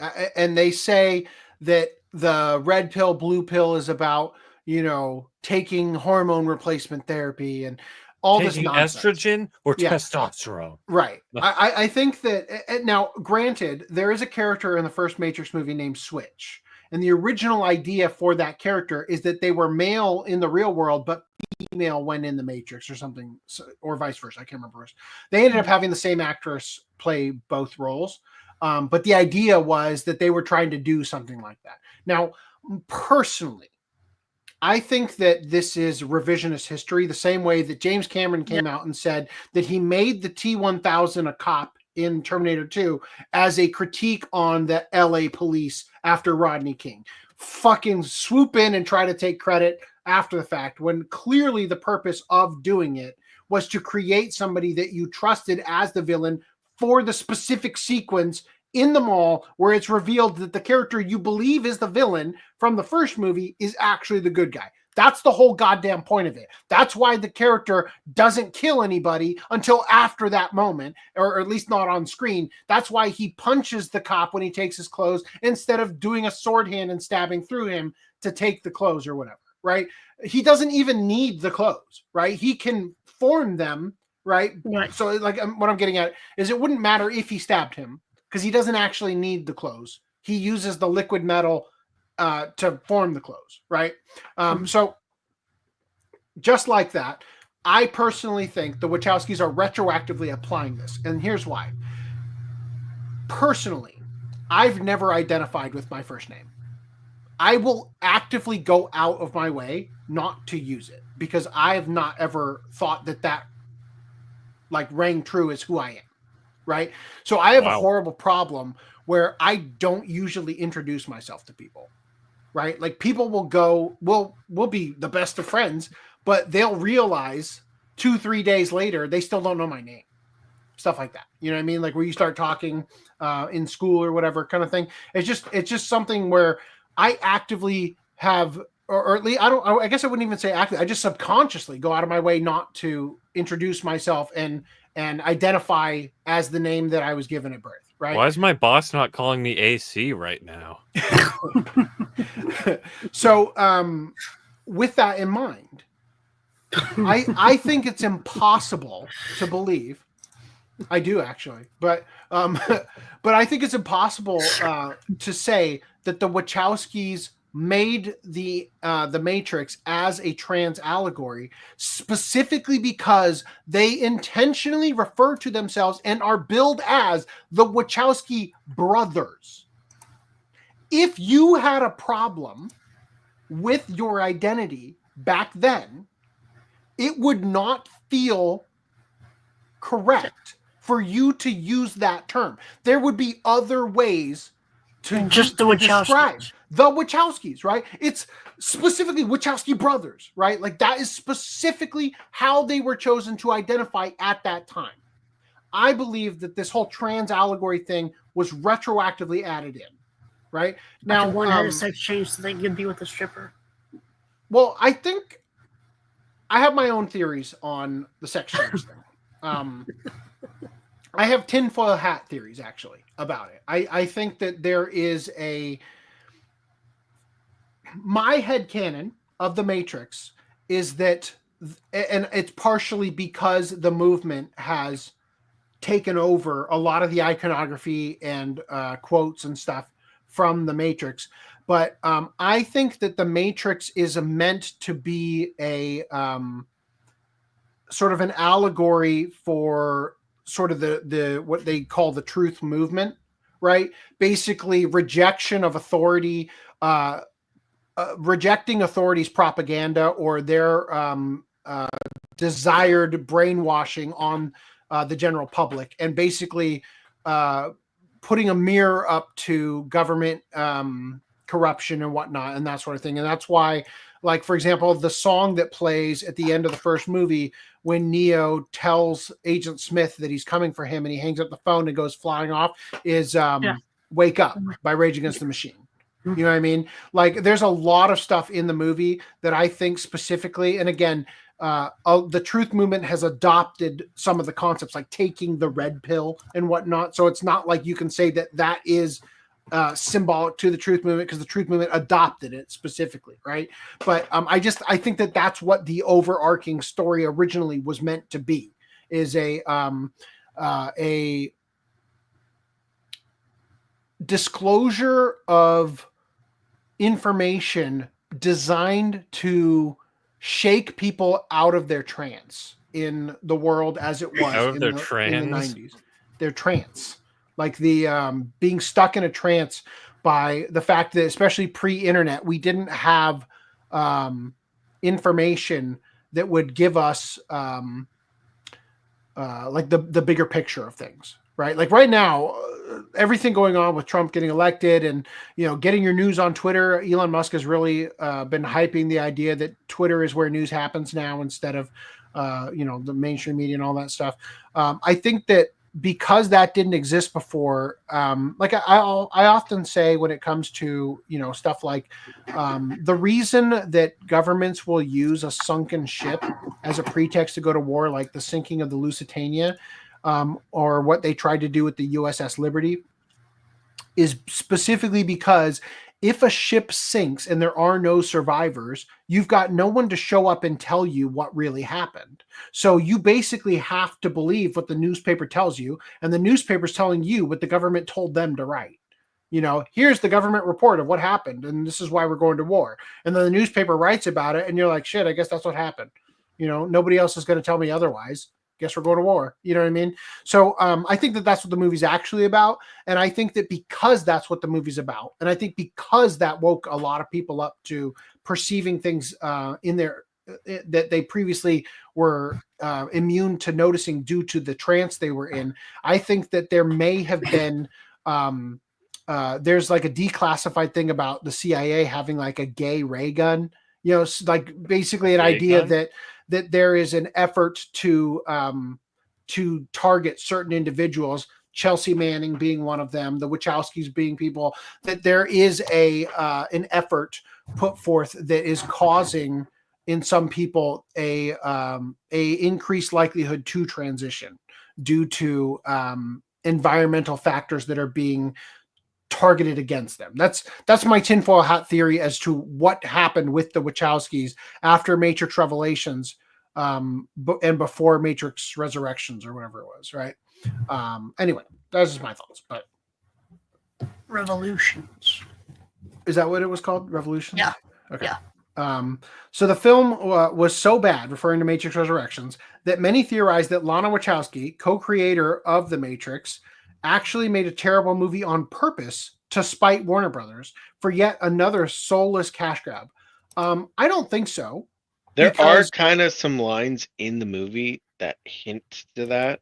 Really? Yeah. Okay. Yeah. Well, I was going to say, I don't think so, only because they tried to make some really good movies after they made The Matrix that all bombed. Yeah. Right? Like Speed Racer. Have you seen... Incredible movie. Yeah, I like that movie. Have you seen Resurrections? No. That's what I was saying before when I said we should do a watch party of it, because I haven't had a chance to see it. Yeah, basically, there's a line where they say, like, we're gonna remake a game, and then the person that made the game, like, he's talking is Neo, and they're like, we want you to remake your game, and he's like, well, I don't remember exactly who says it, but basically it was like implied, like, well, you're gonna do it without me, so I may as well do it, and who gives a shit, basically. Yeah, like it's a meta narrative where they're speaking through the line of the character to express their grievance. It's kind of like in M. Night Shyamalan's Lady in the Water. They have that guy who's a movie critic who you watch as he's like critiquing his death scene while it's happening, right? Like he's like critiquing negatively bad writing about a character dying while he's the character being pursued by the thing that's about to kill him, right? And it's almost like a meta narrative intentionally trying to attack critics before they have a chance to critique this scene or whatever. Yeah. So it might not have been bad on purpose, but it does seem like it was there was no interest in making the movie, and they were only really doing it because they were going to make it regardless. So why not get paid for something? And then, so maybe they didn't put out their best effort, you know? So they go on to say at the time, there were no plans for a Matrix 5, but this is Hollywood, and the corporate film machine is incapable, or at the very least unwilling, to let the franchise die. So after controversies and failures, why are we now getting a fifth Matrix movie? And why cast Will Smith? Why are we getting a fifth Matrix movie is because money. Yeah. Why cast Will Smith? That's the only question. Why cast Will Smith is because he's hurting for work, right? It's going to be cheap to get him now. Yeah. You know? It could be that Hollywood plans to use him to push yet another DEI agenda, with the elevator pitch being The Matrix, but Neo is a black man. Will Smith isn't. If they did black the one, because the whole thing with Smith the one is the safest black man you can cast too. No, the whole thing with The Matrix was that, like, it had been recreated 6 times before, right? There were 6 the ones before Neo, or 5 before Neo. I can't remember if he was the 6th or the 7th. But anyway, so if they did like we're now in the 8th generation of the Matrix. It must be like he's one of the failed years Neos later. or the ones. It doesn't matter how many years later it is. You remember how the end of the Resurrections went, right? Not really. Dude, I watched that movie once and it was shit. Spoilers for anybody. Is it important? Why don't we just say that? Like Neo and Trinity. Neo and Trinity basically became the key holders. Like they could bend it to their will. The end. Okay. We better watch this before I rewatch this podcast. it's irrelevant to my point. Whatever they I'm just saying, like literally, like each one would be. Literally, no one gives a shit about that movie. I think it's more likely that we would get done literally. Yeah, that movie could have literally done anything. No one would care. They could just ignore it, and then do a new movie that takes place in the 8th or 7th, or whatever the one next. Before. Yeah, I mean, you could do the one before make too. The prequel one. So here's why. Well, I don't know. And have him be the main guy. Although I think he's a little old to be the main guy, but like he could be the one. They're going to use I that think technology from that other movie he was in, where he was do not playing do that. himself and the No, young do not. version of I'll take old Will Smith rather than CGI Smith. Yeah. But I think it could work. Okay. What if Will Smith is Mr. Smith? But I wouldn't call that a DEI movie. Oh, please, dear God. Give me The Matrix, starring Will Smith as Mr. Smith and Chris Rock as Neo. Yes. Okay. So to reiterate my point, though, if they made him the main character, I would not call that a DEI movie. Like, just because they make the black kid, like, if they make him, what's his name, Mr. Anderson? What's his first name? I forget his first name. Thomas Anderson. Yeah. Yeah, if they make him Thomas Anderson and he's a black guy, yeah, we might have a problem, okay? But like, he can be the one in black and it not be a DEI woke piece of garbage. Do you think it's fair to say it qualifies kind of more in the direction of how Netflix will choose to, what? No, sorry, finish what you're saying. In the same way that Netflix will choose subjects because it means they can do something, I don't know, I guess authentically diverse, if you will. So it's like, oh, they'll choose to do Cleopatra, and that's vaguely a black woman. Let's say it's a black woman or whatever. The Matrix could be. The Matrix was diverse. The first one was diverse. Well, maybe not the very first one, but like the second and third ones were. And Dozer, his brother, Morpheus. Yeah. They had Tank and Dozer. They had Morpheus. They had Trinity, Switch. You know, like that was incredibly diverse. Yeah, the Oracle. Okay. Yeah, see, you don't think of it as diverse because all of the actors they chose held their roles in high regard and did a good job. Fair enough. I take it back. They're all diverse. I go back to my first. I go back to my first statement. They're all diverse. All right. Yeah. So diverse. Rules handed to them. Diverse Matrix isn't necessarily bad, but what I was laughing at. Can you imagine if Trinity in this reboot gets played by Cynthia Erivo? And so it would be a good candidate for Netflix, although I don't think Netflix is going to be taking this. Yeah. Well, he didn't like my comment, so he ran away. DEI Agent Smith. If they made the next movie an allegory on the whole injection of DEI toxic, a critique on the DEI movement, now that we're on the downslope of DEI, that would be an amazing. Thank the heavens. that could be an amazing Matrix movie, and I would appreciate that movie. Sorry, I totally, my internet died the moment you responded, but basically what I'm saying is, do you think, because everything we've seen Matrix up to this point has effectively been, the characters we all know and Neo and everything, with an exception of, I guess, the Animatrix. Fuck, I can already hear the tie-in song. Wow, Matrix. Can you imagine if they actually cast Will Smith? They would not have used Rage Against the Machine. They would have used Will Smith. They shouldn't use Rage Against the Machine. That band punked out. Oh, get the fuck out of here. Yeah, no, seriously. AIDS Against the Machine. Oh, man. So Enriv said, I think it's going to be a Super Bowl ad. That seems more like, the way that they're kind of teasing and stuff. I'm guessing it's it's as effective as when Japan's something new is coming for your favorite show's 20th anniversary, and it's a pop-up cafe. Yeah.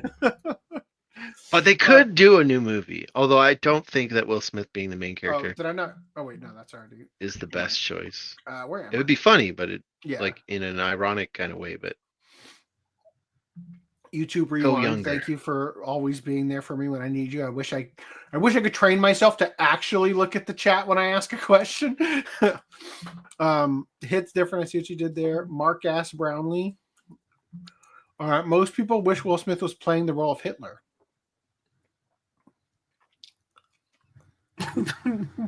Nah. That's an insult to Hitler. What was the Mark Wahlberg as Ali? What? No. That was like a joke thing. Mark Wahlberg is When- Ali. Yeah. Muhammad Ali. Yeah. From Gun says orange looked cooler. Yeah. They did a good job with Ghost in the Shell. They really did. The only problem is there are parts of 2.0 that are less good because they replaced good 2D animation with shit. With CG. Yeah. It's very much what I thought of Ghost in the Shell. To me, it was Ghost in the Machine. Okay. I got the 4K version. Does it have this? I don't think it does. No. It doesn't have 2.0. Yeah, it has 2.0, but only in standard. Yeah, right. Wait, it does? So I think the 4K Blu-ray that you have came with 2.0. The Blu-ray it's like a special copy of feature. it has the Blu-ray, not the 4K. The Blu-ray disc has 2.0 as a feature. Yeah, as a special. I think, if I remember. I had the 4K. Because I think I have like 4 copies of the original and something different. So I can say that the video we looked at, I downloaded off YouTube of the Ghost in the Shell opening. It was a 4K video on YouTube. So assuming they took that from the 4K Blu-ray, yeah, the 4K is just the original, not 2.0. Yeah. Chris Rock, the you green, take the. To be clear. What's up? I said thus it would be green. Yeah. To be clear. Yeah. Chris Rock, do you take the red pill and slap Will Smith back, or the blue pill and make Rush Hour 4? Chris Rock. Chris Tucker is in Rush Hour, bro.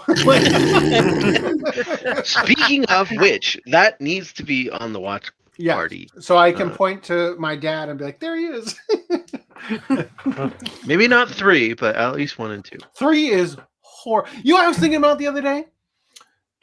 We talked about like Die Hard and how like the second movie in the original trilogy is the weakest. It's not a bad movie at all. It's just not as good as the other 2.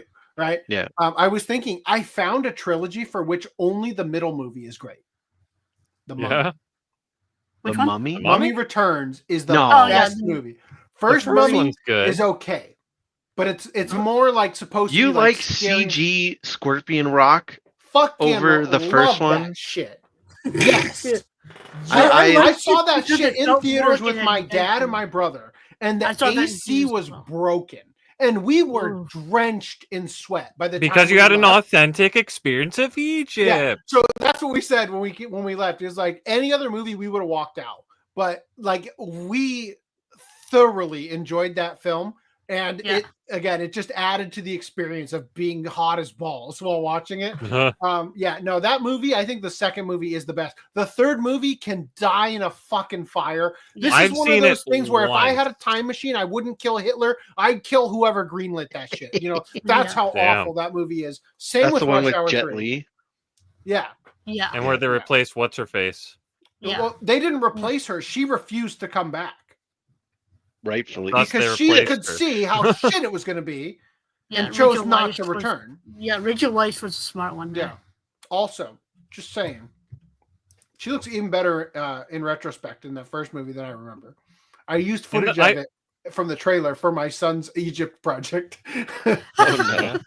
I like Did I the tell first you guys one about better. that? I like the first one. Go ahead. What? I like the first one. The aspects I like about the first one more is that Wait, they you've don't seen have the it? kid that they're babysitting. Is this a real fandom? He doesn't watch movies.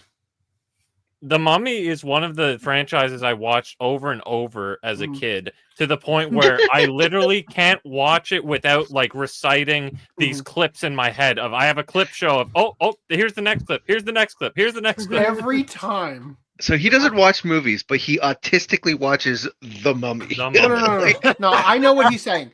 When you're a kid and you only own like 10 Blu-rays or DVDs or whatever, you watch it all the goddamn time. Right? When we got Nacho Libre, we watched that like every day the week we got it. My mom, when we would put on The Mummy Returns, and it would play like the pre-menu DVD extra thing of showing clips from other things owned by Universal or whatever. Yeah. Every recite it. fucking time we would watch the movie, it would show the part. It would show the part where Emotep would like put his hand up, and the kid, Evie and Rick's kid, would like float up and be like suspended. And every time my mom would go, "Oh, that looks so cool. What movie is that? We should watch that." I was like, "It's this movie." Like, it's in this movie. When you're artistically watching The Mummy, are you watching this back to back, or are you just watching it every couple days or something? What do you mean watch it back to back? Like I played the same movie after I just watched it. Rewind, watch it again. No. I would watch it. Have you ever done that? Yes. I did. The reason I asked is because I did that as a kid to one movie, and that was Power Rangers Turbo the movie. Oh god. When we were kids, we put that in the VCR. We watched it till the end, hit rewind, played it again, watched it, and we probably watched it 3 or 4 Look, times. if I have done that, I must one have blacked it out. 24 that times sounds in 1 insane. week. What did you watch 24 times in 1 week? Die Hard. Oh, Die Hard. Yeah. And then with The Matrix, I think I also watched the movie and then said that was great and started it over and watched it again. I think legitimately, I think The Matrix is in my top 5 movies of all time. Mm-hmm. Like, I'll be honest, when I was looking for stuff to take a screenshot for, the CG did not hold up as well as I thought it did. I feel like it holds up for the most part. I mean, for the most 2 part. scenes that are there's a couple of scenes, only a couple, where the VFX could have been a little bit better, and it's mostly the Sentinels. The full CG Sentinels they look almost like a video game, like a PS3 cutscene. I don't have so much a problem. The ones I have problems with are some of the face swaps. Some of the face stuff is a little iffy on a couple shots, but for for Will Smith, for Agent Smith. Yeah, for multiple agents. Yeah, some of the agents when they transform. Green-haired Matrix is stalking Ghost in the Shell 2. Is this a reference to Mirage's stalker? Yes. Okay. Yes. I'm picking it up. Did you guys see the Matrix parody clip in Discord? Was it for the MTV Movie Awards? Because ironically, we did watch that last night, like with Ashton Kutcher and Justin Timberlake, or not Ashton Kutcher, Sean William Scott and Justin Timberlake.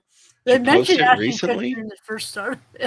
No, yeah, they mentioned him because what happened previously was Justin Timberlake got punked.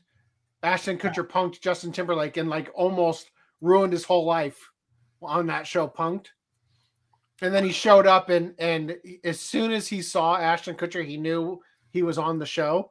And like, you fucking asshole. Like, but yeah, he was like crying in that episode of Punked, like laying there, like with his head in his hands, like, what am I going to do? They're repossessing my house. And yeah.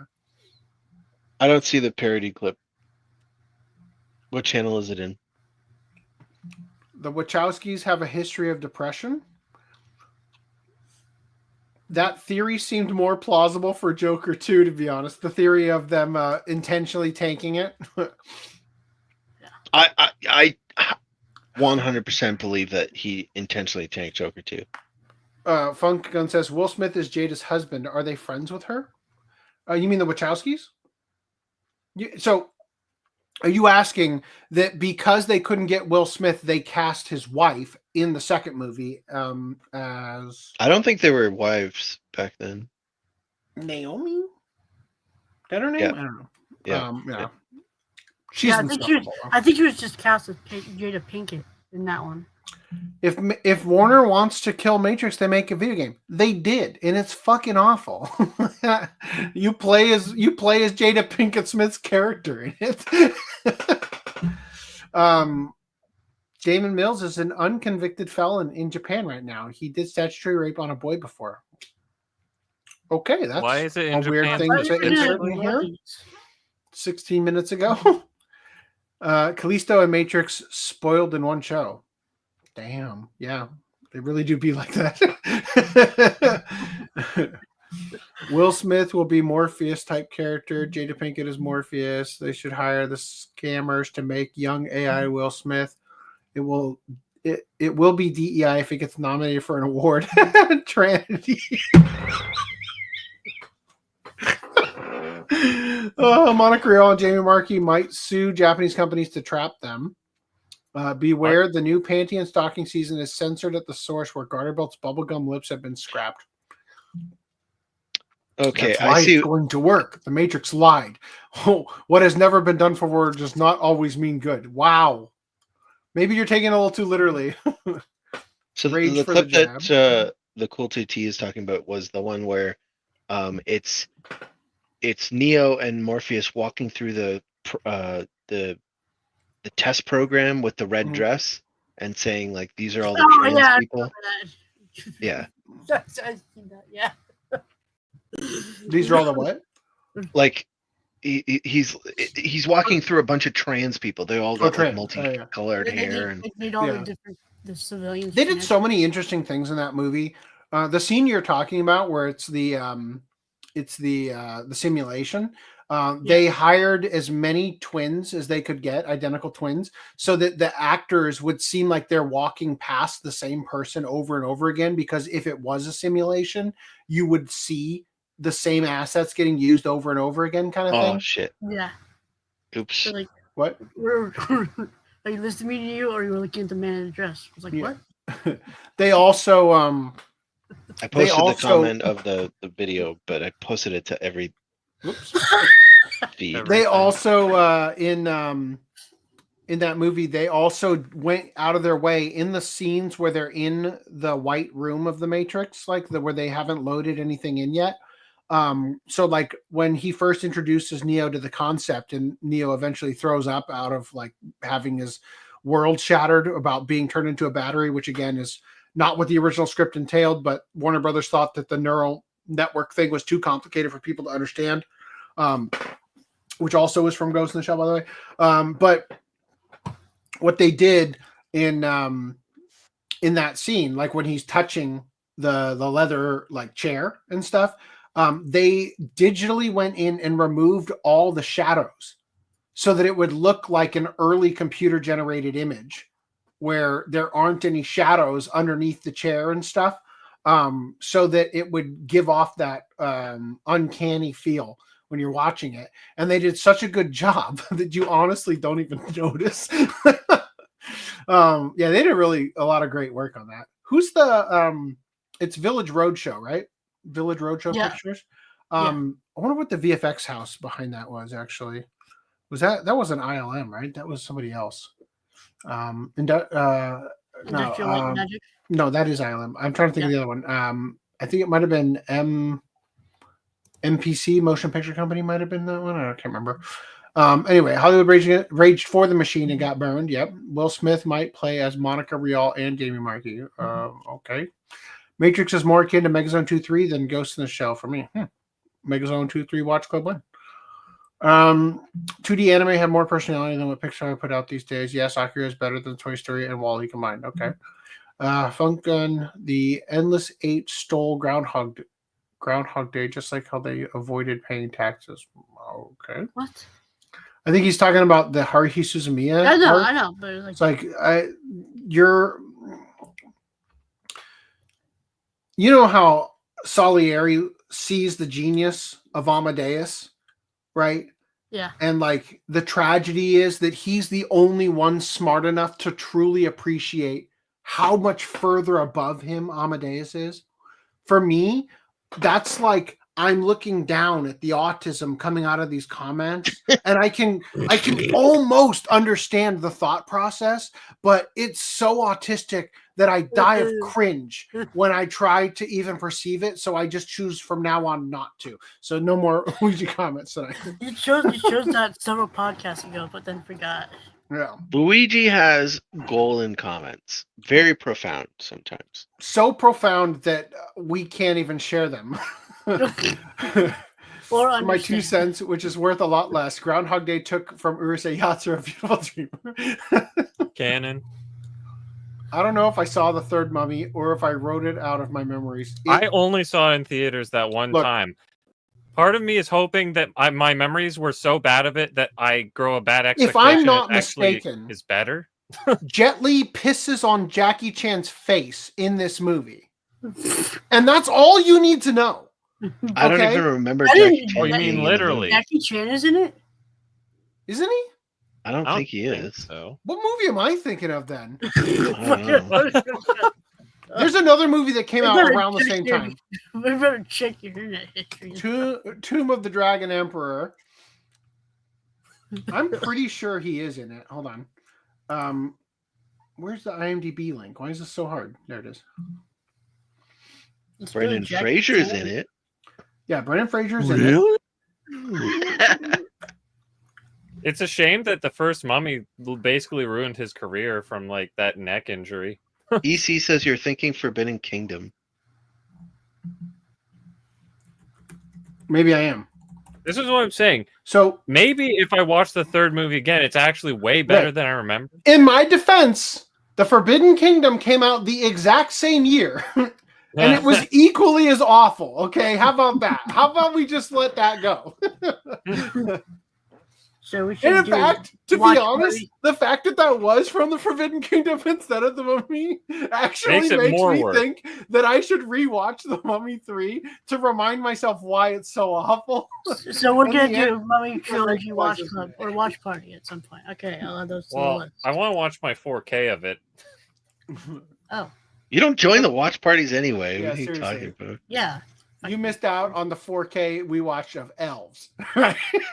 You missed the Elves? Brother Solomon, maybe the best movie, maybe up there in my top 5 movies of all time. Just maybe. Maybe 5.5. Mummy Yeah, watch somewhere party in soon. somewhere in the cracks. After Attack on Titan is done. I watched Toy Story 1 like 50 times as a kid. I've seen it maybe 3 times in my life. Once on, maybe twice actually. I don't dislike the movie or anything. I just don't own it. I never owned it.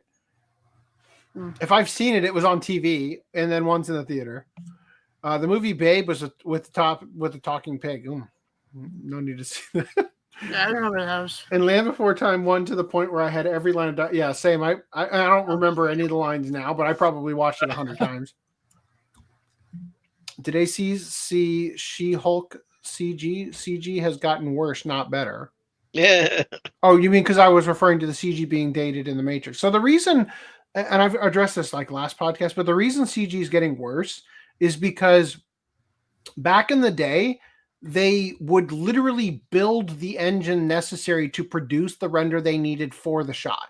So they had programmers developing everything in-house at Industrial Light and Magic and different places, and they would have like, you know, photon emission experts from local universities come in and help them write the code in order to get the render to look authentic.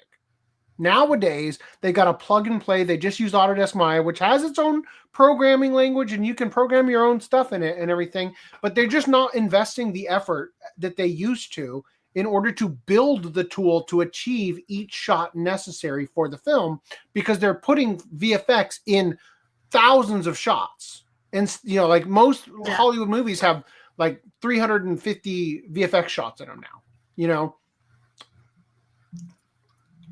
It's in increasing videos. Yes. I meant Will May got his casting codes. Okay. May have. Make anime great again. Yep, thank you for that. Really got Forbidden Kingdom. Oops, can't spell. I remember laughing so hard at that scene as a kid. Come on, guys. Jackie Chan isn't in it. Michelle Yeoh is. Yeah, you're right. I was thinking of the Forbidden Kingdom. No. Top Gun. What about it? Anyway, we're done. We're caught up. Cool. All right, let's finally finish this article. Good God. Are we done? Oh, wait, no. No, we're gonna call that done. We're gonna call that done so we don't fuck up these timestamps. All right. I'll start the last one.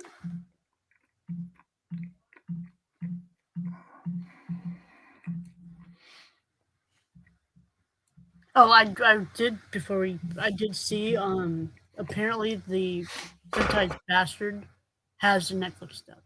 Oh, interesting. I'm not sure how I feel about that. I did watch like 2 or 3 episodes on Netflix, but anyway. Japanese social media network Niconico announces shutdown of adult art service Niconico Shunga due to current social environment and international situation.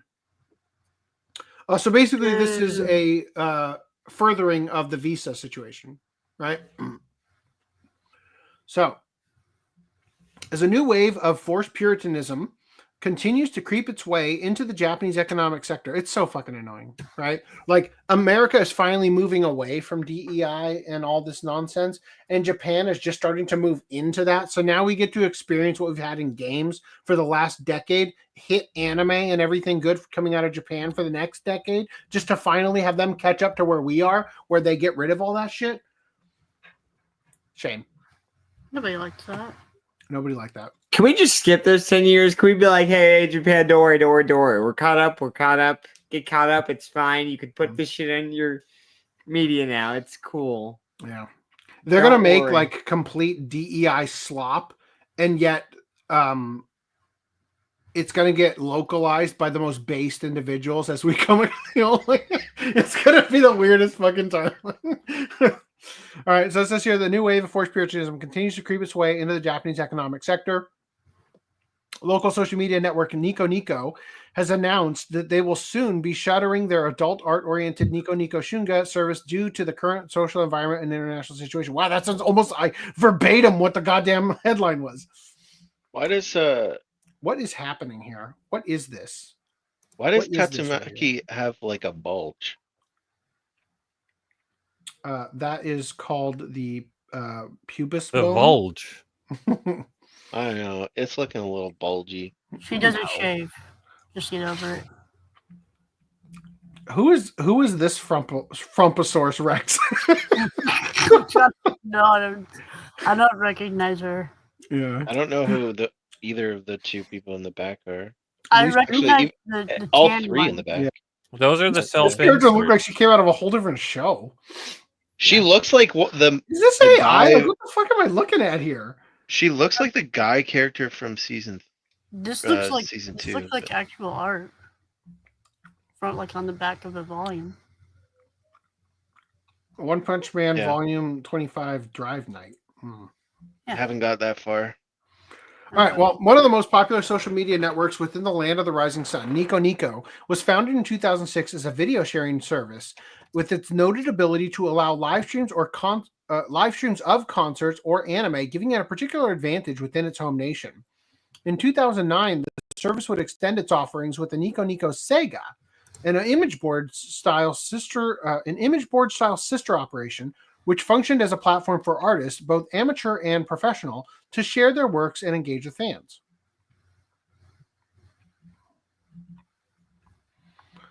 And in providing a space for those with adult tastes, 2 years later, the Niconico Sega service would launch its own imprint service known as Niconico Shunga, thus allowing for artists of R15 plus content to enjoy the same social networking freedoms as their safe for work peers. Despite the title, content that receives an R15 rating from Japan's ARIN ratings board is not marketed toward young teenagers. The number is instead meant to indicate that the content should only be viewed by people over the age of 15. In reality, an R15 is more equivalent to the American TV parental guideline system and Motion Pictures Association's respective TVMA or R ratings. To put it in more Western terms, if you imagine if YouTube owned and operated both the standard and adults-only version of Tumblr. What? Minus all the tired discourse. I thought I was going to say, imagine if YouTube also owned RedTube. Like, however, it seems that those who found a home on Niconico Shunga will soon find themselves in search of relocation, as on January 16th, the overall Niconico parent company published a blog post to their official website informing users that they will be discontinuing the service by month's end. We have been providing the Niconico Shunga service since August 2011 with the aim of creating a separate space within the illustration corner of Niconico Sega, explained the company of their decision. However, after careful consideration of the current social, environmental, and international situation, we have decided that it is difficult to continue the service in its current form, and so we have decided to discontinue the service. We would like to thank everyone who has used the service so far and apologize for the sudden announcement. Per Niconico, the Shunga service will finally close its doors at 2 p.m. local time on January 29th, after which time all of its contents will be fully and totally deleted. Further, while users who uploaded any such mature content to Niconico Shunga service prior to its shutdown will not be penalized for having done so, the company did confirm that going forward, illustrations that are judged to contain sexual or radical content that exceeds the previous Niconico Sega R15 standard will be deleted, and usage restrictions, such as prohibition of illustration posting, will be implemented. That looks like Sergeant Frog. Look at that. It is Sergeant Frog. Nice. That's from Sergeant Frog? Where's the frog? I've been sleeping on Sergeant Frog. Man. I don't think they look that busty in this show, but I could be wrong. I don't think they did that detailed in the show. Yeah. Clearly, I did not know what Sergeant Frog was. I thought it was about a frog. It is. From space. It is. Good news is the top is voiced by Jeremy Lee. The bad news is the mom on the bottom is voiced by Jimmy Markey. Oh. But only for like, what, 75 episodes? Drawing their statement to a close, Niconico ultimately added, in addition, Niconico is working on reviewing the scope of restrictions for the entire service from Wednesday, October 30th, 2024, in order to continue operating and providing services. Even if the content does not meet the previous R15 and deletion criteria, we may take necessary measures, including deletion, based on a comprehensive judgment of the content. They concluded, we appreciate your understanding. We look forward to your continued support of Niconico. Is there an easier way to make all of your contributors go find a new place to live than to make a statement like this? Hey, even if you weren't doing stuff that was kind of lewd, we still might ban you. Wow. Nice. Notably, Niconico did not explicitly cite a specific motivating incident as to why they have chosen to shut down their Shunga branch. But thankfully, their above mention of the scope of restrictions for the entire service does provide some potential insight into their action. As explained by the company in a relevant scope review announcement, the entire reason Niconico has begun down a path towards self-censorship was, quote, due to changing times and the diversification of services. A need has risen, their path down self-censorship was, quote, due to changing times and the diversification of devices. A need has arisen for a comprehensive approach that also takes into account overseas laws. Don't like that. How about instead of making everybody leave, you just region lock your thing to Japan? How about that? Right. As previously reported, thanks to ultimatums delivered by various international credit processors, popular online doujinshi retailer Melon Books, iconic Tokyo-based store retailer Toranoana, and out-of-print manga archive Manga Library Z have all had to close the doors on their adult content businesses under the threat of having their financially vital... Okay. I'm not sure why that needed to be so flashy. When I drag something to the trash bin, it flashes. That's not my fault. For some reason, when I looked up, it looked like it was like spinning as you were doing it. Anyway, yeah. So we all know, like, Visa is stepping in here and fucking things up. While it's unknown if such credit card processors also had a hand to play in Niconico Shunga's closure, it's clear that the entirety of these events, and those sadly still to come, all stem from the same tree of Western busybodyism. Any thoughts? I mean, it's more so we're just continuing the trend of looking at the downward spiral that Japan is undergoing at the expense of, or due to, I should say, the Western influence, right? Obviously. Yeah. Cool. It's Let's move past sad. this. All right. Mobile Suit Gundam GQuuuuux. Do we call it QQs? What do we call this again? Beginning. QQuuuuux. Beginning gets North American theatrical release date. So G Kids has acquired the North American theatrical distribution rights to Mobile Suit Gundam GQuuuuux Beginning, the theatrical re-edited episode version of the upcoming Mobile Suit Gundam GQuuuuux TV series. It's going to be coming to American theaters starting February 28th this year.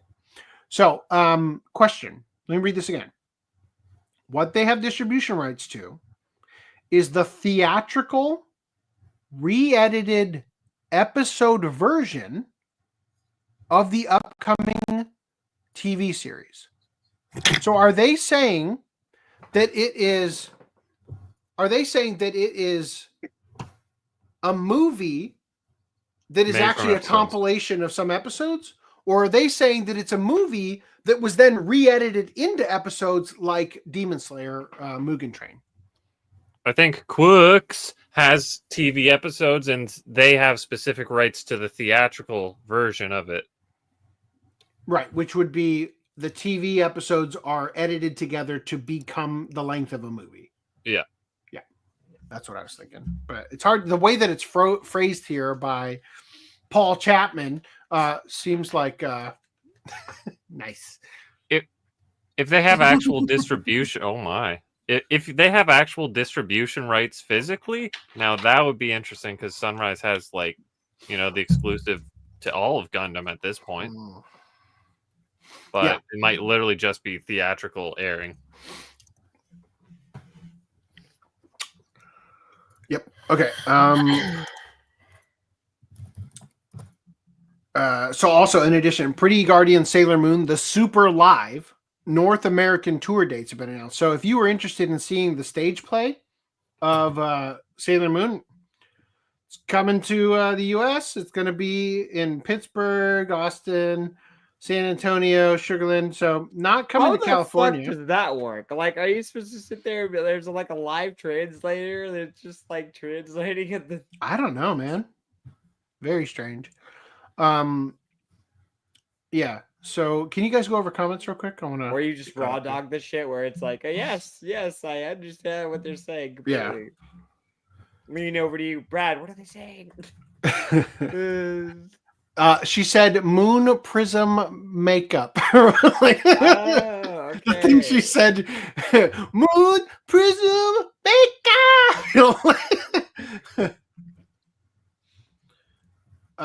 Can you guys start going over the comments and get caught up real quick? Can't wait for the Mirage. Do you wish for the downfall of our podcast? Why? Mirage he's gonna be waiting for a long time because he's enabling us.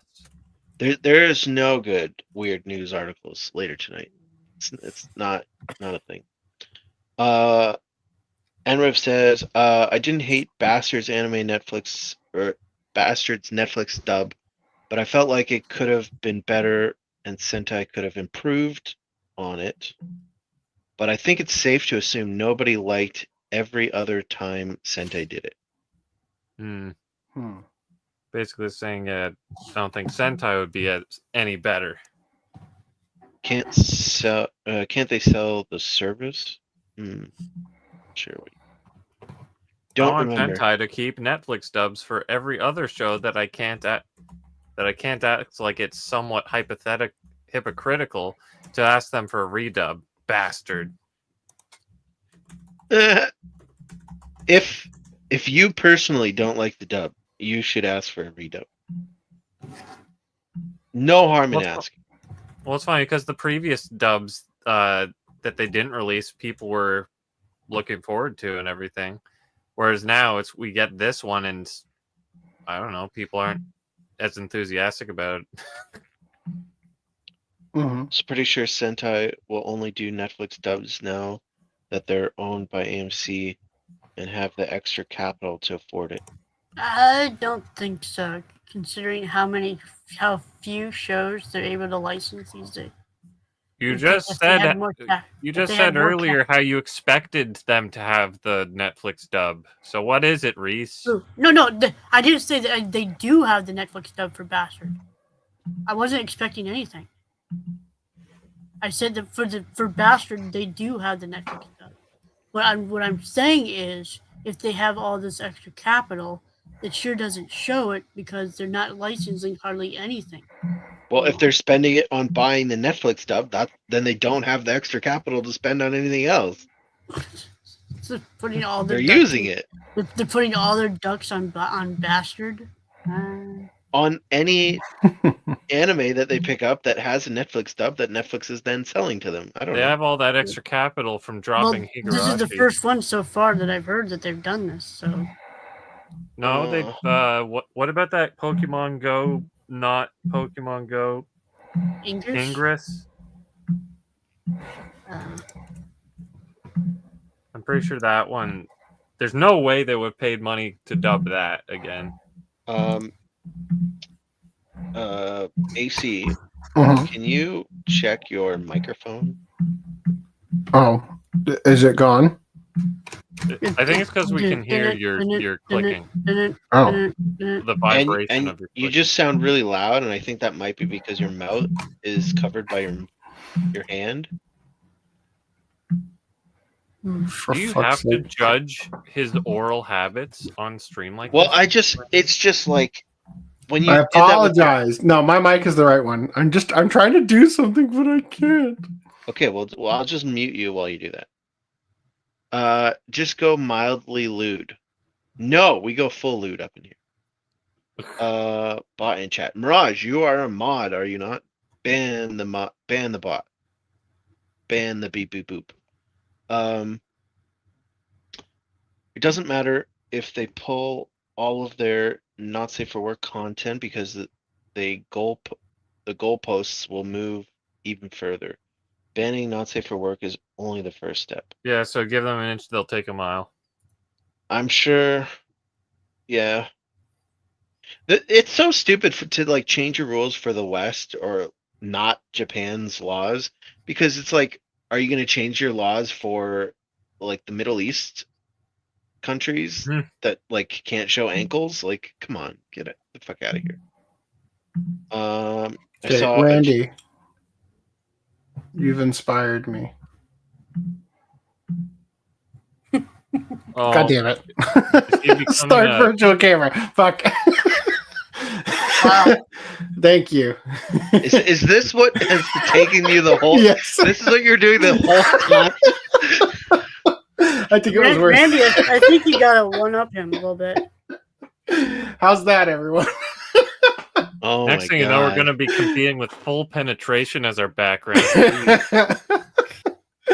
Oh, good. All right. I saw a GTA parody where the VTuber said that they were gonna break someone's Niconico kneecaps. Oh, That's awesome. Niconico means Cat. like happy. Like you say, like it's like who's all like. I remember hearing it in I think Asmongold. They said the line was "Look who's all smiles today" or something, and the word referencing that was Niconico. And the only reason that's relevant to me is because Niconico is a sushi place I used to eat at. Niconico sushi. And then Love Live made it popular with that one character. Mm-hmm. Isn't the word Nico literally mean cat? So isn't it cat? Neko. Oh, Neko. Right. Versus right. Niko. Niko. Yeah, which here they're just they're stylizing. Randy, check your PM. See if that will work for you. They finally found a dumber name than Full Frontal for the Gundam thing. Oh, Quux, yeah, GQuuuuux. That's not well. It makes sense that G Kids would get GQuuuuux, right? Like, that is not a North American tour. That's a U.S. tour. You're right, because it is only U.S. things. Shame on Joseph Luster. Boo. Although they are calling it the North American tour. Yeah, I don't know. Unbelievable. We're America too, you know. The 51st state. Could the moms complaining about the hub to Visa be the case of all Japan's changes? Probably.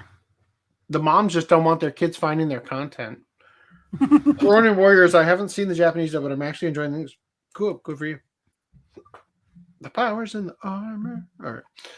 Sentai have licensed a bunch of Netflix anime and more recently have included the Netflix dubs, like with Carol and Tuesday. Oh, there's another example, Reese. Well, I don't buy. I hardly buy Sentai stuff, so I don't. Oh my god, you're just like Random 11. I didn't know that. Like, what was that thing that Random 11 didn't know? SD Blu-ray. He's like, yeah. the only Discotech's the only company doing SD Blu-ray. It's like, I'm just saying, like they license so few things. Like it's like. I didn't say they were the only one. I said it's the only one that I have seen do SD Blu-ray. So you've just reminded me of a crucial moment that won't be included in tonight's podcast unless I currently throw it in the doc right now about things that won't be already at almost 4 hours. Things you could have been doing instead of boob gif behind you. This was so important.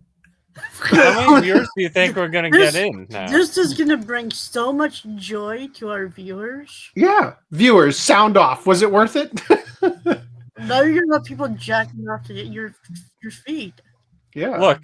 I subconsciously make them horny now.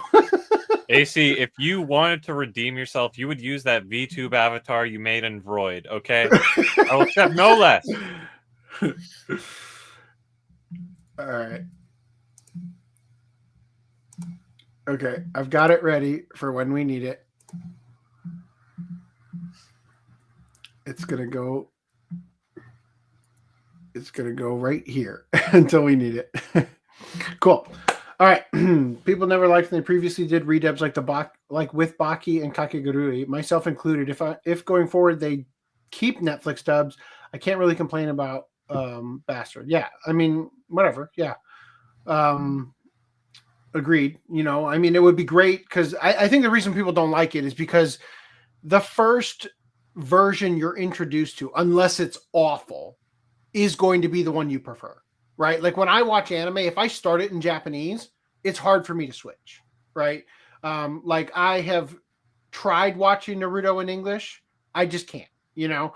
And so I think it's kind of the same thing. Like people liked Erika Harlacher in Kakegurui, and not having her makes you feel like you're not watching the show you like. You know what I mean? Then that's why I'm so torn. It's like if the Netflix dub is that good, you want to watch it, but if it's not on my Blu-ray, then should I even bother starting with it? What's wrong? I think he's just looking at Randy's updated. Nice. Stealth Weaver style merch right there. Is that Aiken? Or Aiken? Who's the character behind you? I feel like that would answer who it is. Girls Bravo. Mm-hmm. Spoken like a true goon lord. Okay, so Kultisi says, then the Gooner Gators will pretend to not have power as we watch manga get banned. Mirage says, also Saint Seiya Watch Club when? Oh, God, that sounds like a difficult challenge. What are you talking about? It's fine to do a 93 episode watch party club. Yeah, when the show is universally loved to the point where we can talk about it forever. Who says I don't like Saint Satan? I don't know yet. Saint C Hat. Even if Bastard is the one time, I kind of wish they did redub it, right? Yeah. G Cucks, worth it. Yes. C? Yeah, worth it. Yes, worth it. Not worth it. Flat justice. Damn it. Wow. I watched Naruto twice because the dub wasn't released. Wow. So you watched it once in Japanese and then again in English? Is that what I mean? Digimon is one of those anime where I have to watch the Fox Kids dub. Yeah, totally. No baby on screen. Don't need one, buddy. No nips. I'm the baby. Because we show nips so often. Wow. I'm tempted to change your name to a certain host, but not gonna go that far. I'm gonna delete that just because it's very. All right, fine. Fine, I'll switch it back. God. I personally don't have a problem with it, but it was just too much motion. Did you see gonna have a DMs? seizure. Does that work for you? Yeah, I need the seizure dimming. I'll stop my virtual camera. Close OBS. Okay. All right. Anyway, back to this. Best podcast quote. Miss Kobayashi's Dragon Maid anime film reveals a release date, cast, and staff, and new trailer. Who cares about all that stuff? Let's just talk about it. Yeah. So this thing still exists. Is this the second movie? I think this is the first movie. There's I only. was gonna say I don't think there is a second. Yeah, I was gonna say Was I it- couldn't remember. I feel like we talked about a movie before, and it's just been so many years now. I feel like it should have come out already. The real question is, will the patriarchy make an appearance? Oh my god. Mm. Yeah, that's the final boss. Maybe of in the this movie. localization. Well, in a way, it's a good thing we didn't get the limited edition because now the movie isn't gonna stick out. True. All right. Past this. Alice in Wonderland novel gets its first anime film by PA Works. I'm sorry, but how many animes start with Alice something? I'm just saying, Clamp made Miyuki-chan in Wonderland, where literally every inanimate object is a lesbian. So it's happened before. They also did Nhentai in Wonderland. Mm-hmm. Wow, just rubbing the salt, Reese, that we don't have that over here. I had to. I'm sorry. I'm not. Anyway, moving past this. The Otome Heroines Fight for Survival anime adaptation announced. Female-led fantasy series takes place in an unforgiving world. Orphaned by a monster attack on our village, young Alicia. Young Alicia spends 3 horrid years in an orphanage before finally running away. When she flees, however, Alicia has a violent encounter with an older woman hell-bent on killing her. During their tussle, she comes into contact with a strange crystal that bestows upon her a wealth of knowledge, transforming her from an innocent child into a cool and calculated planner. Now aware that she was meant to be the protagonist of an Otome game and disgusted with her supposed fate, Alicia decides to take matters into her own hands and become strong by any means necessary. Using her newfound knowledge, and with some help from a stranger she meets in the woods, she learns to survive by herself in a world far too harsh and unforgiving for a girl her age. Ready or not, she's determined to carve her own path. Wow. Well, first of all, it's pronounced Alicia. And second, clearly, I remember this being the original the original Alice in Wonderland story to the T. Totally. There you go. Was the stranger met in the woods a bear? Sentenced to be a Hero anime reveals new teaser visual and release date. It just looks cool. That's all I'm showing you. Yeah. I'll watch it. I'll Here's your probably. flat justice. All right, moon past it. Making it for lost time. Oh no. Get that off screen. With you, Why'd you decide to cover this? With you, our love will make it through TV anime slated for fall 2025. I don't think I'll make it through this article at this rate. Wow. I can come over any obstacles with you.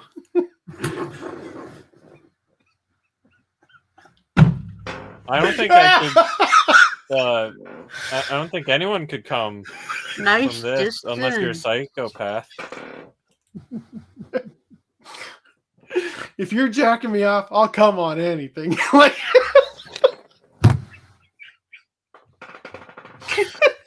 oh my god. Okay. Oh, moon past this. I'm the evil lord of an intergalactic empire. Okay. Yeah. This one my brother loves. Wow. So that'll be actually a good announcement. Allegedly. It looks like a Code Geass wannabe. I'm pretty sure it's made by the guy who made Trapped in a Date. It's a harem, yeah.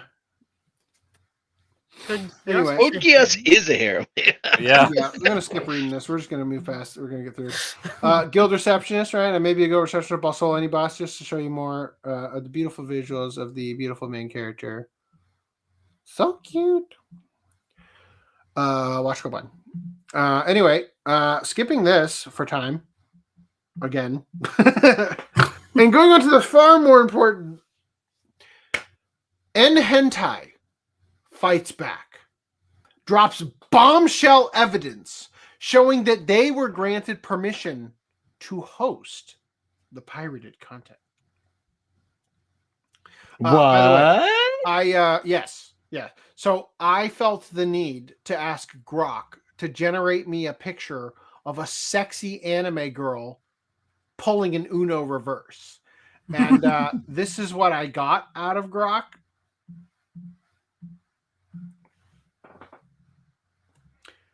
And I was like, sexy, huh? I was like, damn, it's a damn shame that how to draw anime books have the word anime on the cover and therefore have been filtered into the AI's understanding of what anime is supposed to look like. Because this ain't good. Right? You should have just said hentai.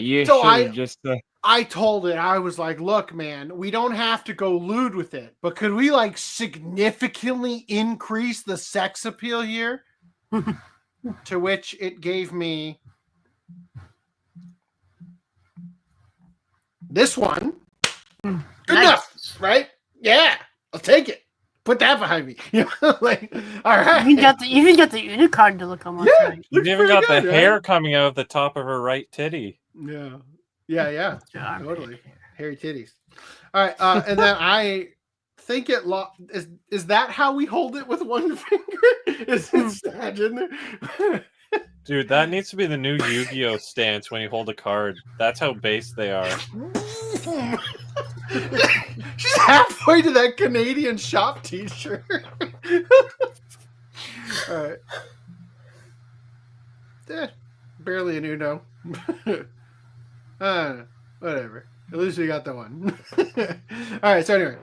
Nhentai.net, a prominent platform for sharing adult content, filed a motion to dismiss a copyright infringement lawsuit brought by California-based PCR Distributing. Draw 2 titties.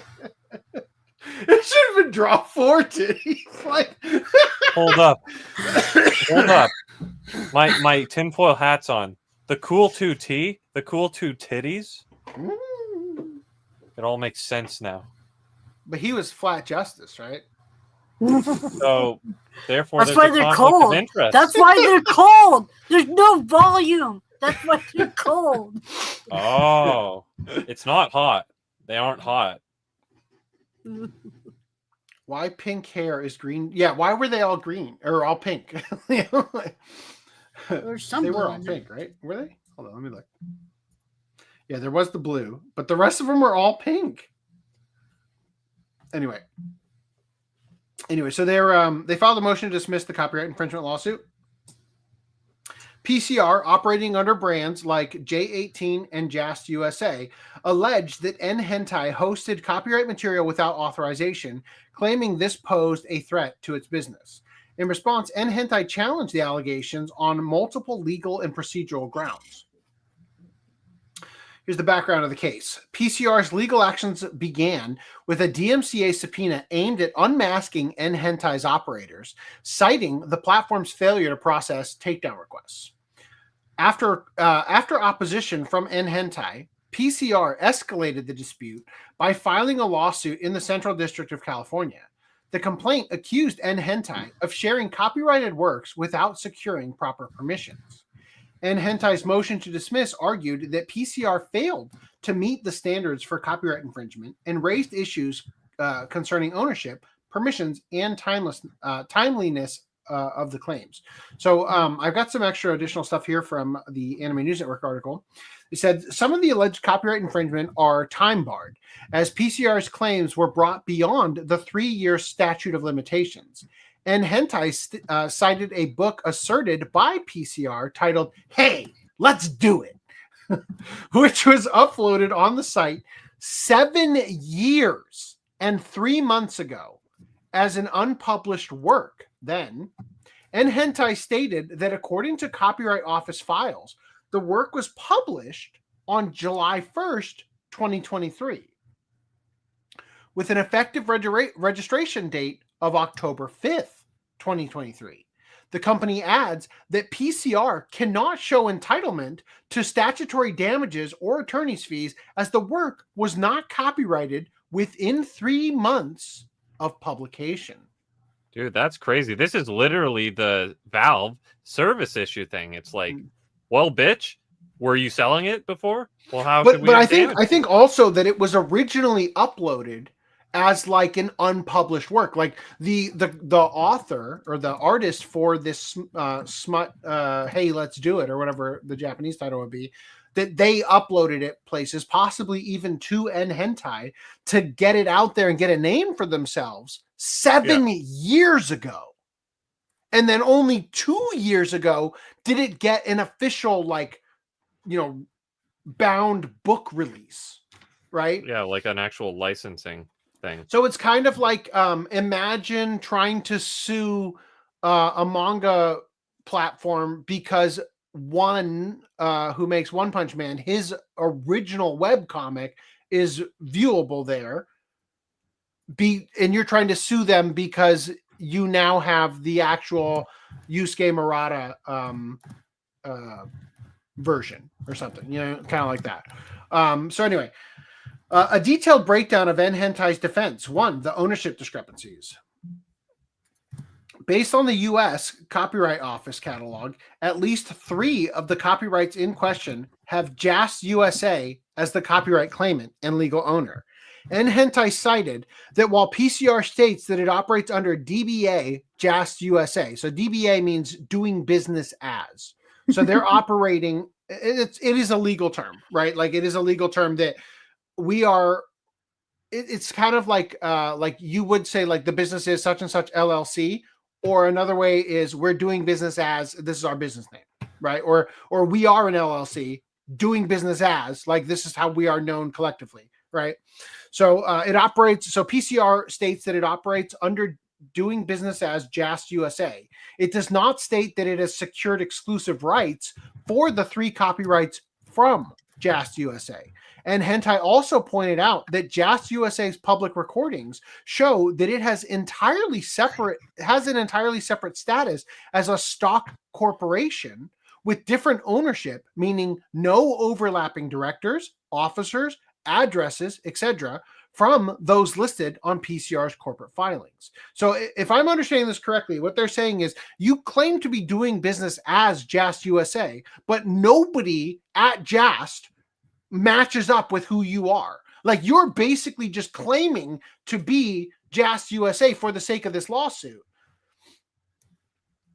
Going back here. The defense highlighted several inconsistencies, noting that public records listed JAST USA, not PCR, as the copyright owner for some of the works. JAST USA, it stated, was a separate corporate entity with the distinct ownership and operations undermining PCR's claim of ownership. What's up? No, I've been asking Grok questions. I think I got some better ones. Oh. Nice. And Nhentai has also argued that PCR failed to provide evidence of any licenses or assignments from JAST USA, granting it the right to enforce those copyrights. The motion contended that vague references to negotiating contracts were insufficient to establish ownership or exclusive rights. The company pointed out that certain copyright registrations listed JAST USA, not PCR, as the legal claimant, calling PCR standing to sue into question. Unclear scope of the copyrighted material. Concerns were also raised by the defense about the clarity of PCR's claims regarding what was actually copyrighted, classification as literary works. And Nhentai asserted that some of the registered copyrights were classified as literary works, which explicitly exclude images under U.S. copyright law. This distinction was critical because the lawsuit primarily involved images shared on nhentai.net. English translations. Nhentai noted that some registrations were for English translations of original works, which might not cover the images themselves. So, as I understand it, Nhentai, if you were to like search for something, that thing might pop up like 8 times in like different languages. I'm guessing that they're saying that the lawsuit might be trying to step beyond the English version to get all of it taken down because they want people to buy the English version in the US market kind of thing. Can I just say that I would love to be in the courtroom for the proceedings so they could say, fuck yeah. It's you in California. You claim to have listings for Cum Guzzlers 69 Volume 2. Please televise it. I must be there. Yes. I want to find out where specifically Your Honor, this is Cum happening. I'm Guzzler sure 69 does not have any rights holders that are currently I would fucking active. love to be in this courtroom. Right? I would absolutely love this. AC pretending he doesn't understand the website. We looked it up for that when we first talked about this. I made the joke where we had said it had gone down, and I said, "Well, when I checked it on my church's Wi-Fi this morning, right? Like Reese and I looked it up to see if it was down. I'm just trying to explain my interpretation of what the little symbols I think they had, like for the flags representing the language. Do they have anyway, a Nazi flag? I did not see a Nazi flag. Not see Nazis, right? So lack of specificity. The motion criticized PCR for failing to specify how the allegedly copyrighted materials overlapped with the content hosted on nhentai.net.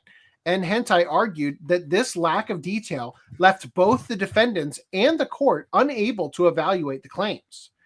So the permission has been already granted, right? Furthermore, Nhentai presented bombshell evidence that PCR representatives had granted explicit permission for the use of their content on the site, citing communications from 2020 in which PCR representatives, including those from J18 and Jazz USA, explicitly allowed the platform to host their works. One email stated it, quote, isn't a takedown request or a DMCA, further stating that a market for anime and manga exists in the West due to piracy. Additional emails revealed that PCR had explored running banner advertisements on nhentai.net to promote its products. Like, this is among the craziest turn of events we have ever seen on the podcast. Unbelievable. Yeah, that's insane. Are we gonna read the email? Yeah, I'll read it. Okay. Okay, so to whom it may concern, right from the beginning, I want to stress this isn't a takedown request or a DMCA. I've spent enough time sailing the high seas myself to know that they're pointless and nobody listens to them anyway. So this is from Hey, or to Hey at nhentai.net, and then they've obscured the email of who it's from. My name is David, though you might know me better as Rotoscopic. I'm a scanlator, now serving as the managing editor at the manga publisher J18, the publisher of manga like 40 Hara's, Iapon, Sato Kuki's, Neto Sis Dojinshi, and a couple others. We also work closely with Jast, visual novel publisher of games like Steins Gate, You and M. Is that You and Me? Oh, You and Me and Her. And Sadistic Blood. Hold on. That says Blue D. Blue D. Blue D. Sadistic Blue D. Thank you. It's so sadistic. The D turns blue. We know people don't always have the money to buy official releases or just don't want to pay for them. We know the only reason that any market at all for anime or manga exists in the West because of piracy. So we're not interested in trying to fight any sites about this stuff.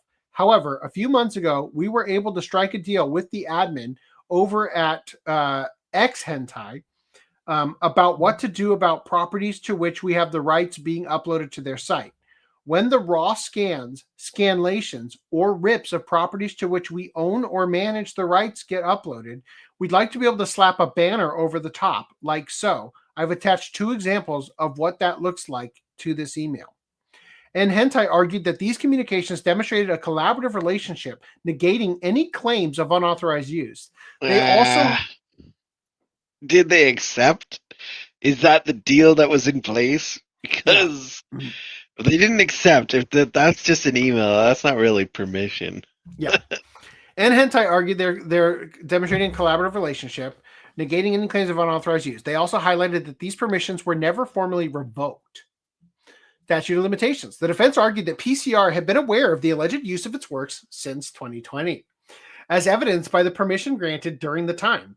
They asserted, due to this, that many of PCR's claims were barred by the 3-year statute of limitations under the U.S. Copyright That is Act. a good point. That dates, because there is a law, like the law about like the 3-year whatever. You like it starts when you. Well, there's an argument that it starts when you know about it, and so by sending that email, it proves because they knew one about it. fucking employee reached out. It's like I would fire that fucker and then sue him. You know, like, Yeah, I don't think he's working there for long if he's still there.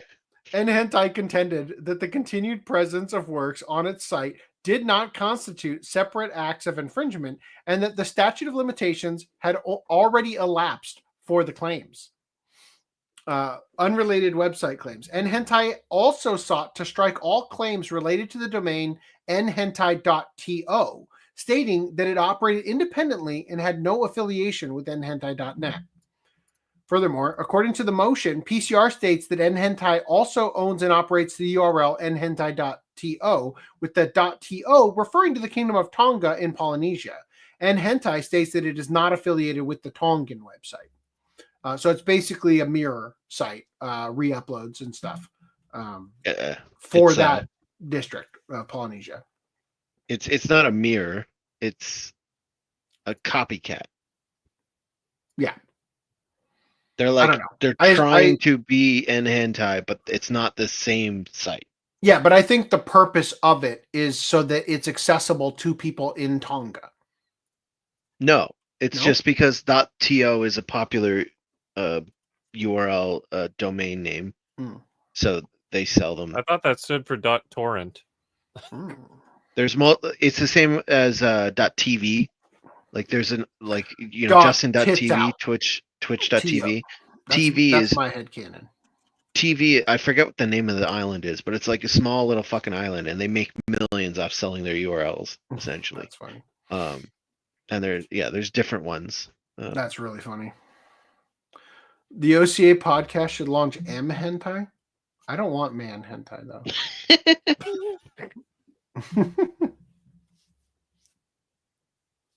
What does the N stand for? What you should say, we should have the C hentai for Chojin. All right. The defense emphasized that the inclusion of nhentai.to in the lawsuit was irrelevant and should be dismissed. Nhentai also criticized PCR's request to transfer ownership of the nhentai.net domain as excessive and baseless. The website stated that it hosted over 500,000 pages, while PCR claims concerned fewer than 1% of them. The defense argued that transferring ownership of the entire domain was unwarranted. Nhentai further noted that granting PCR control over the domain would disrupt existing contracts with other companies, further demonstrating the unreasonableness of the request. Oh, wrong window. Because that request would effectively shut down the website and transfer the domain to PCR distributing. So what's next? PCR has not yet responded to Nhentai's motion to dismiss, but is expected to file a reply soon. The court will then evaluate the arguments presented by both sides to determine whether the case will proceed or be dismissed.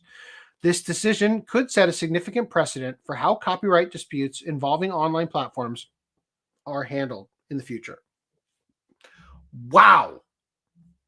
I never would have expected this turn of events. This is the most excited I've been in a long time. Like, just when the Vic stuff came to a final close with Mars Girl's 11-hour video, we've got this juicy thing to enjoy.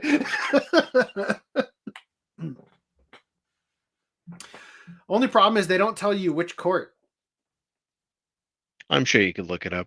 California-based...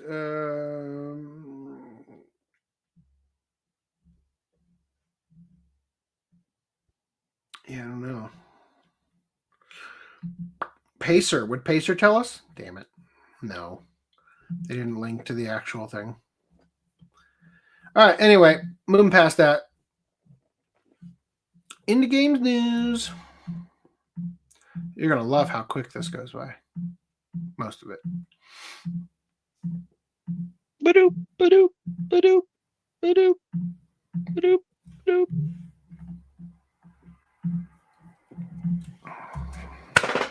So Hatsune Miku is the Fortnite Festival Season 7 icon.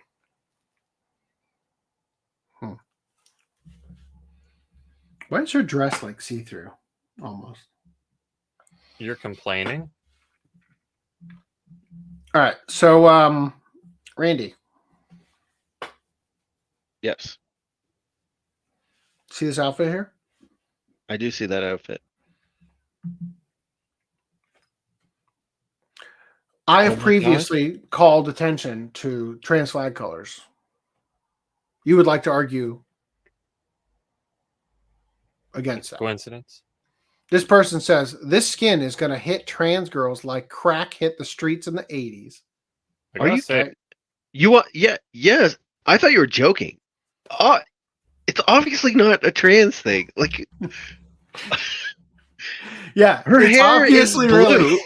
This is the flag you should be looking at. Yes, clearly she is.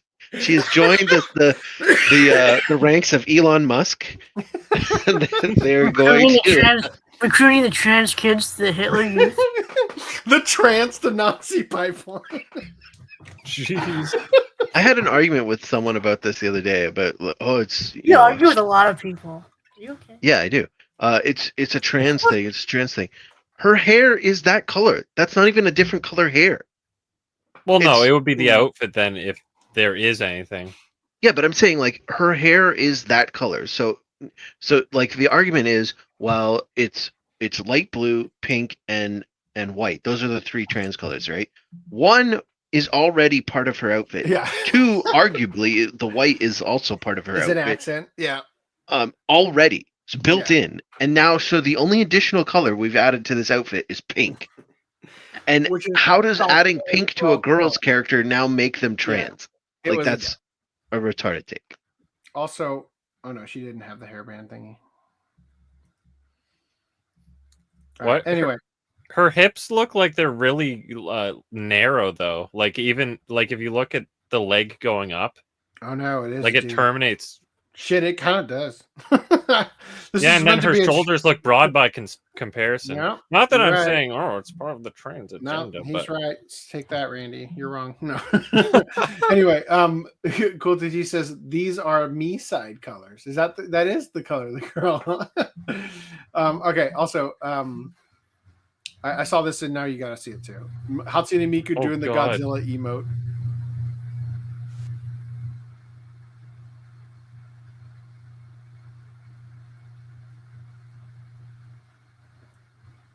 Yeah, that's the thing. I think emotes are the single-handedly the worst part about Fortnite. It's that like anyone can be goofy and cringe as balls, whereas in like Halo and stuff, the worst you can do is teabag, which you can't even do anymore.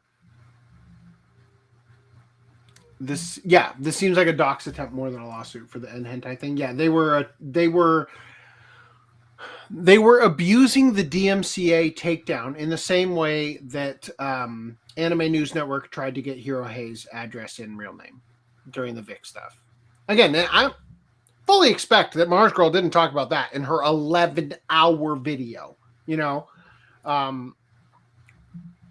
AI will make this lawsuit redundant in a year or so because with one prompt you'll be able to get a tailored experience. Lul, LMAO. There's the Misai cars. The white is her skin. Oh, the Gooner emote. Is that what gamers want? This Gooner emote? Okay. So let's jump in here. Dragon Age the Veilguard director Corinne Bush is gone. Rumored closure of the Edmonton studio. Missing sales targets by 85%. Skipping as much as How'd humanly that possible. happen? Yeah, just to put a little lid on the whole coverage of Dragon Age. This news comes amid troubling rumors that BioWare's flagship Edmonton studio may close as early as next month. The potential closure of this 3-story office, which opened just 5 years ago, signals a grim future for the once revered RPG studio. Smash JT, not the two that are in the chat, shared details from an internal email later verified by a source within EA.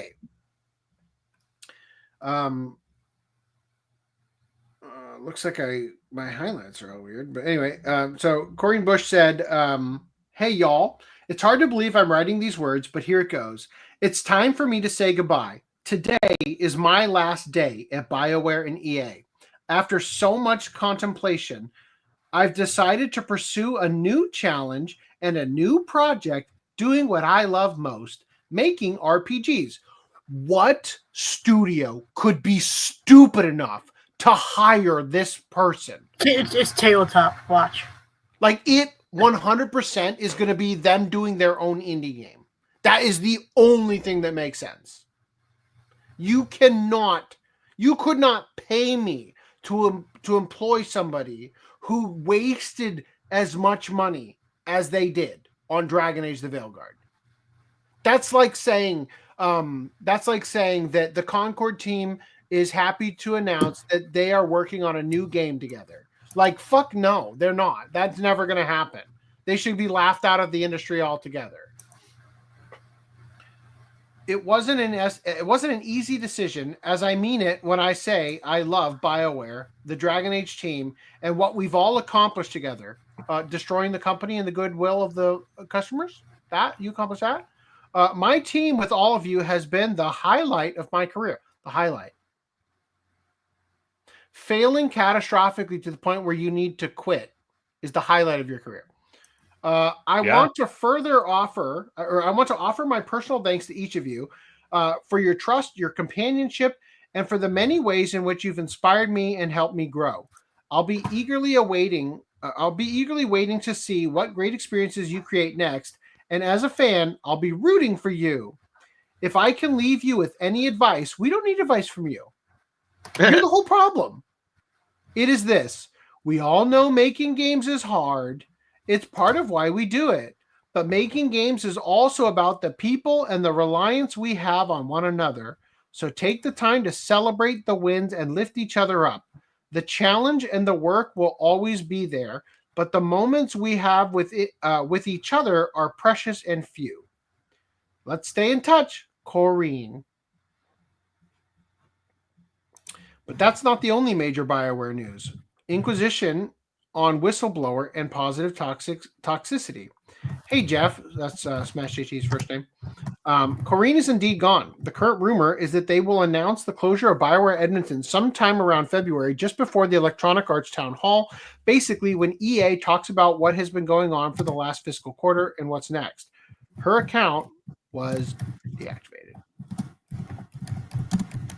Timing coincides with reports of disappointing financial performance and project delays, including the much-anticipated Mass Effect sequel. This isn't the first high-profile departure from BioWare in recent months.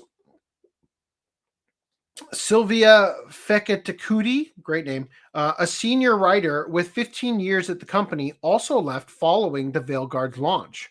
These exits compound the uncertainty surrounding BioWare's future, leaving the fate of series like Mass Effect and Dragon Age up in the air. BioWare was once a studio that celebrated creativity and pushing the envelope, but under Bush's leadership, Dragon Age went from a dark fantasy epic to a sloppily written cartoonish gender politics lesson, complete with mandatory pronoun selection and even the opportunity to add top surgery scars to the player, as we all know. If the studio fails to learn from the mistakes of Veilguard and fills Mass Effect with gender politics and DEI, then we might have seen the once legendary RPG maker's final quarter. Of course, Bush took no personal responsibility for the massive failure in public. Instead, the deeply unpopular director pointed towards a supposed hate campaign to explain away the dismal sales and skyrocketing return rate for the Veilguard. As Smash JT put it, make no mistake, this is the beginning of the end for one of gaming's most storied studios, all thanks to diversity, equity, and inclusion. So I am happy to tell you that video game publishers are starting to use anti-DEI as a marketing meme. So let's look at these. Okay, so Arrowhead CCO comments on DEI, says to make good games, right? Never add DEI to your games. If it doesn't add to the game experience, it detracts, and games should be a pursuit of amazing moments. How would DEI have benefited Helldivers 2? I don't like labels, but mankind is united in its extreme xenophobia on Super Earth. Hashtag inclusion. So maybe that's DEI. I really don't care. Make good games. Don't make a contemporary political statement. What's this? Lords of the Fallen dev vows to update game to replace body type A and B with male and female after players vote to keep gender politics out of game. How did that go down? I do want to point out, you can make a contemporary political statement, okay? Like, there are games that do that. And there are some good games that do that and are successful. But, like... if your contemporary political statement is, like, 5-year-old level IQ, then it's going to get laughed out of the room, just like Dragon Age did, right? Like Metal Gear Solid has some contemporary, commentary. But the problem is, one, is your contemporary political statement popular?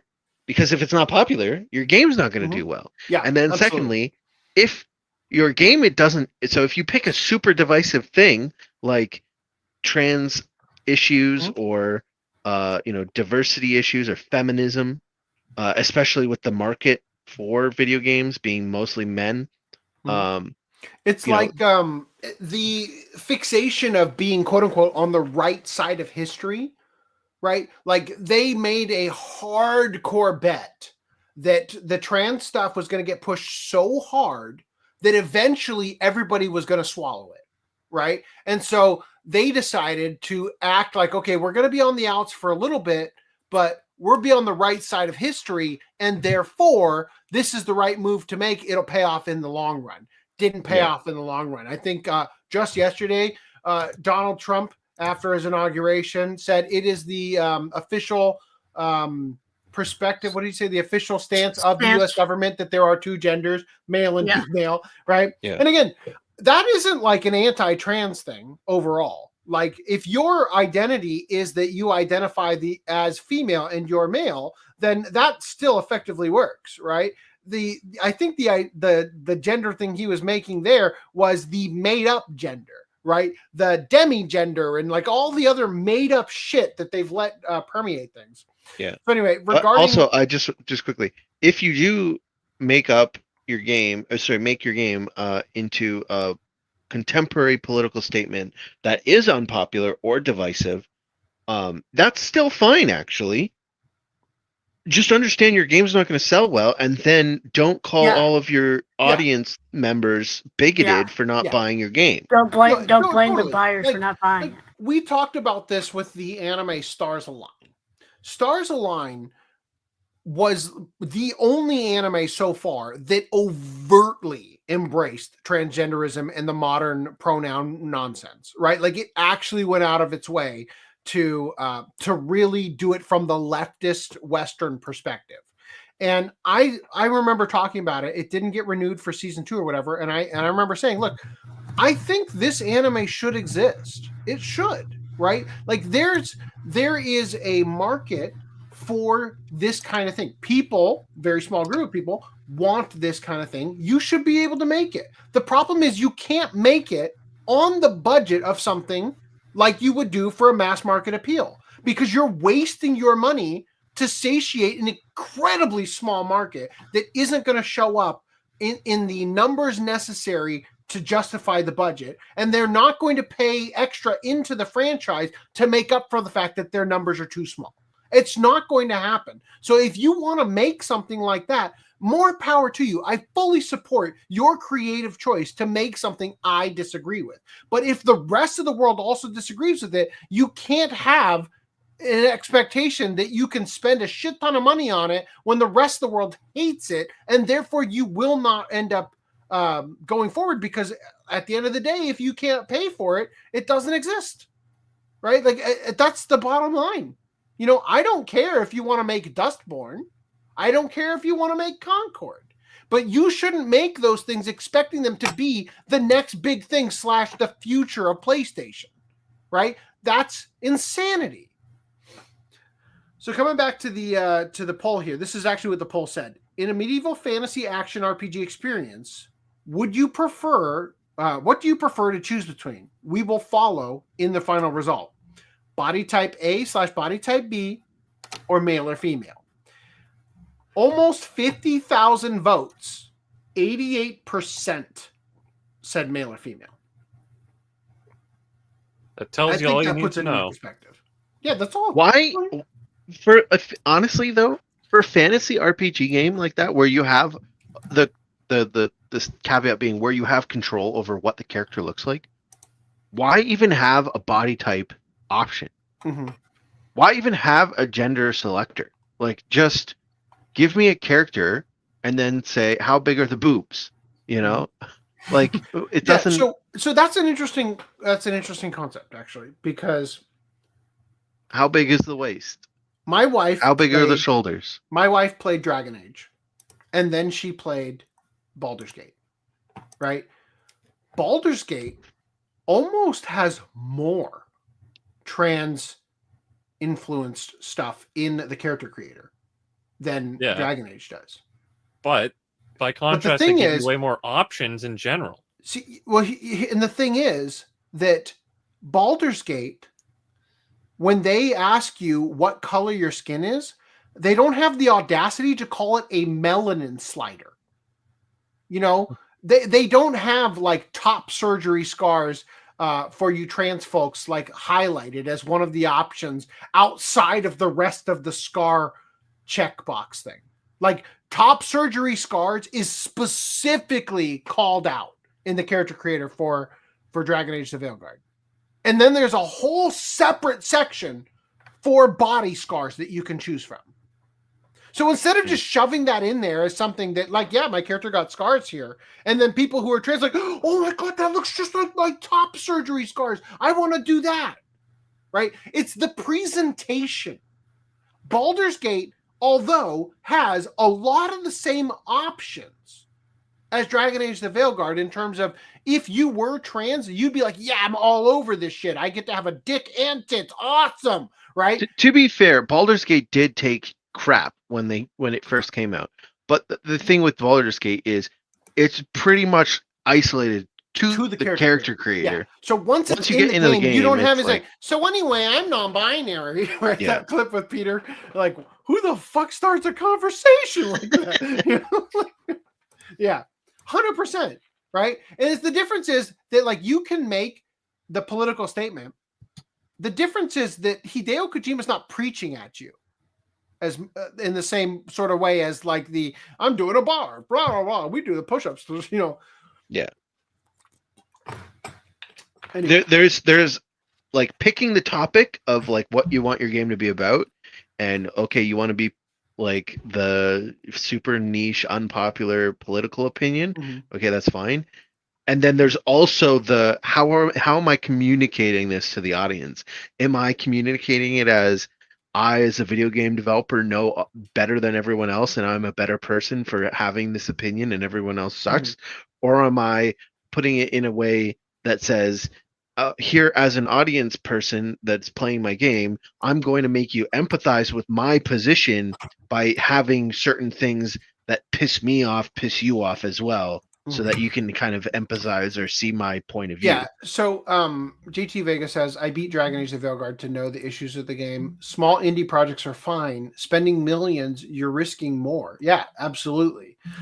So the thing about Dragon Age that was so unbelievably annoying for my wife is that in the previous Dragon Age installments, when somebody would talk to you and you had to have a decision tree, so like you'd have to select a response. The decision tree was structured in such a way where basically the responses were diametrically opposed and would have consequences, right? Like you could get in a fight with somebody and disagree with them, and it could end up in that character getting killed and no longer being in the game. You know, like there were a lot of decisions where it's like you really got to think before you select because the repercussions are significant. In Dragon Age the Veilguard, they'll give you 3 different ways to suck off the girl cock and tell them that they're wonderful snowflakes. Right? Yeah, you can't even explore the options of like trying to make your your companion's angry and upset with you or whatever. You can't do that. Yeah, like, it's a and hug the box. dialogue and the dialogue itself, it doesn't even say the dialogue you're selecting half the time. It says a completely different thing. The most negative prompt you have or whatever will softball it, even though it's like, no, I don't want to, or something. Yeah. Like if the text was basically like screw off, it would say something really soft like I'm gonna go over there. I'm not feeling it. I'm not feeling good. I think I'm gonna go lie down or some shit like that. Like it was neutered to a degree that like no matter what decision you made, you were getting the outcome they wanted you to get, because every response basically for the majority of the game means the same thing, and it's impossible to be mean to insufferable characters like Tosh. Anyway, moving past this, so I saw this. There's this game called Heartbeat, and this is these are the reviews it was getting on Steam. Thumbs down, transphobic developer. Thumbs up, transphobic developer. I love that. And then hold on, go back. Yep.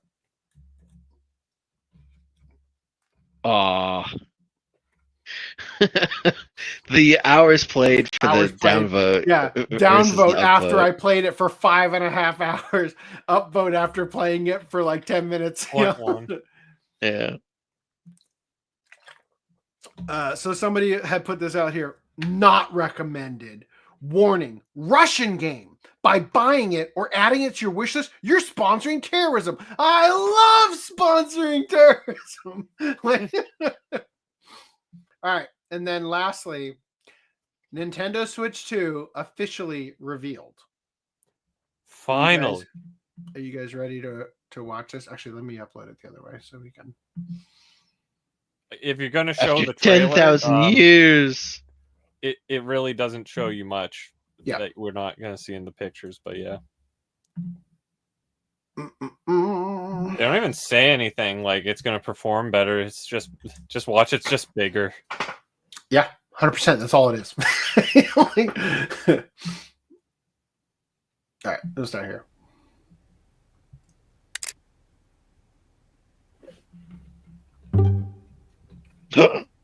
Oh my god, bigger. So big.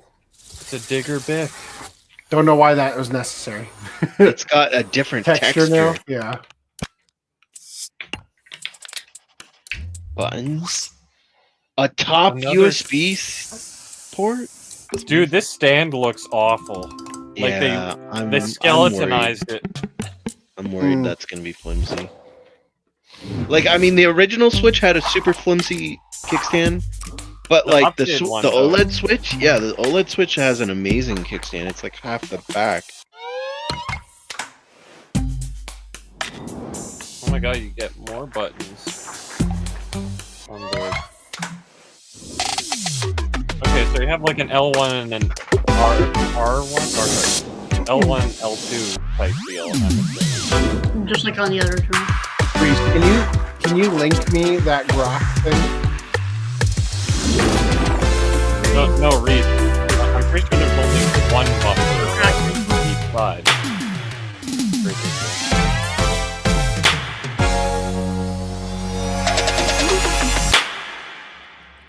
The black magic they have to do to keep those in is, I'm curious to see how well they hold. I already left it. I don't have it. Oh, there. Go back to the history.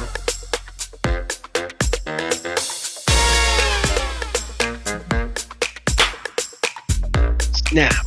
Does the Mario Kart look any better than you would expect? Or? No. Actually, kind of looks worse, to be honest. Yeah. It might be just be the stream level. No, the level specifically. How do I like you to try? Just link it to me. Let me see if it'll let me see it. Maybe that's Mario Kart 9. We don't know. It is. Okay. So, believe it or not, though, this is actually the fake reveal. I got the real one right here.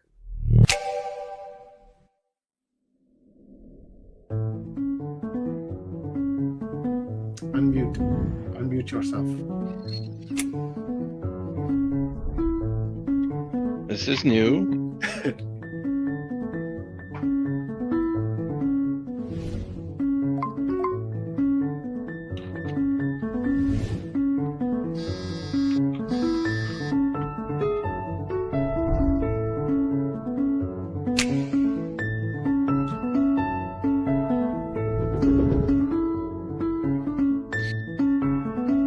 See, this is the one you wanted that actually shows you it can do new, better things, right? Where did you get this? It's real. I found it on Nintendo's YouTube channel. That kickstand looks horrible, though.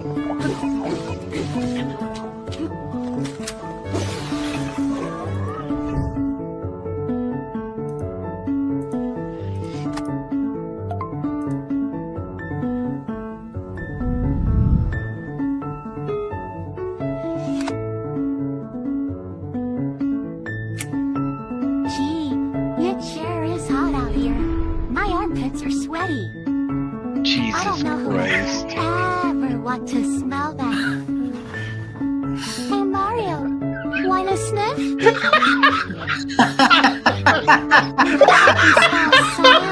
Oh my god!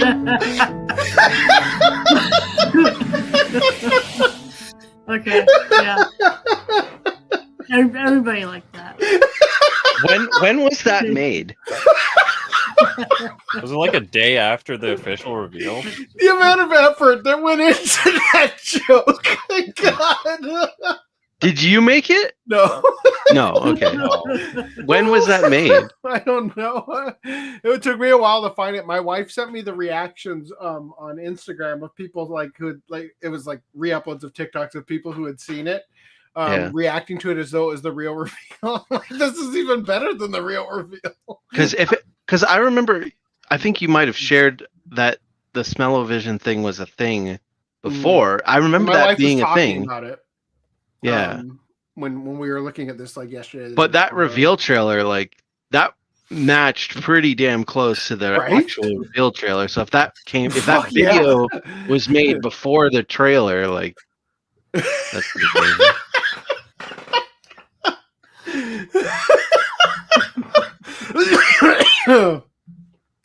1080p gas. That's even an achievement these days. Well, I mean, for handheld it would be. Yeah, the handheld is 720. Oh, okay. Does that work? I don't know if it works or not. So Randy, Reese, what? Do you want to talk about the emulation thing, or should we skip that for next podcast? Did I put that in the highlights? Yeah, we could do it next podcast. It's not a big deal. Oh. Cool. No, yeah, we can say that. Let's just say that. All right. Whew. So Reese, I don't know if you... So the original Joy-Cons only have 2 buttons on the back or whatever, don't they? Yeah. Yeah. So what were you saying? What I was saying, there's like an L1, L2 type thing going on, I think. So you can have the there's more buttons on. There's more buttons there. It looked like it. Oh, I thought those were like the lock buttons to keep the Joy-Con. I'm not sure how the black magic works yet. I hope it's not. I hope they're not just saying magnetic or whatever. I don't know if I trust that either. I don't know about you, but I sometimes hold my Switch by the Joy-Con, one-handed, and if that's gonna start to be something that can easily be pulled off, I don't want it. Well, Reese, you're gonna have to get the Switch Lite or be a big boy and use the desktop version of it or whatever only. If you are holding the Switch vertically by one Joy-Con regularly, you're weird. Well, it's probably like when he's grabbing a glass of water. He does have the hands of a small child. Yeah. So maybe we can let him have this. I don't know. So Reese, real quick, here's what you need to do. On your thing, yeah, hit this. Share, copy link. Okay. I was just wondering if what you had sent me was going to work, but I think that's how you have to do it, so I can see it. I just copied the URL. Yeah, that's fine. I don't know. Maybe it's the same thing. Maybe it's a different thing. Yeah, it's a different thing. If you do the share, yeah. Okay. Because I know everybody wants to see your sexy mamas, right? So we gotta bring it up, right? Okay. Well, while we're on the Switch topic, let's I don't continue think with they the Switch confirmed topic. Hall sent. I don't think they said anything about the hardware. They just No. showed that. Yeah. Ooh. All we What got is was a the Hall trailer. sensor? Just out of curiosity. So So- Joy-Con Joy Drift is when your joystick will go left or something without you touching it. Hall effect is what they used back in the Dreamcast, where it uses magnets or whatever to determine the distance and all that. So it doesn't have stick drift over time. Oh. All right, we're doing this before right stuff. So yes, because So Luigi Dirt believed can't the second trailer for half a second, I guess. because Dirt can't get in the mechanism and there's no rubbing friction parts of a Hall effect joystick. They're less. The idea is that they're less prone to wearing down and having stick drift. But did you have a question? No, I'm just gonna The show you some. Joy-Con have the little protruding colored parts, so you're not gonna like peel it off like by shearing it sideways, right? And I don't know how strong the magnets will be, but I think they'll be strong enough that you can probably lift it by a Joy-Con. I just hope that they can lock in like the Joy-Cons. I don't know why I they. believe there is Well, like a button you have to press, but I don't know if that just deactivates the electromagnet or something. Yeah, I don't think what there's they're gonna do- electromagnets. I bet I what think they're gonna that do button is just going to be for leverage.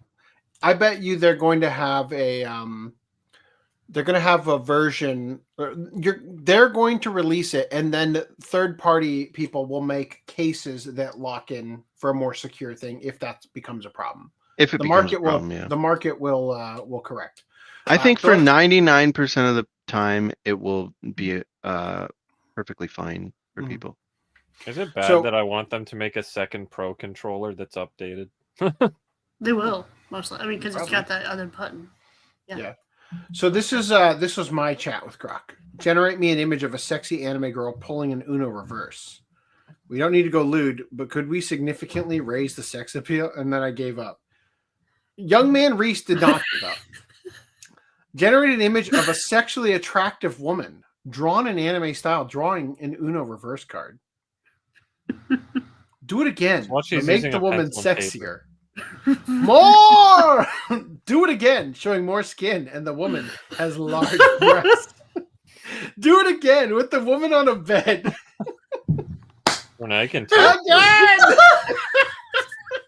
It's like, what? Do I need to make her fat? What is your definition of sexy, young Reese?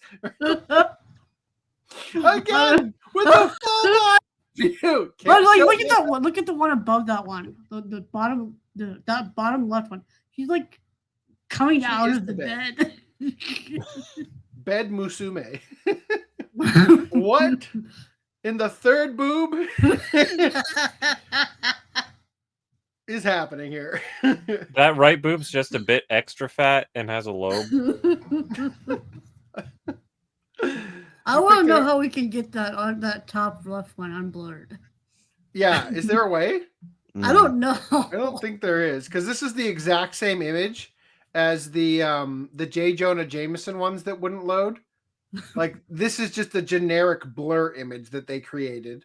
It's not actually the image behind it, and then you could somehow unblur it and see it, because it's exactly the same as the J. Jonah Jameson one, which was from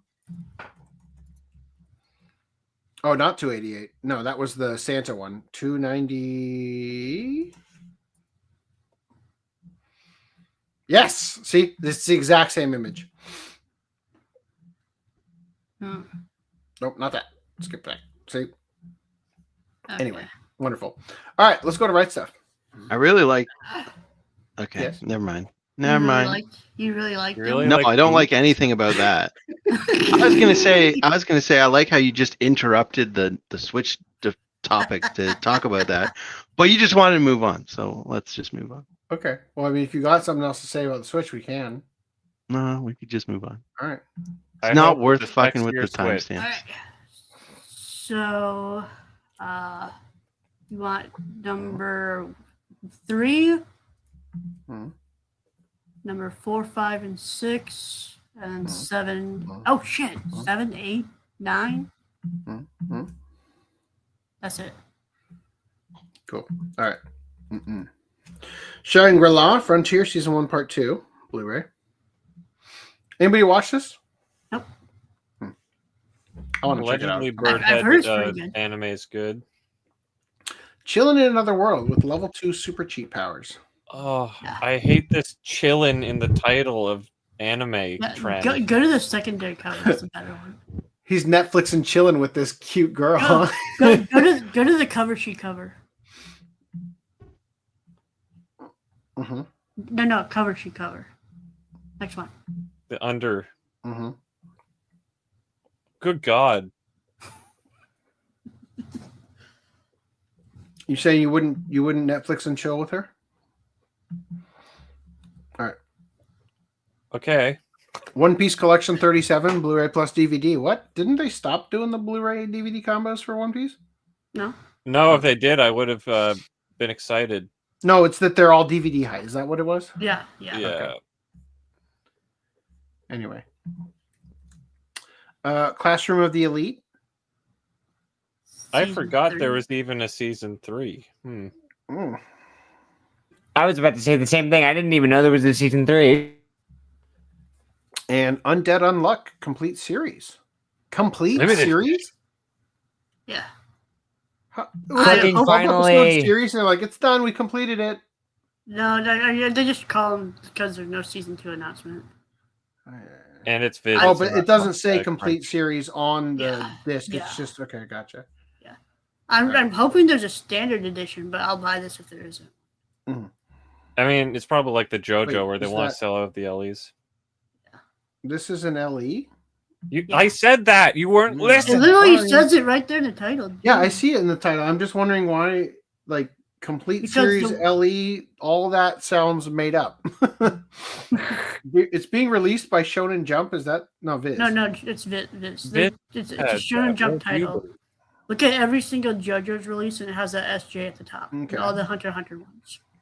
And One Punch. All right. But yeah, the front cover the top cover that looks different. That's going to be Yeah. on the limited edition. That's the art obviously. box. Yeah. Berserk And I did of Gluttony, the complete series. You have to get to complete your Berserk collection, don't you? I'm not paying $52 for it, but I'll get it.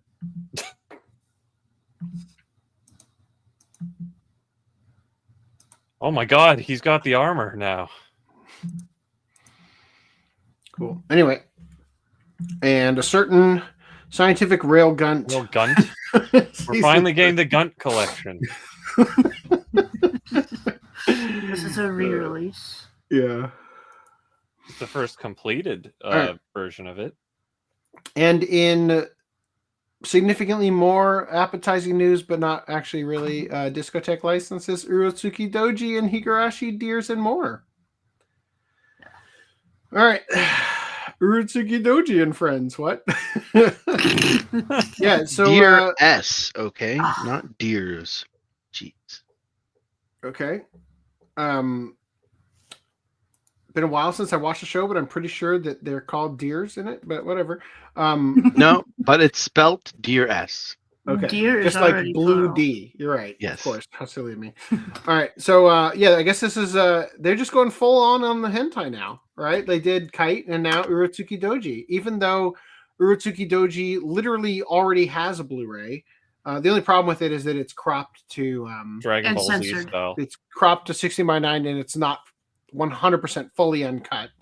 Although it is, by the way, where I got. Oh God, I'm coming again. Ah! Yeah. Okay, but they did only a 2K scan. Come on. So anyway, Yeah, they also got Cyborg 009 versus Devilman. I wish they hadn't. I don't want to buy this twice to have two different places in my collection with it. You know? I'd just put it under Cyber 009. Why? I also have a Devilman collection. I know, but just because Cyborg is the first one in the name. Mm-hmm. Spoken like a person who's too poor to buy two copies. Okay, the only thing that really matters to me is that they are finally putting out Angel Heart, which is like the spin-off City Hunter series. Dude, I didn't even realize it says all 50 episodes. It's that long. I thought it was like a special.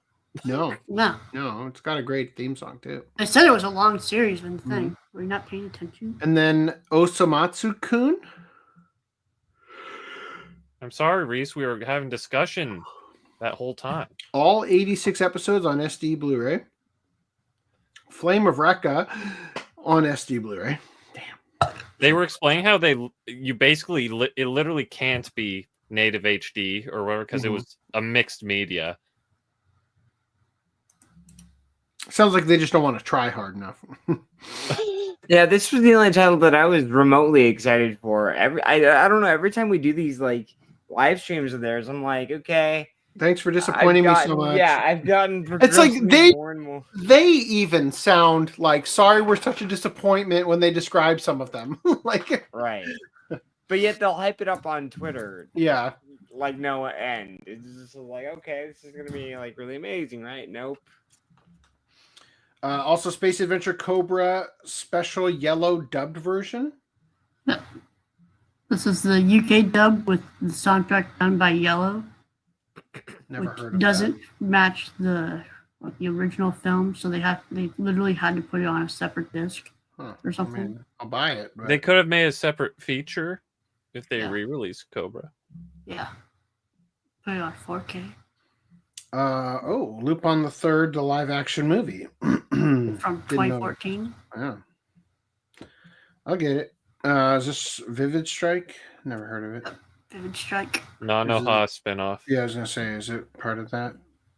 Looks like it. Higurashi When They Cry. Finally, a Blu-ray that looks identical to the Blu-ray I already have, but this time we'll have a bit rate high enough that it won't stutter across all the pans, right? That's how it's going to work because Sentai is the one that Justin Savakis specifically called out for clicking the wrong setting when importing footage to the wrong type of interlace or whatever, right? Like the field order. Yeah, the field order, yeah. So that means they're definitely going to fix that shit, and I will have to be buying this again. That's why I'm fine with that. Except they didn't say anything about what they're going to do with the video or the state of the video, like they usually do. They went into such lengths through like the other like Western cartoons about, oh yeah, the video sources. We made sure to whatever fix up this video. It still doesn't look great. Oh well, they did say newly revised subtitles, which of course means Katrina Leonidakis' big brother is going to show up, right? Like for sure. Oh yeah. They're just going to retroactively put that shit back in. Is that right? Yeah, I'm sure if they know if they do that, they're gonna literally be suiciding Discotech. Yeah. Dear. See, this one they said we used AstroRes on it, but not When They Cry. Yeah. Just saying. But When They Cry is already. Did they have to upscale that? Are you saying because it was released at a time when it was definitely digital? It was released in a time where digital was the standard. Yeah. But the thing is, I even tried to look side by side to the DVD and the Blu-ray, and it was really hard to see any difference. So I don't see why they won't try and do their own upscale of it, like they usually do. They're like, "Oh, the upscale of the Lupin was bad, so we did our own scan or whatever." Totally. So Deers. All right. That's it. Oh, they will also release Highlander, King Arthur and the Knights of Justice. Random 11 with a Kuming over that one. Wow, he's out of the house when holding back your coom. I see. I do appreciate the King Arthur and the Knights of Justice. Waiting it is for the theme song that you've been singing on top. I can't do it on the spot. Stone Protectors. Arthur and the Knights of Justice, fighting evil down. Right through the storm like I knights can't of do the it on the table spot. He does round. it on the spot. Yeah, okay. She just keeps singing like. Okay. I sing for you and you mute me. This is unfair. So the Street Fighter USA, are these putting these on Blu-ray? Because didn't they already release these? SD Blu-ray for Street Fighter. Come on. What about Darkstalkers? Same. SD Blu-ray. Pretty sure all of those are Why even do this? It's already out on DVD from you guys. Discotech also licensed the Kamen Rider X series, Kikaider Reboot, Kikaider the Ultimate Human Robot, 2014 live-action film, and Special Investigation Robo Janperson for its Toku Time label. They also licensed Terrifying Girls High School films, Women's Violent Classroom, Lynch Law Classroom, and Delinquent Convulsion Group, the 2011 Tomorrow's Joe live-action film. Wow, I didn't know about that. The Nana and Nana 2 live-action films, Hana Yori Dango final live-action film, Shark Skin Man and Peach Hip Girl live-action film, and The Happiness of the Katakuris live-action film for its Nihon Nights live-action label.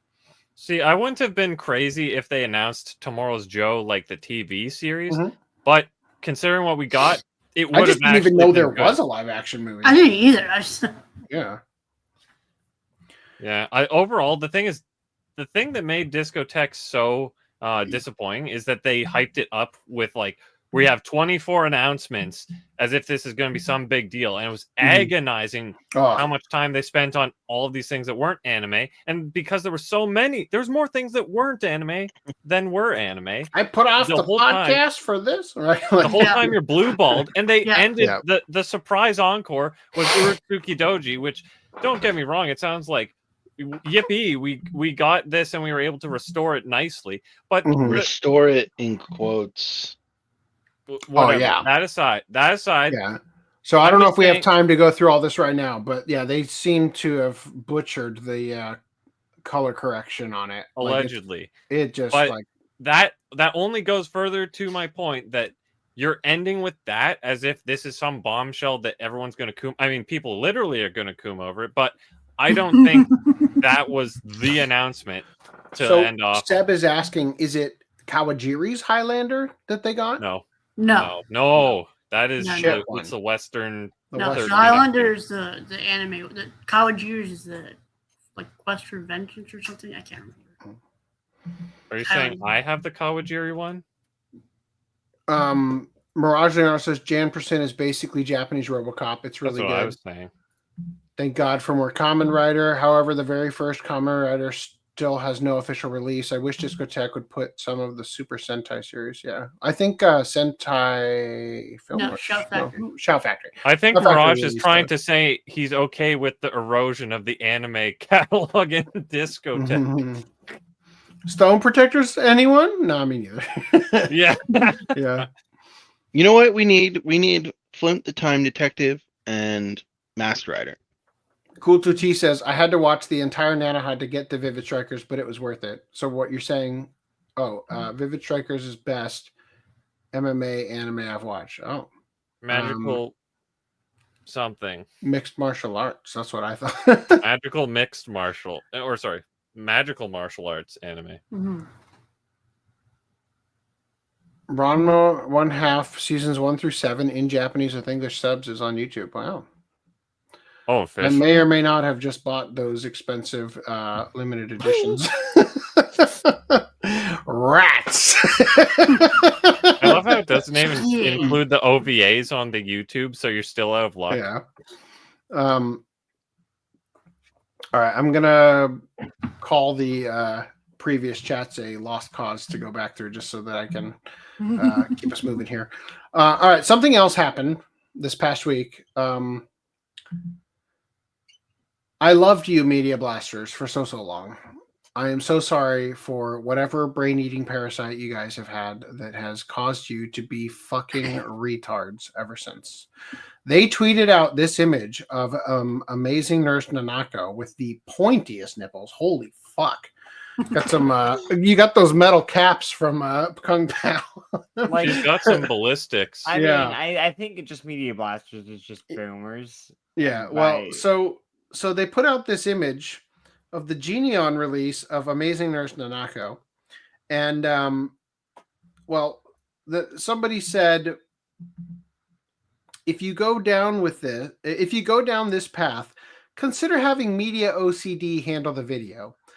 It might be difficult to upscale, so maybe an SD Blu-ray with the whole series would be a safer bet.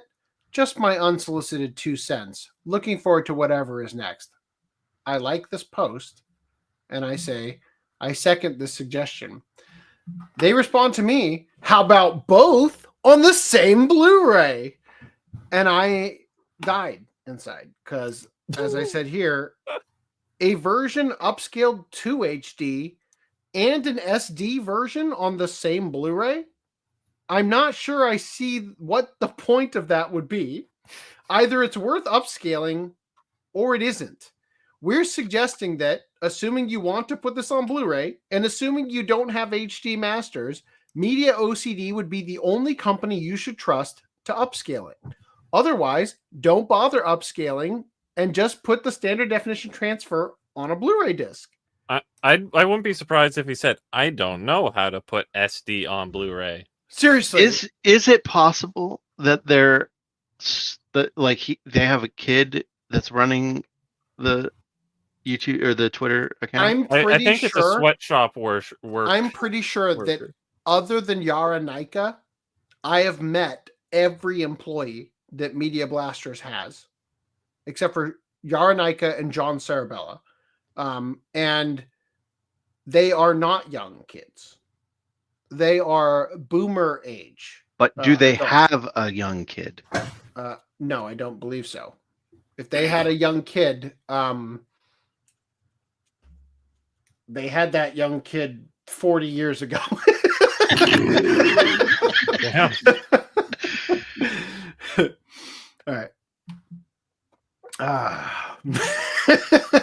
Anyway, all right. So I'm just gonna F's in chat for Media Blaster's competency, but Seriously, I am quite it's so excited at the thought of getting Amazing Nurse Nanako Blu-ray, because then I can save a bunch of spaces and it'll match the rest of the. I like the Bailey box that Geneon put out personally, but I can understand, like, if I got it on Blu-ray and it was a good transfer. And see, this is the problem with a lot of the anime companies that are not Discotech, is that they just think this is easy, right? They think it's easy to make Blu-rays, right? Oh, DVDs are like this, Blu-rays will just be like the same thing, right? It's not easy, and they're not good at it, you know. Which, for the record, they've already done for 2 other shows minimum, or 2 OVAs, I should say. They've just put on what looks like not even an upscale of the SD materials for something that was in the 90s. So theoretically had HD masters you could have scanned. So it's like we've already been down this dark path before. So I wouldn't be surprised if they did. It sounded like a robotic voice speaking. What was that? Yeah. There was a I was cork. pulling the cork out of my whiskey. Hey, Pulling it out. don't you have a flight to catch at 4? I'll be sober by then. Oh, okay. Are you having a I'm not flying the plane, right? Like, are you driving to the airport? I'm driving to the office and then taking an Uber from there. All right. Have you guys done Ghost in the Shell standalone complex as a watch club? Nope. We only have done Ghost No, in the there's Shell a lot of 2 things. Why? I remember you telling us why, but I still don't understand why we didn't do the first one. Well, Is it I don't because think the I ever told you standalone- why. Is But it because if I standalone had- complexes aids to get in No. a decent format? No, I don't think I ever told you guys specifically why. But if I had to venture the reason why, it would be because we covered it. Where the fuck was that? It was sexual. That was episode 17. So it was pretty early on in the watch club stuff. And basically, when Augie and I were deciding what we wanted to watch, we basically just were picking stuff that we liked at the time or things that were in our collection that we wanted to see, right? So we did Karas, and then we did Ghost in the Shell 2. Like, that's just how it worked out.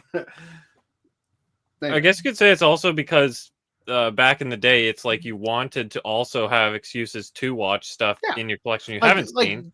Back when I first started the podcast, getting to rewatch shows. So I have a problem with having such a large collection is that I don't feel like I get to go back and rewatch stuff, right? Because I have so much unwatched stuff that it feels like I am robbing myself of time by spending it rewatching something I enjoyed instead of working through my backlog. Yeah. Were you going to say something similar, Green Line? Yeah, I've felt that way for a little bit now. Like there's stuff it's like, man, I should go and rewatch this. And I actually have the opportunity to do so sometimes when I want to introduce something to like a friend or something. I've had the opportunity to like go back and rewatch certain things, and it's like, man, it's been fucking forever since I saw this, and I'm so glad that I rewatched it. I was like, yeah, it was nice. It's a nice feeling. But yeah, it's just sometimes you get overwhelmed, and then it's like, holy crap, when was the last time I actually like stopped and didn't watch a new thing, but I watched an old thing that I haven't seen watching something for fun forever. Yeah. So basically, when we started the podcast, You watched really coolly. I did saw an opportunity to have an excuse for the sake of the watch clubs and the topic we were going to be discussing to watch things that I enjoyed, that I knew I enjoyed and wanted to talk about. So that's why we did Ghost in the Shell 2. It's one of my favorite movies. And I just wanted to experience it again. I hadn't done it for many, many years, probably since like 2005. And so, yeah, that's why. Anyway, if we wanted to do Ghost in the Shell 1 later, we got a couple things lined up now, but if we wanted to, I would be open to it. And I would even let us do Ghost in the Shell 2 again as part of like a discussion with the current host versus me and Augie talking about it. You know what I mean? I'd be totally down for that. Real quick, JT Vega says, I can understand Media OCD has the tech to push high quality video, while I recall Media Blasters just sells you a copy from the masters.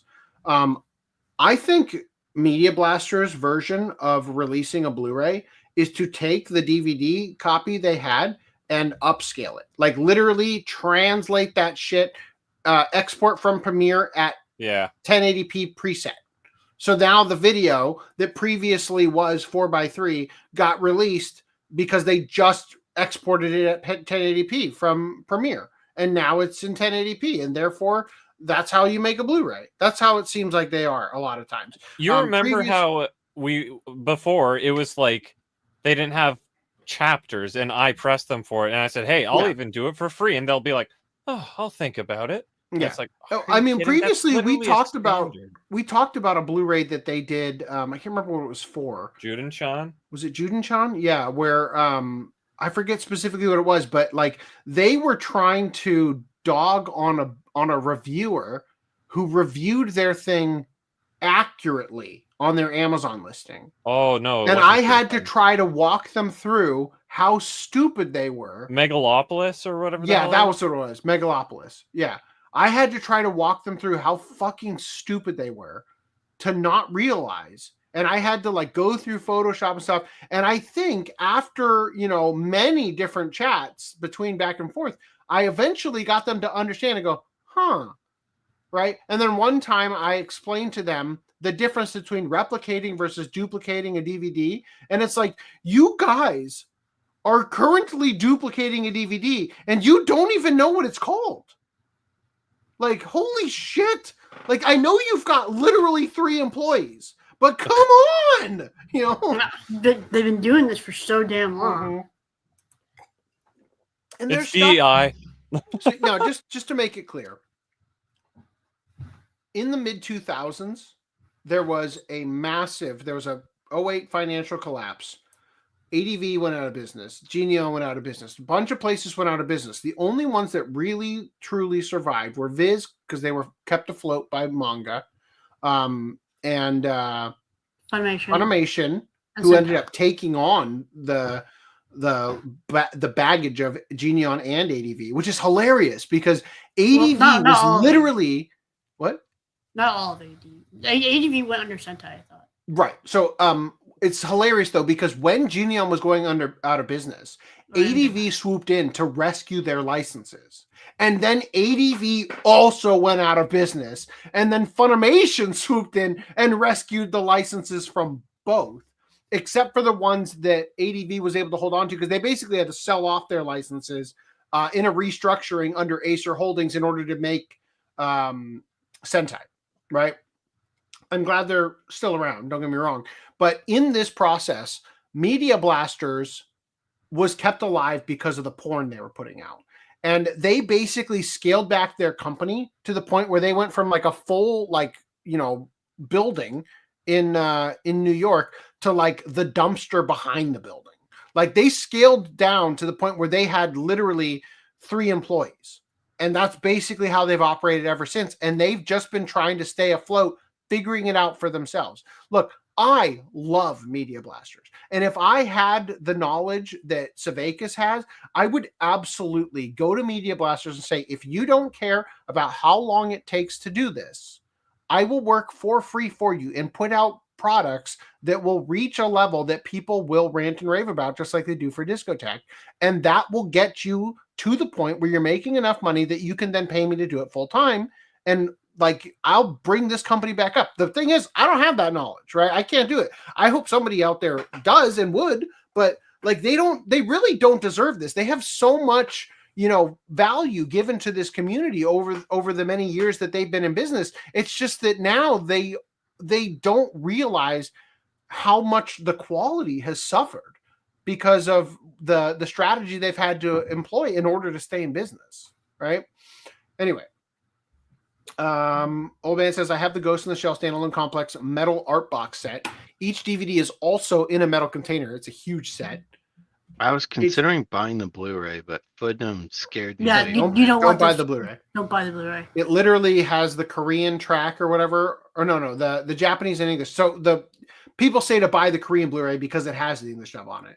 Yeah. But the official US Blu-ray has the Japanese track cut in and out of the English dub. Like it, and sometimes playing on top of each other. They fucked up royally with it. Dub titles, or no special features whatsoever, no chapters.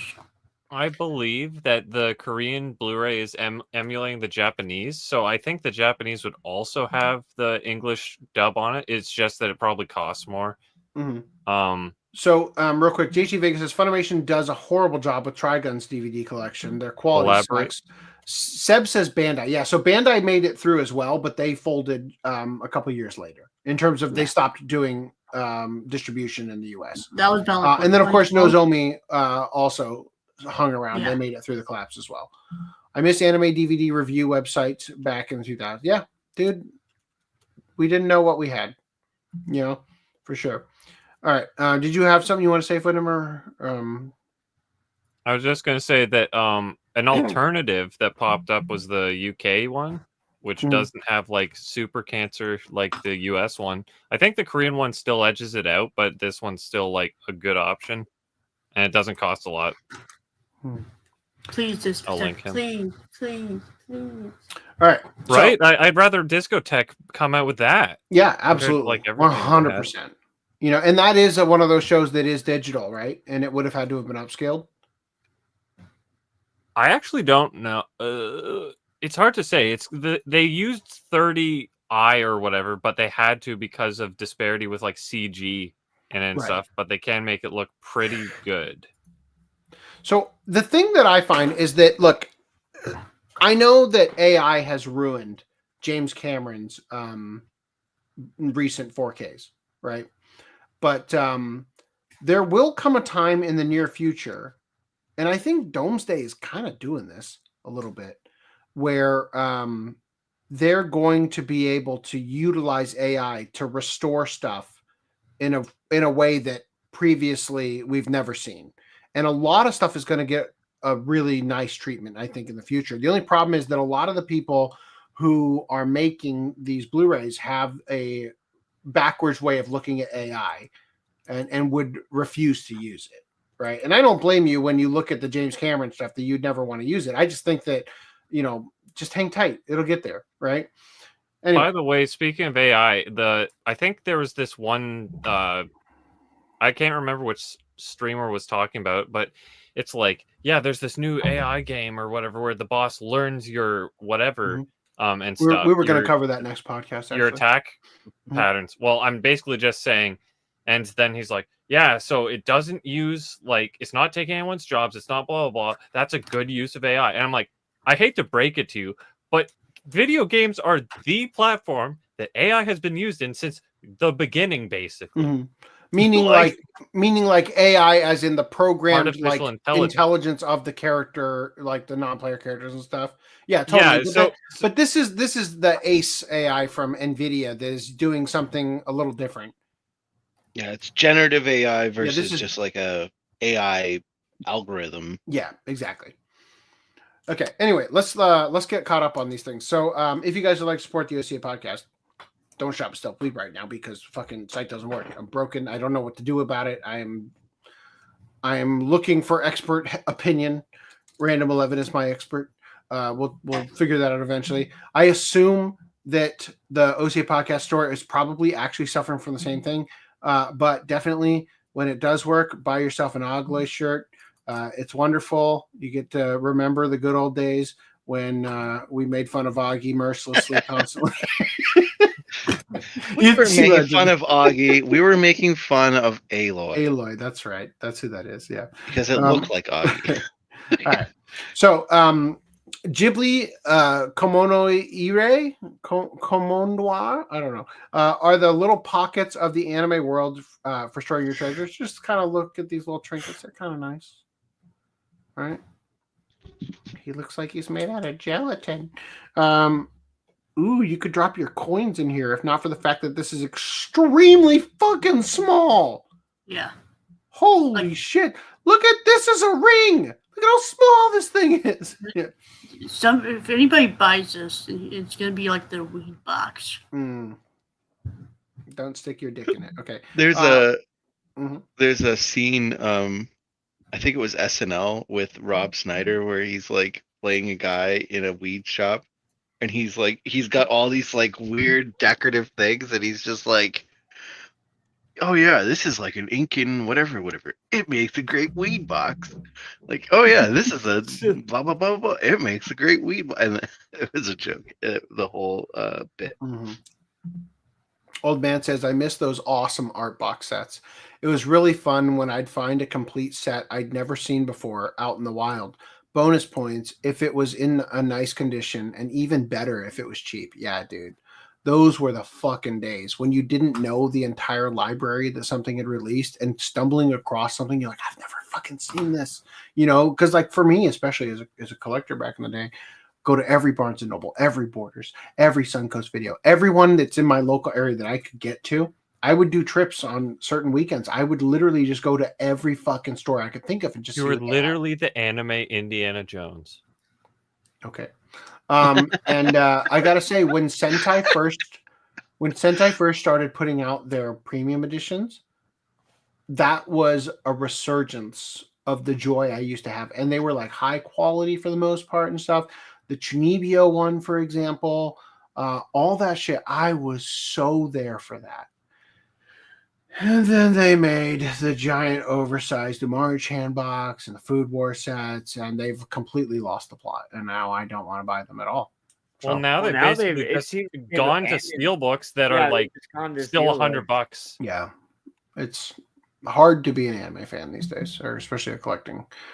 Sadly, FOMO for anime is sad. Okay, that's the other thing is now it's FOMO. It's not like something you can just encounter in the wild. Exactly. Like back in the day, something being a limited edition meant that I would still find 100 copies of it for sale used, at a used DVD store. But now limited edition is like, okay, hope you're ready to pay $2,000 for this box set for a show you don't even like.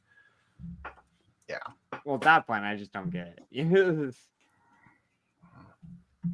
All right. Anyway, exclusive Berserk bookend set. Put your collection between Guts and Casca.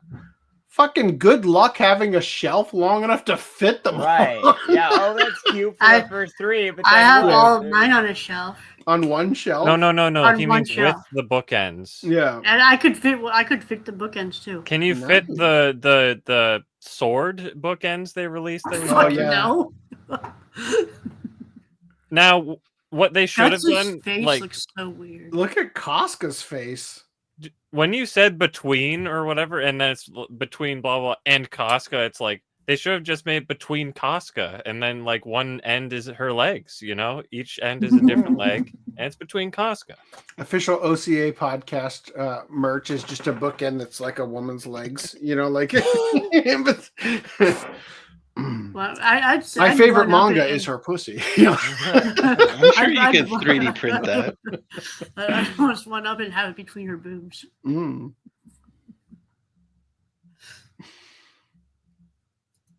Anyway, get your postable boobs only at OCApodcast.com. All right. Also, JoJo's Bizarre Beautiful Beer manga creator Hirohiko Araki designs Ebisu beer cans. I feel like if we did make like a boob book end, it wouldn't be book ends. It would be book fronts. It would be boob ends. You just stick them at the front of your bookshelf. You know. You don't even see the spines. Or do you put like a tattoo on each boob that says the title? Yeah, you could sell more boobs that way. Sell more boobs. All right, I'll be right back. I'm going to take me. One beer and he's already running off to the little ladies' room. I think that he had a G feel earlier. Is that a duck? I can't stand media. Did we read these? I don't know. Yeah. Can't. Yeah. Oh yeah. Bandai. Someone. We're all the way down at the end. We read all of them. There's. Yep. Damn. I'll even start so we don't forget. Well, we can sing that song. I could sing my song again.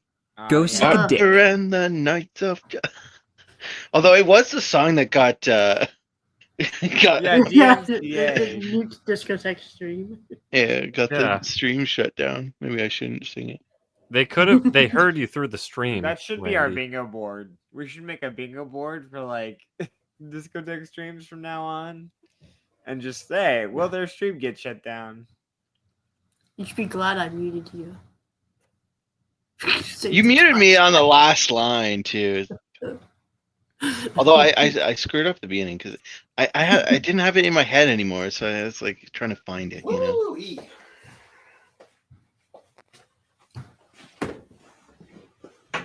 Whoa.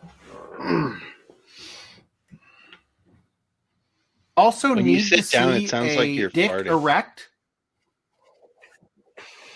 Okay.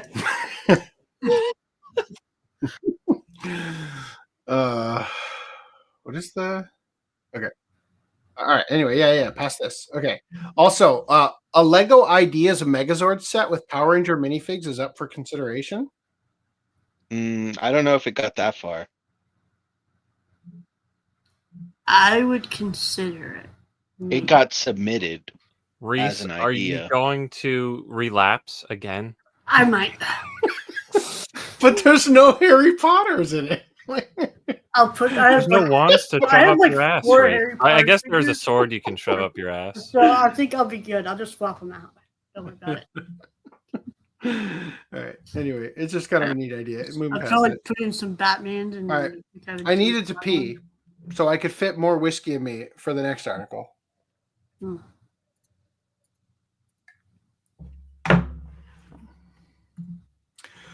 Dog killing waves creates spectacular views with no dogs on this remote Japanese island. Sounds like you're quite enthusiastic about the result. I am. There. I love the concept of waves smashing dogs into bits. A dramatic local legend and fascinating rock formations make this island unforgettable. If there was a place I could go to where dogs didn't exist, I also would never forget it.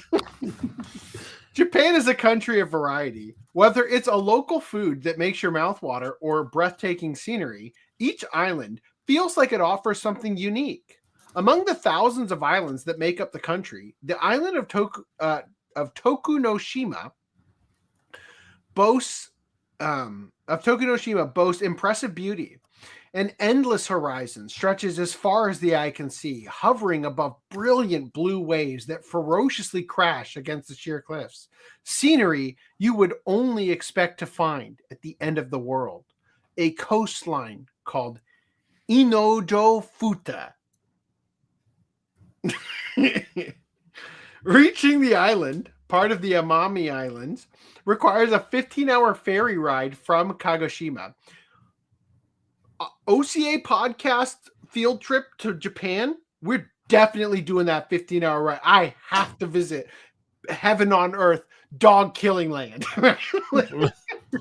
Our Japanese language reporter Seiji Nakazawa toughed out the impressive journey. Are you going to bring your dog on that venture?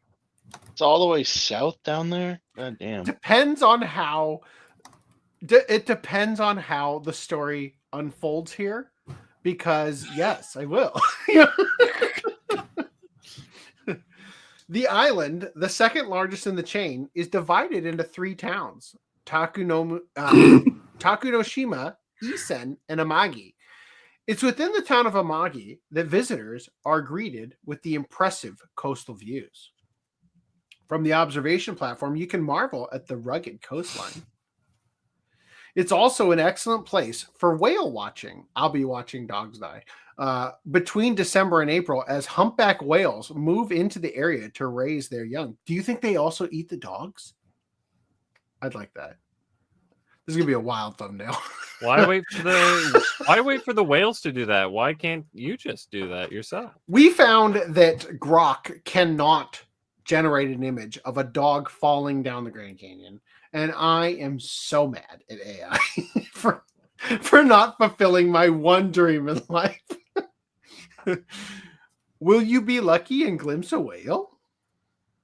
However, to get a true sense of the majesty of nature, you need to move a little closer. Walking down to the edge of the cape, you are buffeted by powerful winds, and with no safety features like ropes or railings, it can leave you worried about being blown off into the ocean. Moving around the area, you can discover several unusual rock formations, with the most prominent one being Megane Iwa, or Glasses Rock, which has been eroded to form a pair of spectacles. Sure enough. Oh, okay.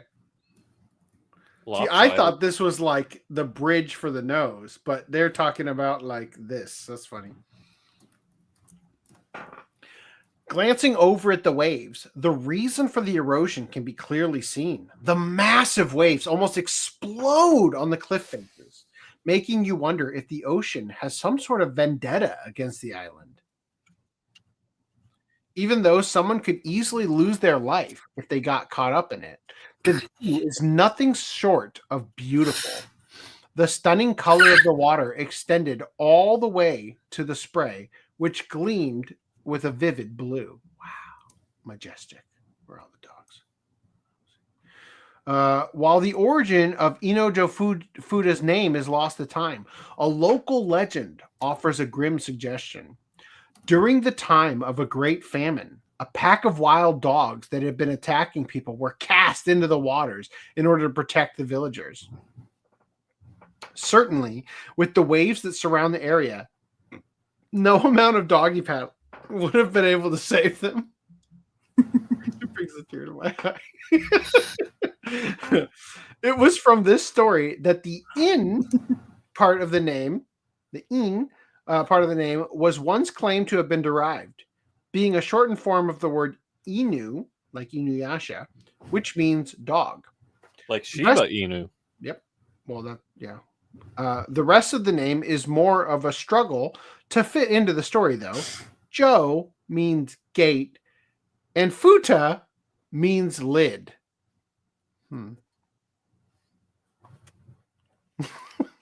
Could it have meant to throw the dogs through the gate to the underworld to put a lid on their lives? Yes!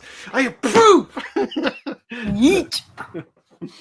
Regardless of how the name truly came about, Inojo Fuda is an area of unbelievable beauty with a distinct flavor, unlike anywhere else in Japan. It almost feels like it's a completely different world. If you're looking to experience more of what Japan has to offer, the remote islands have plenty of things in store for you to enjoy. Wow. I will enjoy the dog killing. That's definitely illegal on the island. All right. Let us talk now of a woman ticketed thousands of dollars because her license matched the numbers on the Star Trek ship. So, it's a famous combination for Trekkies everywhere. NCC 1701 are the letters and numbers of the Star Trek USS Enterprise. But for a New York woman, that combination was her state-issued license plate on her car. She never imagined how it would get her into trouble. It's been 4 years of tears for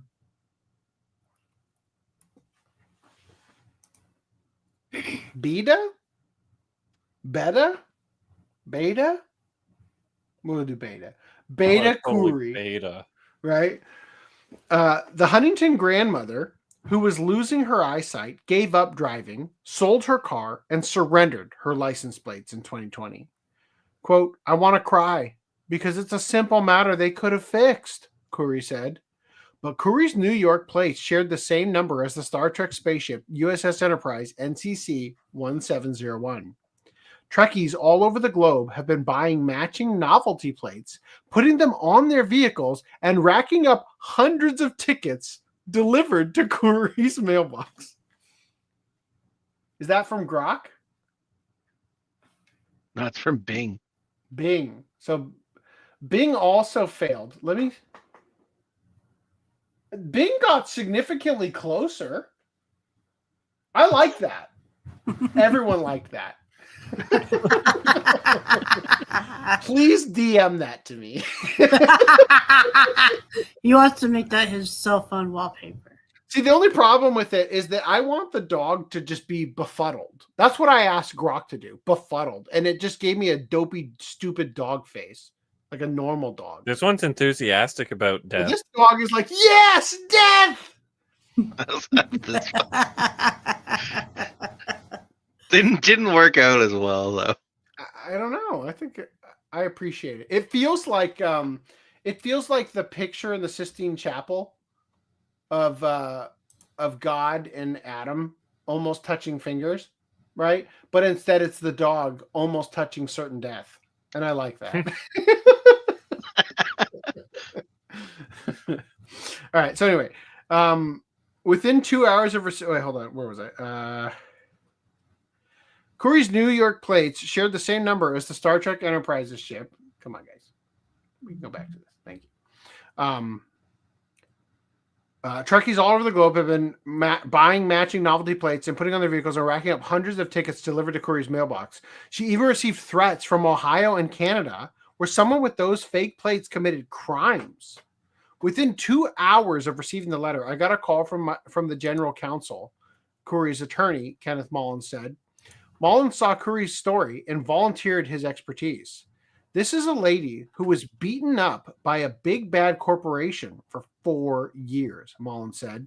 Although the Department of Motor Vehicles said Kuri was no longer attached to the Star Trek plates, Mullins' research determined her name and address were never removed. He reached out and involved the DMV's top brass, eventually delivering Kuri news that she called life-altering. Your matter has been totally resolved, Mullins told Kuri. Kuri will no longer get those tickets, but who will? Some companies manufacture Star Trek and other novelty plates, selling them with pre-drilled holes for mounting on vehicles. Parking and violation officials said they are moving to dismiss her 194 New York City tickets. Mullins will now work on hundreds of summons from 23 other states that want Kuri's money. Quote, now I'm going to make a hole in the yard and bury these documents, those hundreds of tickets, Kuri said. Part of the confusion may come from states with different license plate rules. 20 states require only a rear plate, which means drivers can legally put a novelty or decorative plate on the front.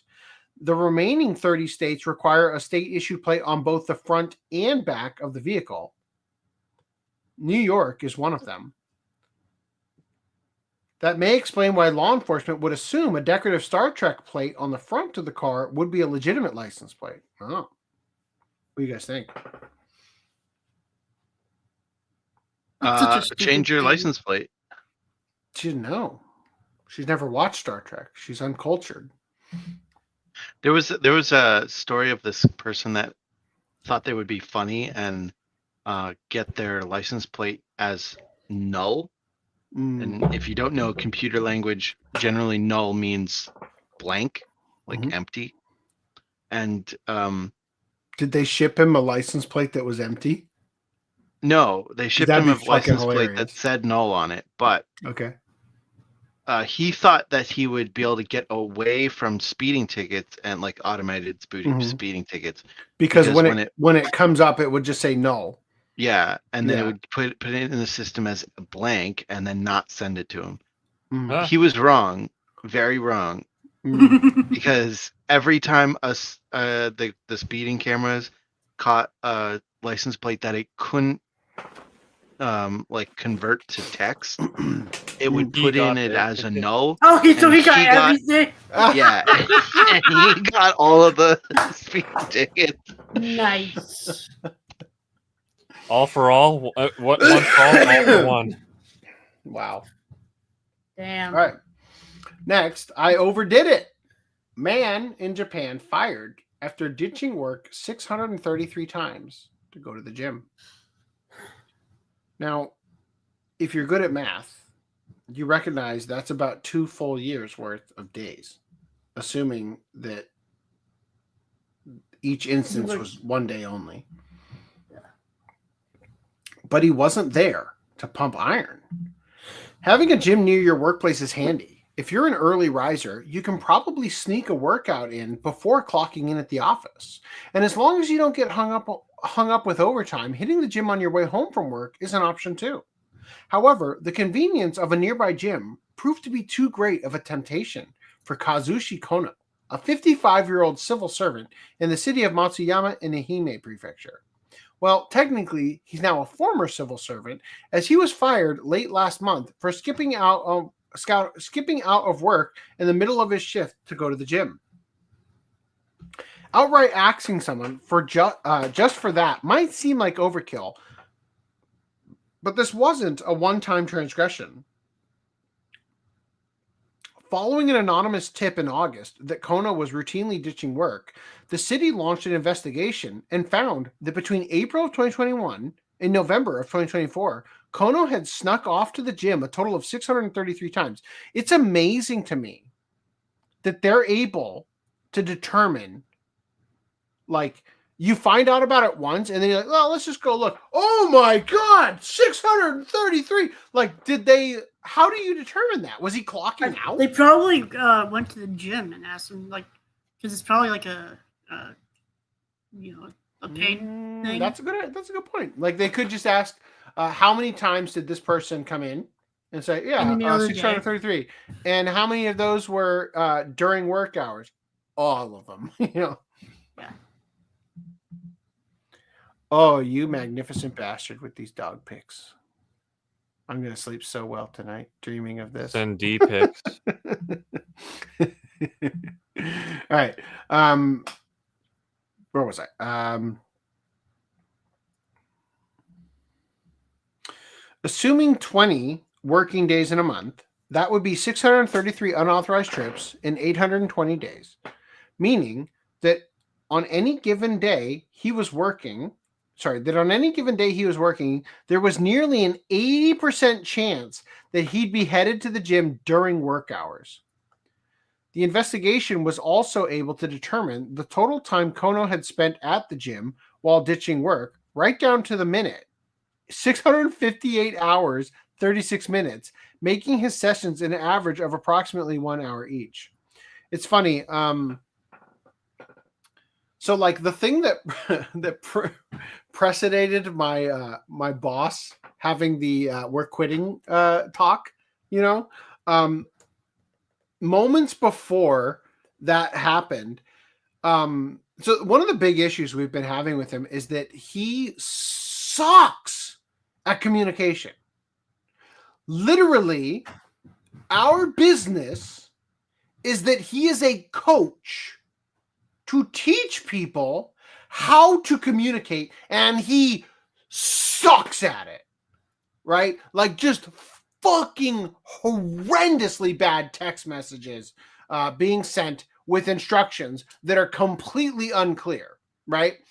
And my friend gets this message that is basically gobbledygook. It doesn't make any sense. Followed by a nude selfie of my boss in a sauna.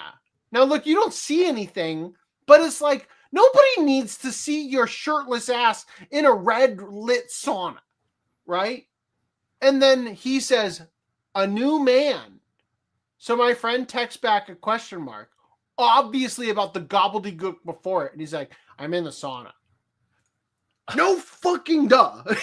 You stupid idiot. I know what a sauna is. What about the action steps you're asking me to do that don't make any goddamn sense? I think he was replying, I'm in a sauna. I'm not going to reply to you, obviously. No, he responds back, oh, yeah, it doesn't make any sense. Like, dude, like he uses this excuse all the time. Usually when I'm texting, I'm driving. Were you driving in the sauna?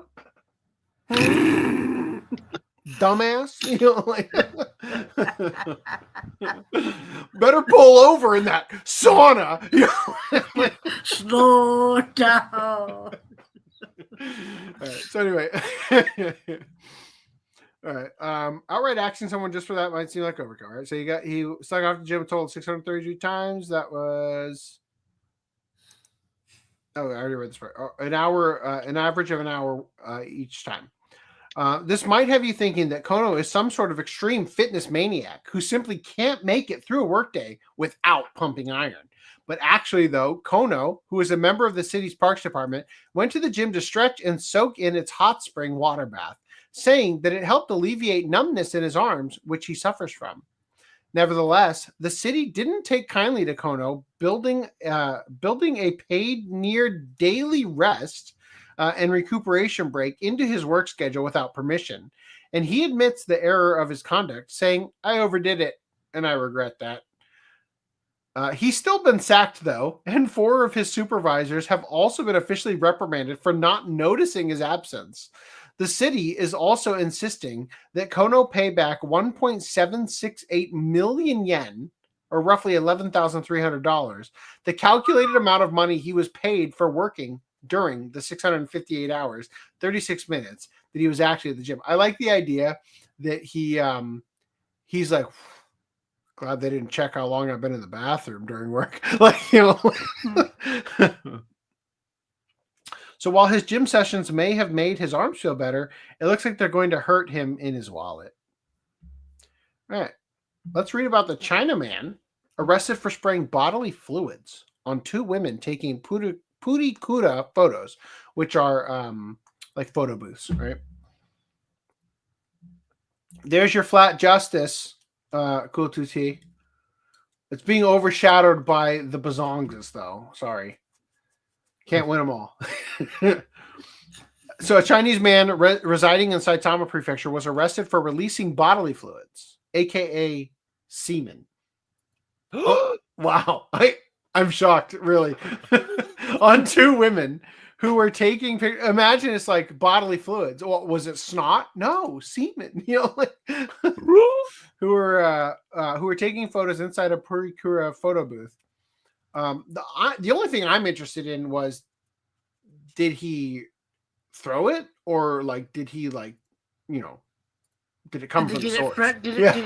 Was it fresh? Was it farm fresh? Did they get it fresh from the tap or what? Yeah. Free range. Matsue police station officers arrested the man on January 16th for allegedly releasing bodily fluids on 2 women inside a commercial facility. The man arrested on suspicion of indecent assault is a 36-year-old Chinese man who works as a construction worker and lives in Kawaguchi City in Saitama Prefecture. The two women were reportedly taking photos inside a print sticker machine at the time of the incident. A facility employee called the police, reporting that female customers say that a man had committed an indecent act. After conducting an investigation, the man's crime was revealed. However, the Saitama Prefectural Police arrested the man on suspicion of a different crime.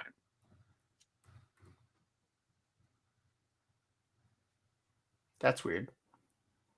And it was discovered that he was also involved in this incident during the... What do you... You can just leave me blue-balled over not telling me what the actual other crime was? Man, that's lame. All right. I'm going to skip this one. And instead, we're going to go right for this one. Man dies trying to rape a cow. Oh my God. No. Fuck. Sorry. This is... Pressing news has occurred just now. I must throw in PETA's tweet from recent things now. Oh my God. It sounds like this guy got instant karma.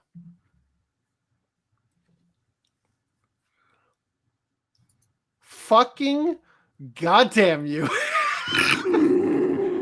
Let me take Kirsha's. PETA, the fact that milk is basically rape juice not enough for you? How about this? Milk-based cheese contains stomach lining and addictive drugs. And that's not all. It's also crawling with bacteria. Some of it harmless, and some of it pretty icky. For example, the same family of bacteria that makes Limburger cheese smell so bad is what makes your feet stink. Just wait until PETA finds out what percentage of humans on Earth are serial rapists. Kirsha says, I love drinking rape juice. Sometimes when I'm feeling frisky, I'll add chocolate to my rape juice for an extra kick. And if I'm really feeling devious, I'll heat up the chocolate rape juice. It feels positively illegal to have rape juice shake with one, like with Oreos. I couldn't have said it better myself. Salute to the... Got rape juice shirt one. Look, I was born on rape juice, okay? Next podcast. Born and raised. You beautiful bastard. That is absolutely going to be the next merch. Got rape juice. Oh boy. Instead of the milk mustache, it's the milk Hitler mustache. Oh God. I wonder if they'll print that. Or if they'll send it back. Oh boy. Okay. Back to the article. Man dies trying to rape a cow in field where his body was found by farmers. Are they sure it was rape? Maybe it was consensual and you just got stepped on. A farm worker was kicked to death after he apparently attempted to rape a cow in Brazil. Look, man, even if they consented at the beginning, they didn't consent all the way through. The 45-year-old victim. You weren't ready for that orgasm kick. Yeah. The 45-year-old victim, whose name has not been released, was found Wednesday by witnesses lying unconscious near the animal and wearing a condom. Wow, it's a good thing he didn't get it pregnant. AIDS? Yeah. Oh, okay. You don't want a human hybrid now, do you? I was almost giving it the benefit of the doubt. Like, maybe it was just, like, screwing around with it. Like, okay, the condom's on the dick. Okay, yeah, exactly. No, he was innocently wearing the condom. What if he fell in, like, a cow pie? You know, you want to protect your junk. He wanted to recreate that scene in American Pie with the cow pie. Didn't like that. A co-worker told police that he and the man spent Tuesday drinking together. Oh, okay. Okay, a co-worker, not the farmers. Okay. Let me tell you about my sexy cow. Oh, I can't hold myself back. Hold on. Dog and Rocks. Good night. Oh, good night too. Cool to see. I didn't know AC hated dog. I hate my dog. Okay, my wife got this dog, right? And first of all, I'm super bitter about it because we made a promise to each other that after the previous dog we had died, that we would get a cat because I like cats and I want to have a cat and my daughter loves cats and we were supposed to have cats together.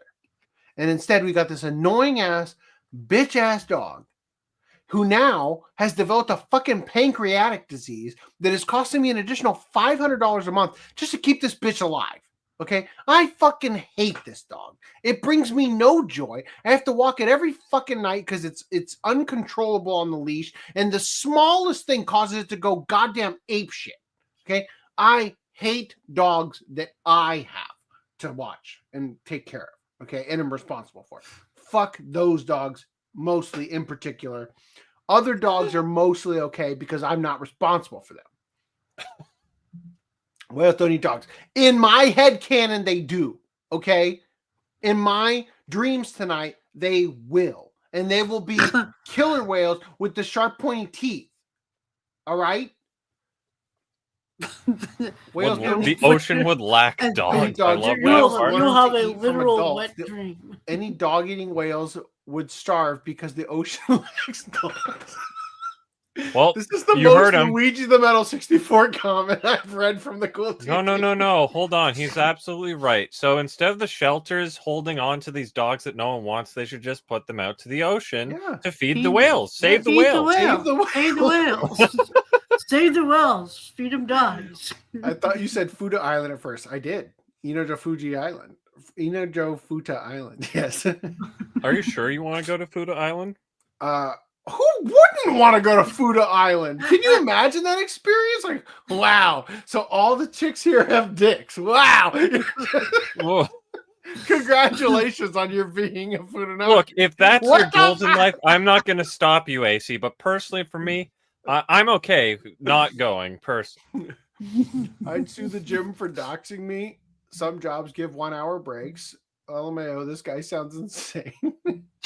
I thought this was about the rapist, but I think it's actually about the gym bro. I'm not saying zoophiles and furries are the same, but the first person that found out you could milk a cow definitely had some explaining to do. Pillow face the dog.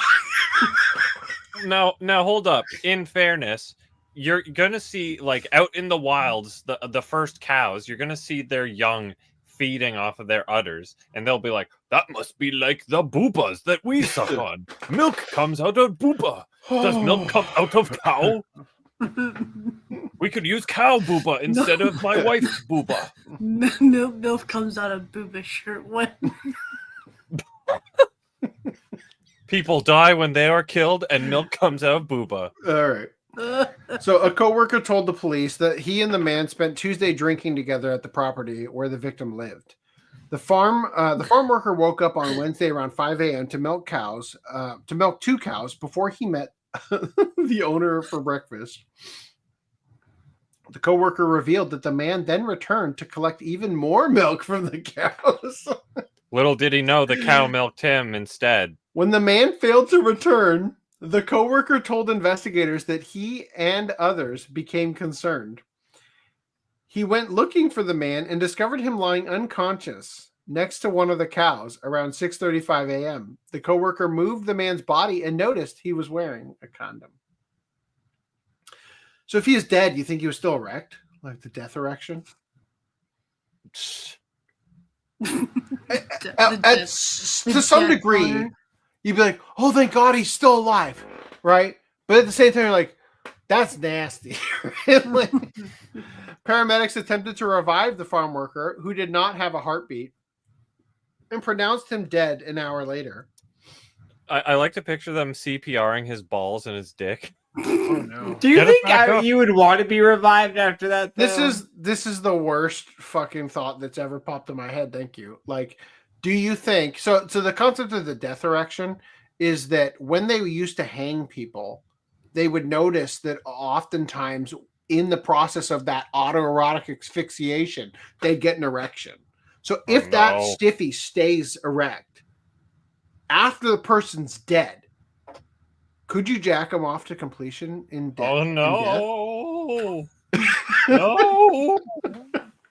I'm just asking questions.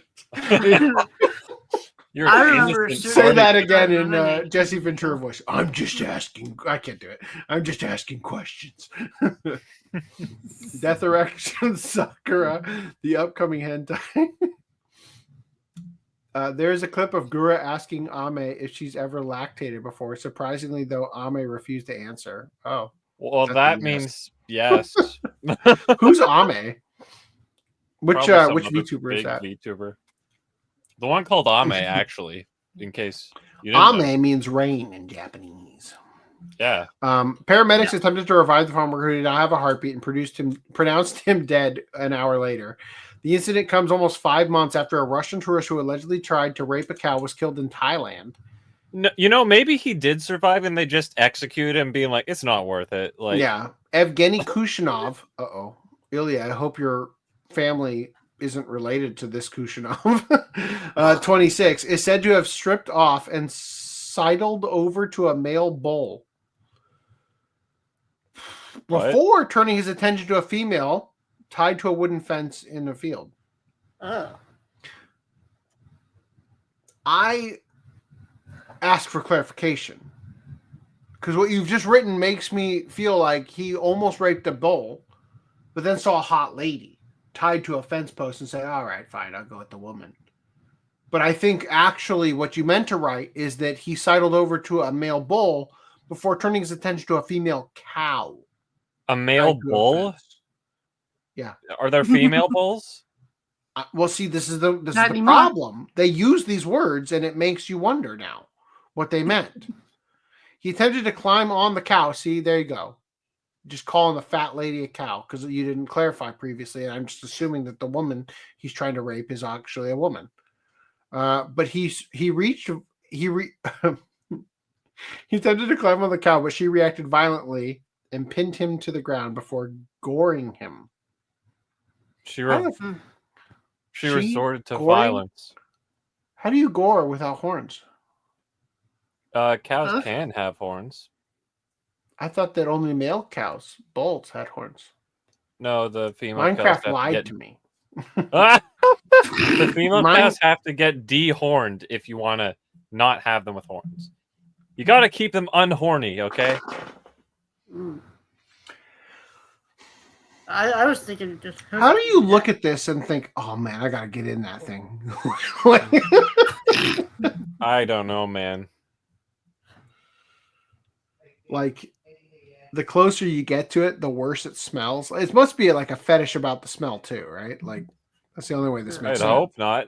The thing is, cows, if you hate your dogs or whatever, cows are like 50 times worse because if you have to, like, move them from one like place to another, they are so stupid. You just gotta pray that they go there the first time. And their skin is so thick, you literally have to use a pitchfork just for them to feel literally anything so they can get a prod. No, go in that direction. Bad dog. Bad cow. I think those people must have brain parasites or something. I hope. I hope that's the explanation for the behavior. My new headcanon is that the parasites from Parasite the Maxim infected that cow and it turned into a thing to cut him up. On the one hand, it's like, look, man, in the near future, you will be able to satiate your lust for cows with AI. But on the other hand, in VR, AI is going to allow people to get fucking weird goddamn fetishes. You know, like I never had sex with spaghetti before. I think I'd like to try fucking the spaghetti monster. You know, like I'm fine with satiating my lust with chocolate rape juice. All right. Well, yeah, this guy tried to make the wrong type of rape juice. Oh, that felt great. Okay. How far is everybody in Attack on Titan season 3? 0 episodes. 0 episodes because I've been working on something else, and so is Footnum. So That's Are fine. you going to disappoint us next week too? No, we'll work on it. I'm planning on staying up throughout the night until tomorrow. So in chances solidarity are with me because I have to get on that flight. Thank you. That's so nice. It previously was in solidarity with Random I 11. did get a couple hours sleep in. Yeah, I pulled an all-nighter the night before yesterday. Wow. Well, Yeah. That was fun. I have one episode left for season 3. And then I have the OVA that I've been holding on to all this time. Oh, I'm excited right. to watch. Reese, is it a mistake to watch it after the end of season 3? Mm. The question mark one? I don't even remember what one it is. I don't know. It's the Lost Girl. Isn't it Lost Girls 3 or something? Yeah, I mean, it takes place during season 1, so it should be fine. Cool. It's just that probably spoils something that happened in season 3, I guess. So I realized now, watching season 3, that I have been spoiled on a reveal for season 4 because of something my wife told me during season 2, the first time I watched it all the way back in. But I will talk about that on the actual Watch Club. For now, I am going to bid you adieu, and I am going to go to bed, and I'm going to get up in a few hours, and I'm going to hate myself. And during my 5-hour flight, I will read and read and read the manga. And hopefully, by the time I land, I will have caught up through season 1 and possibly season 2 in the manga. And, how far are you? In the manga? Yeah. I'm somewhere in the middle of volume 4. Well, I think season 1 ends like not quite all the way through volume 8. Mm-hmm. So I got through 3 volumes on my flight to Dallas. On my flight back, I watched season 3 because I wanted to make sure that I had finished it before this week. But as you can hear, the one person who hasn't watched season 3 chose not to watch season 3. So, quite frankly, did I look in the wrong way? Is it over there?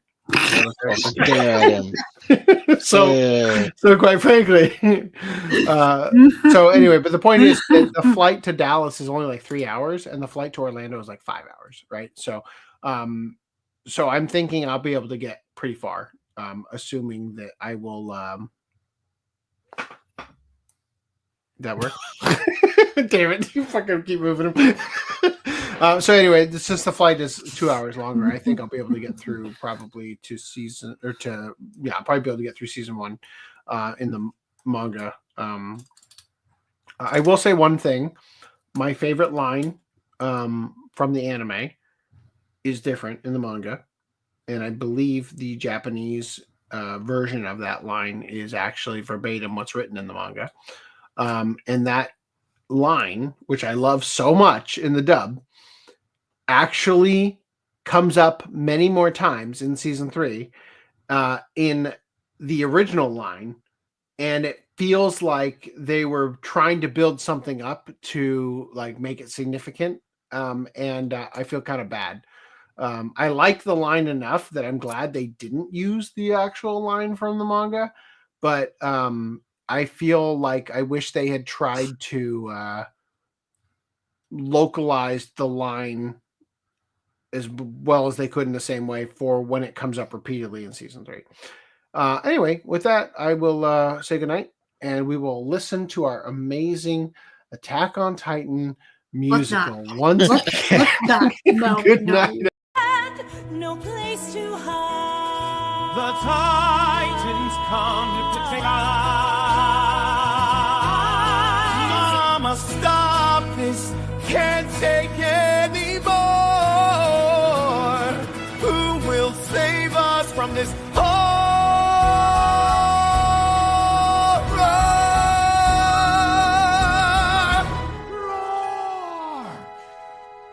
Roar!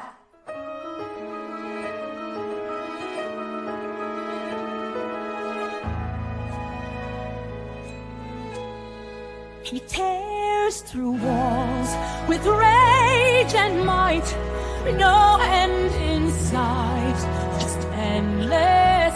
This night, oh, save Save us from the beast. Our hopes have turned to shattered dreams. Mama, hold on, I'll fight for you. Our shadows cast on crumbled ground. The titans roar a deafening sound. No, Mama, I'll stand my ground. Won't flee to honor you. I'll fight valiantly. Roar, destruction in its wake of fury.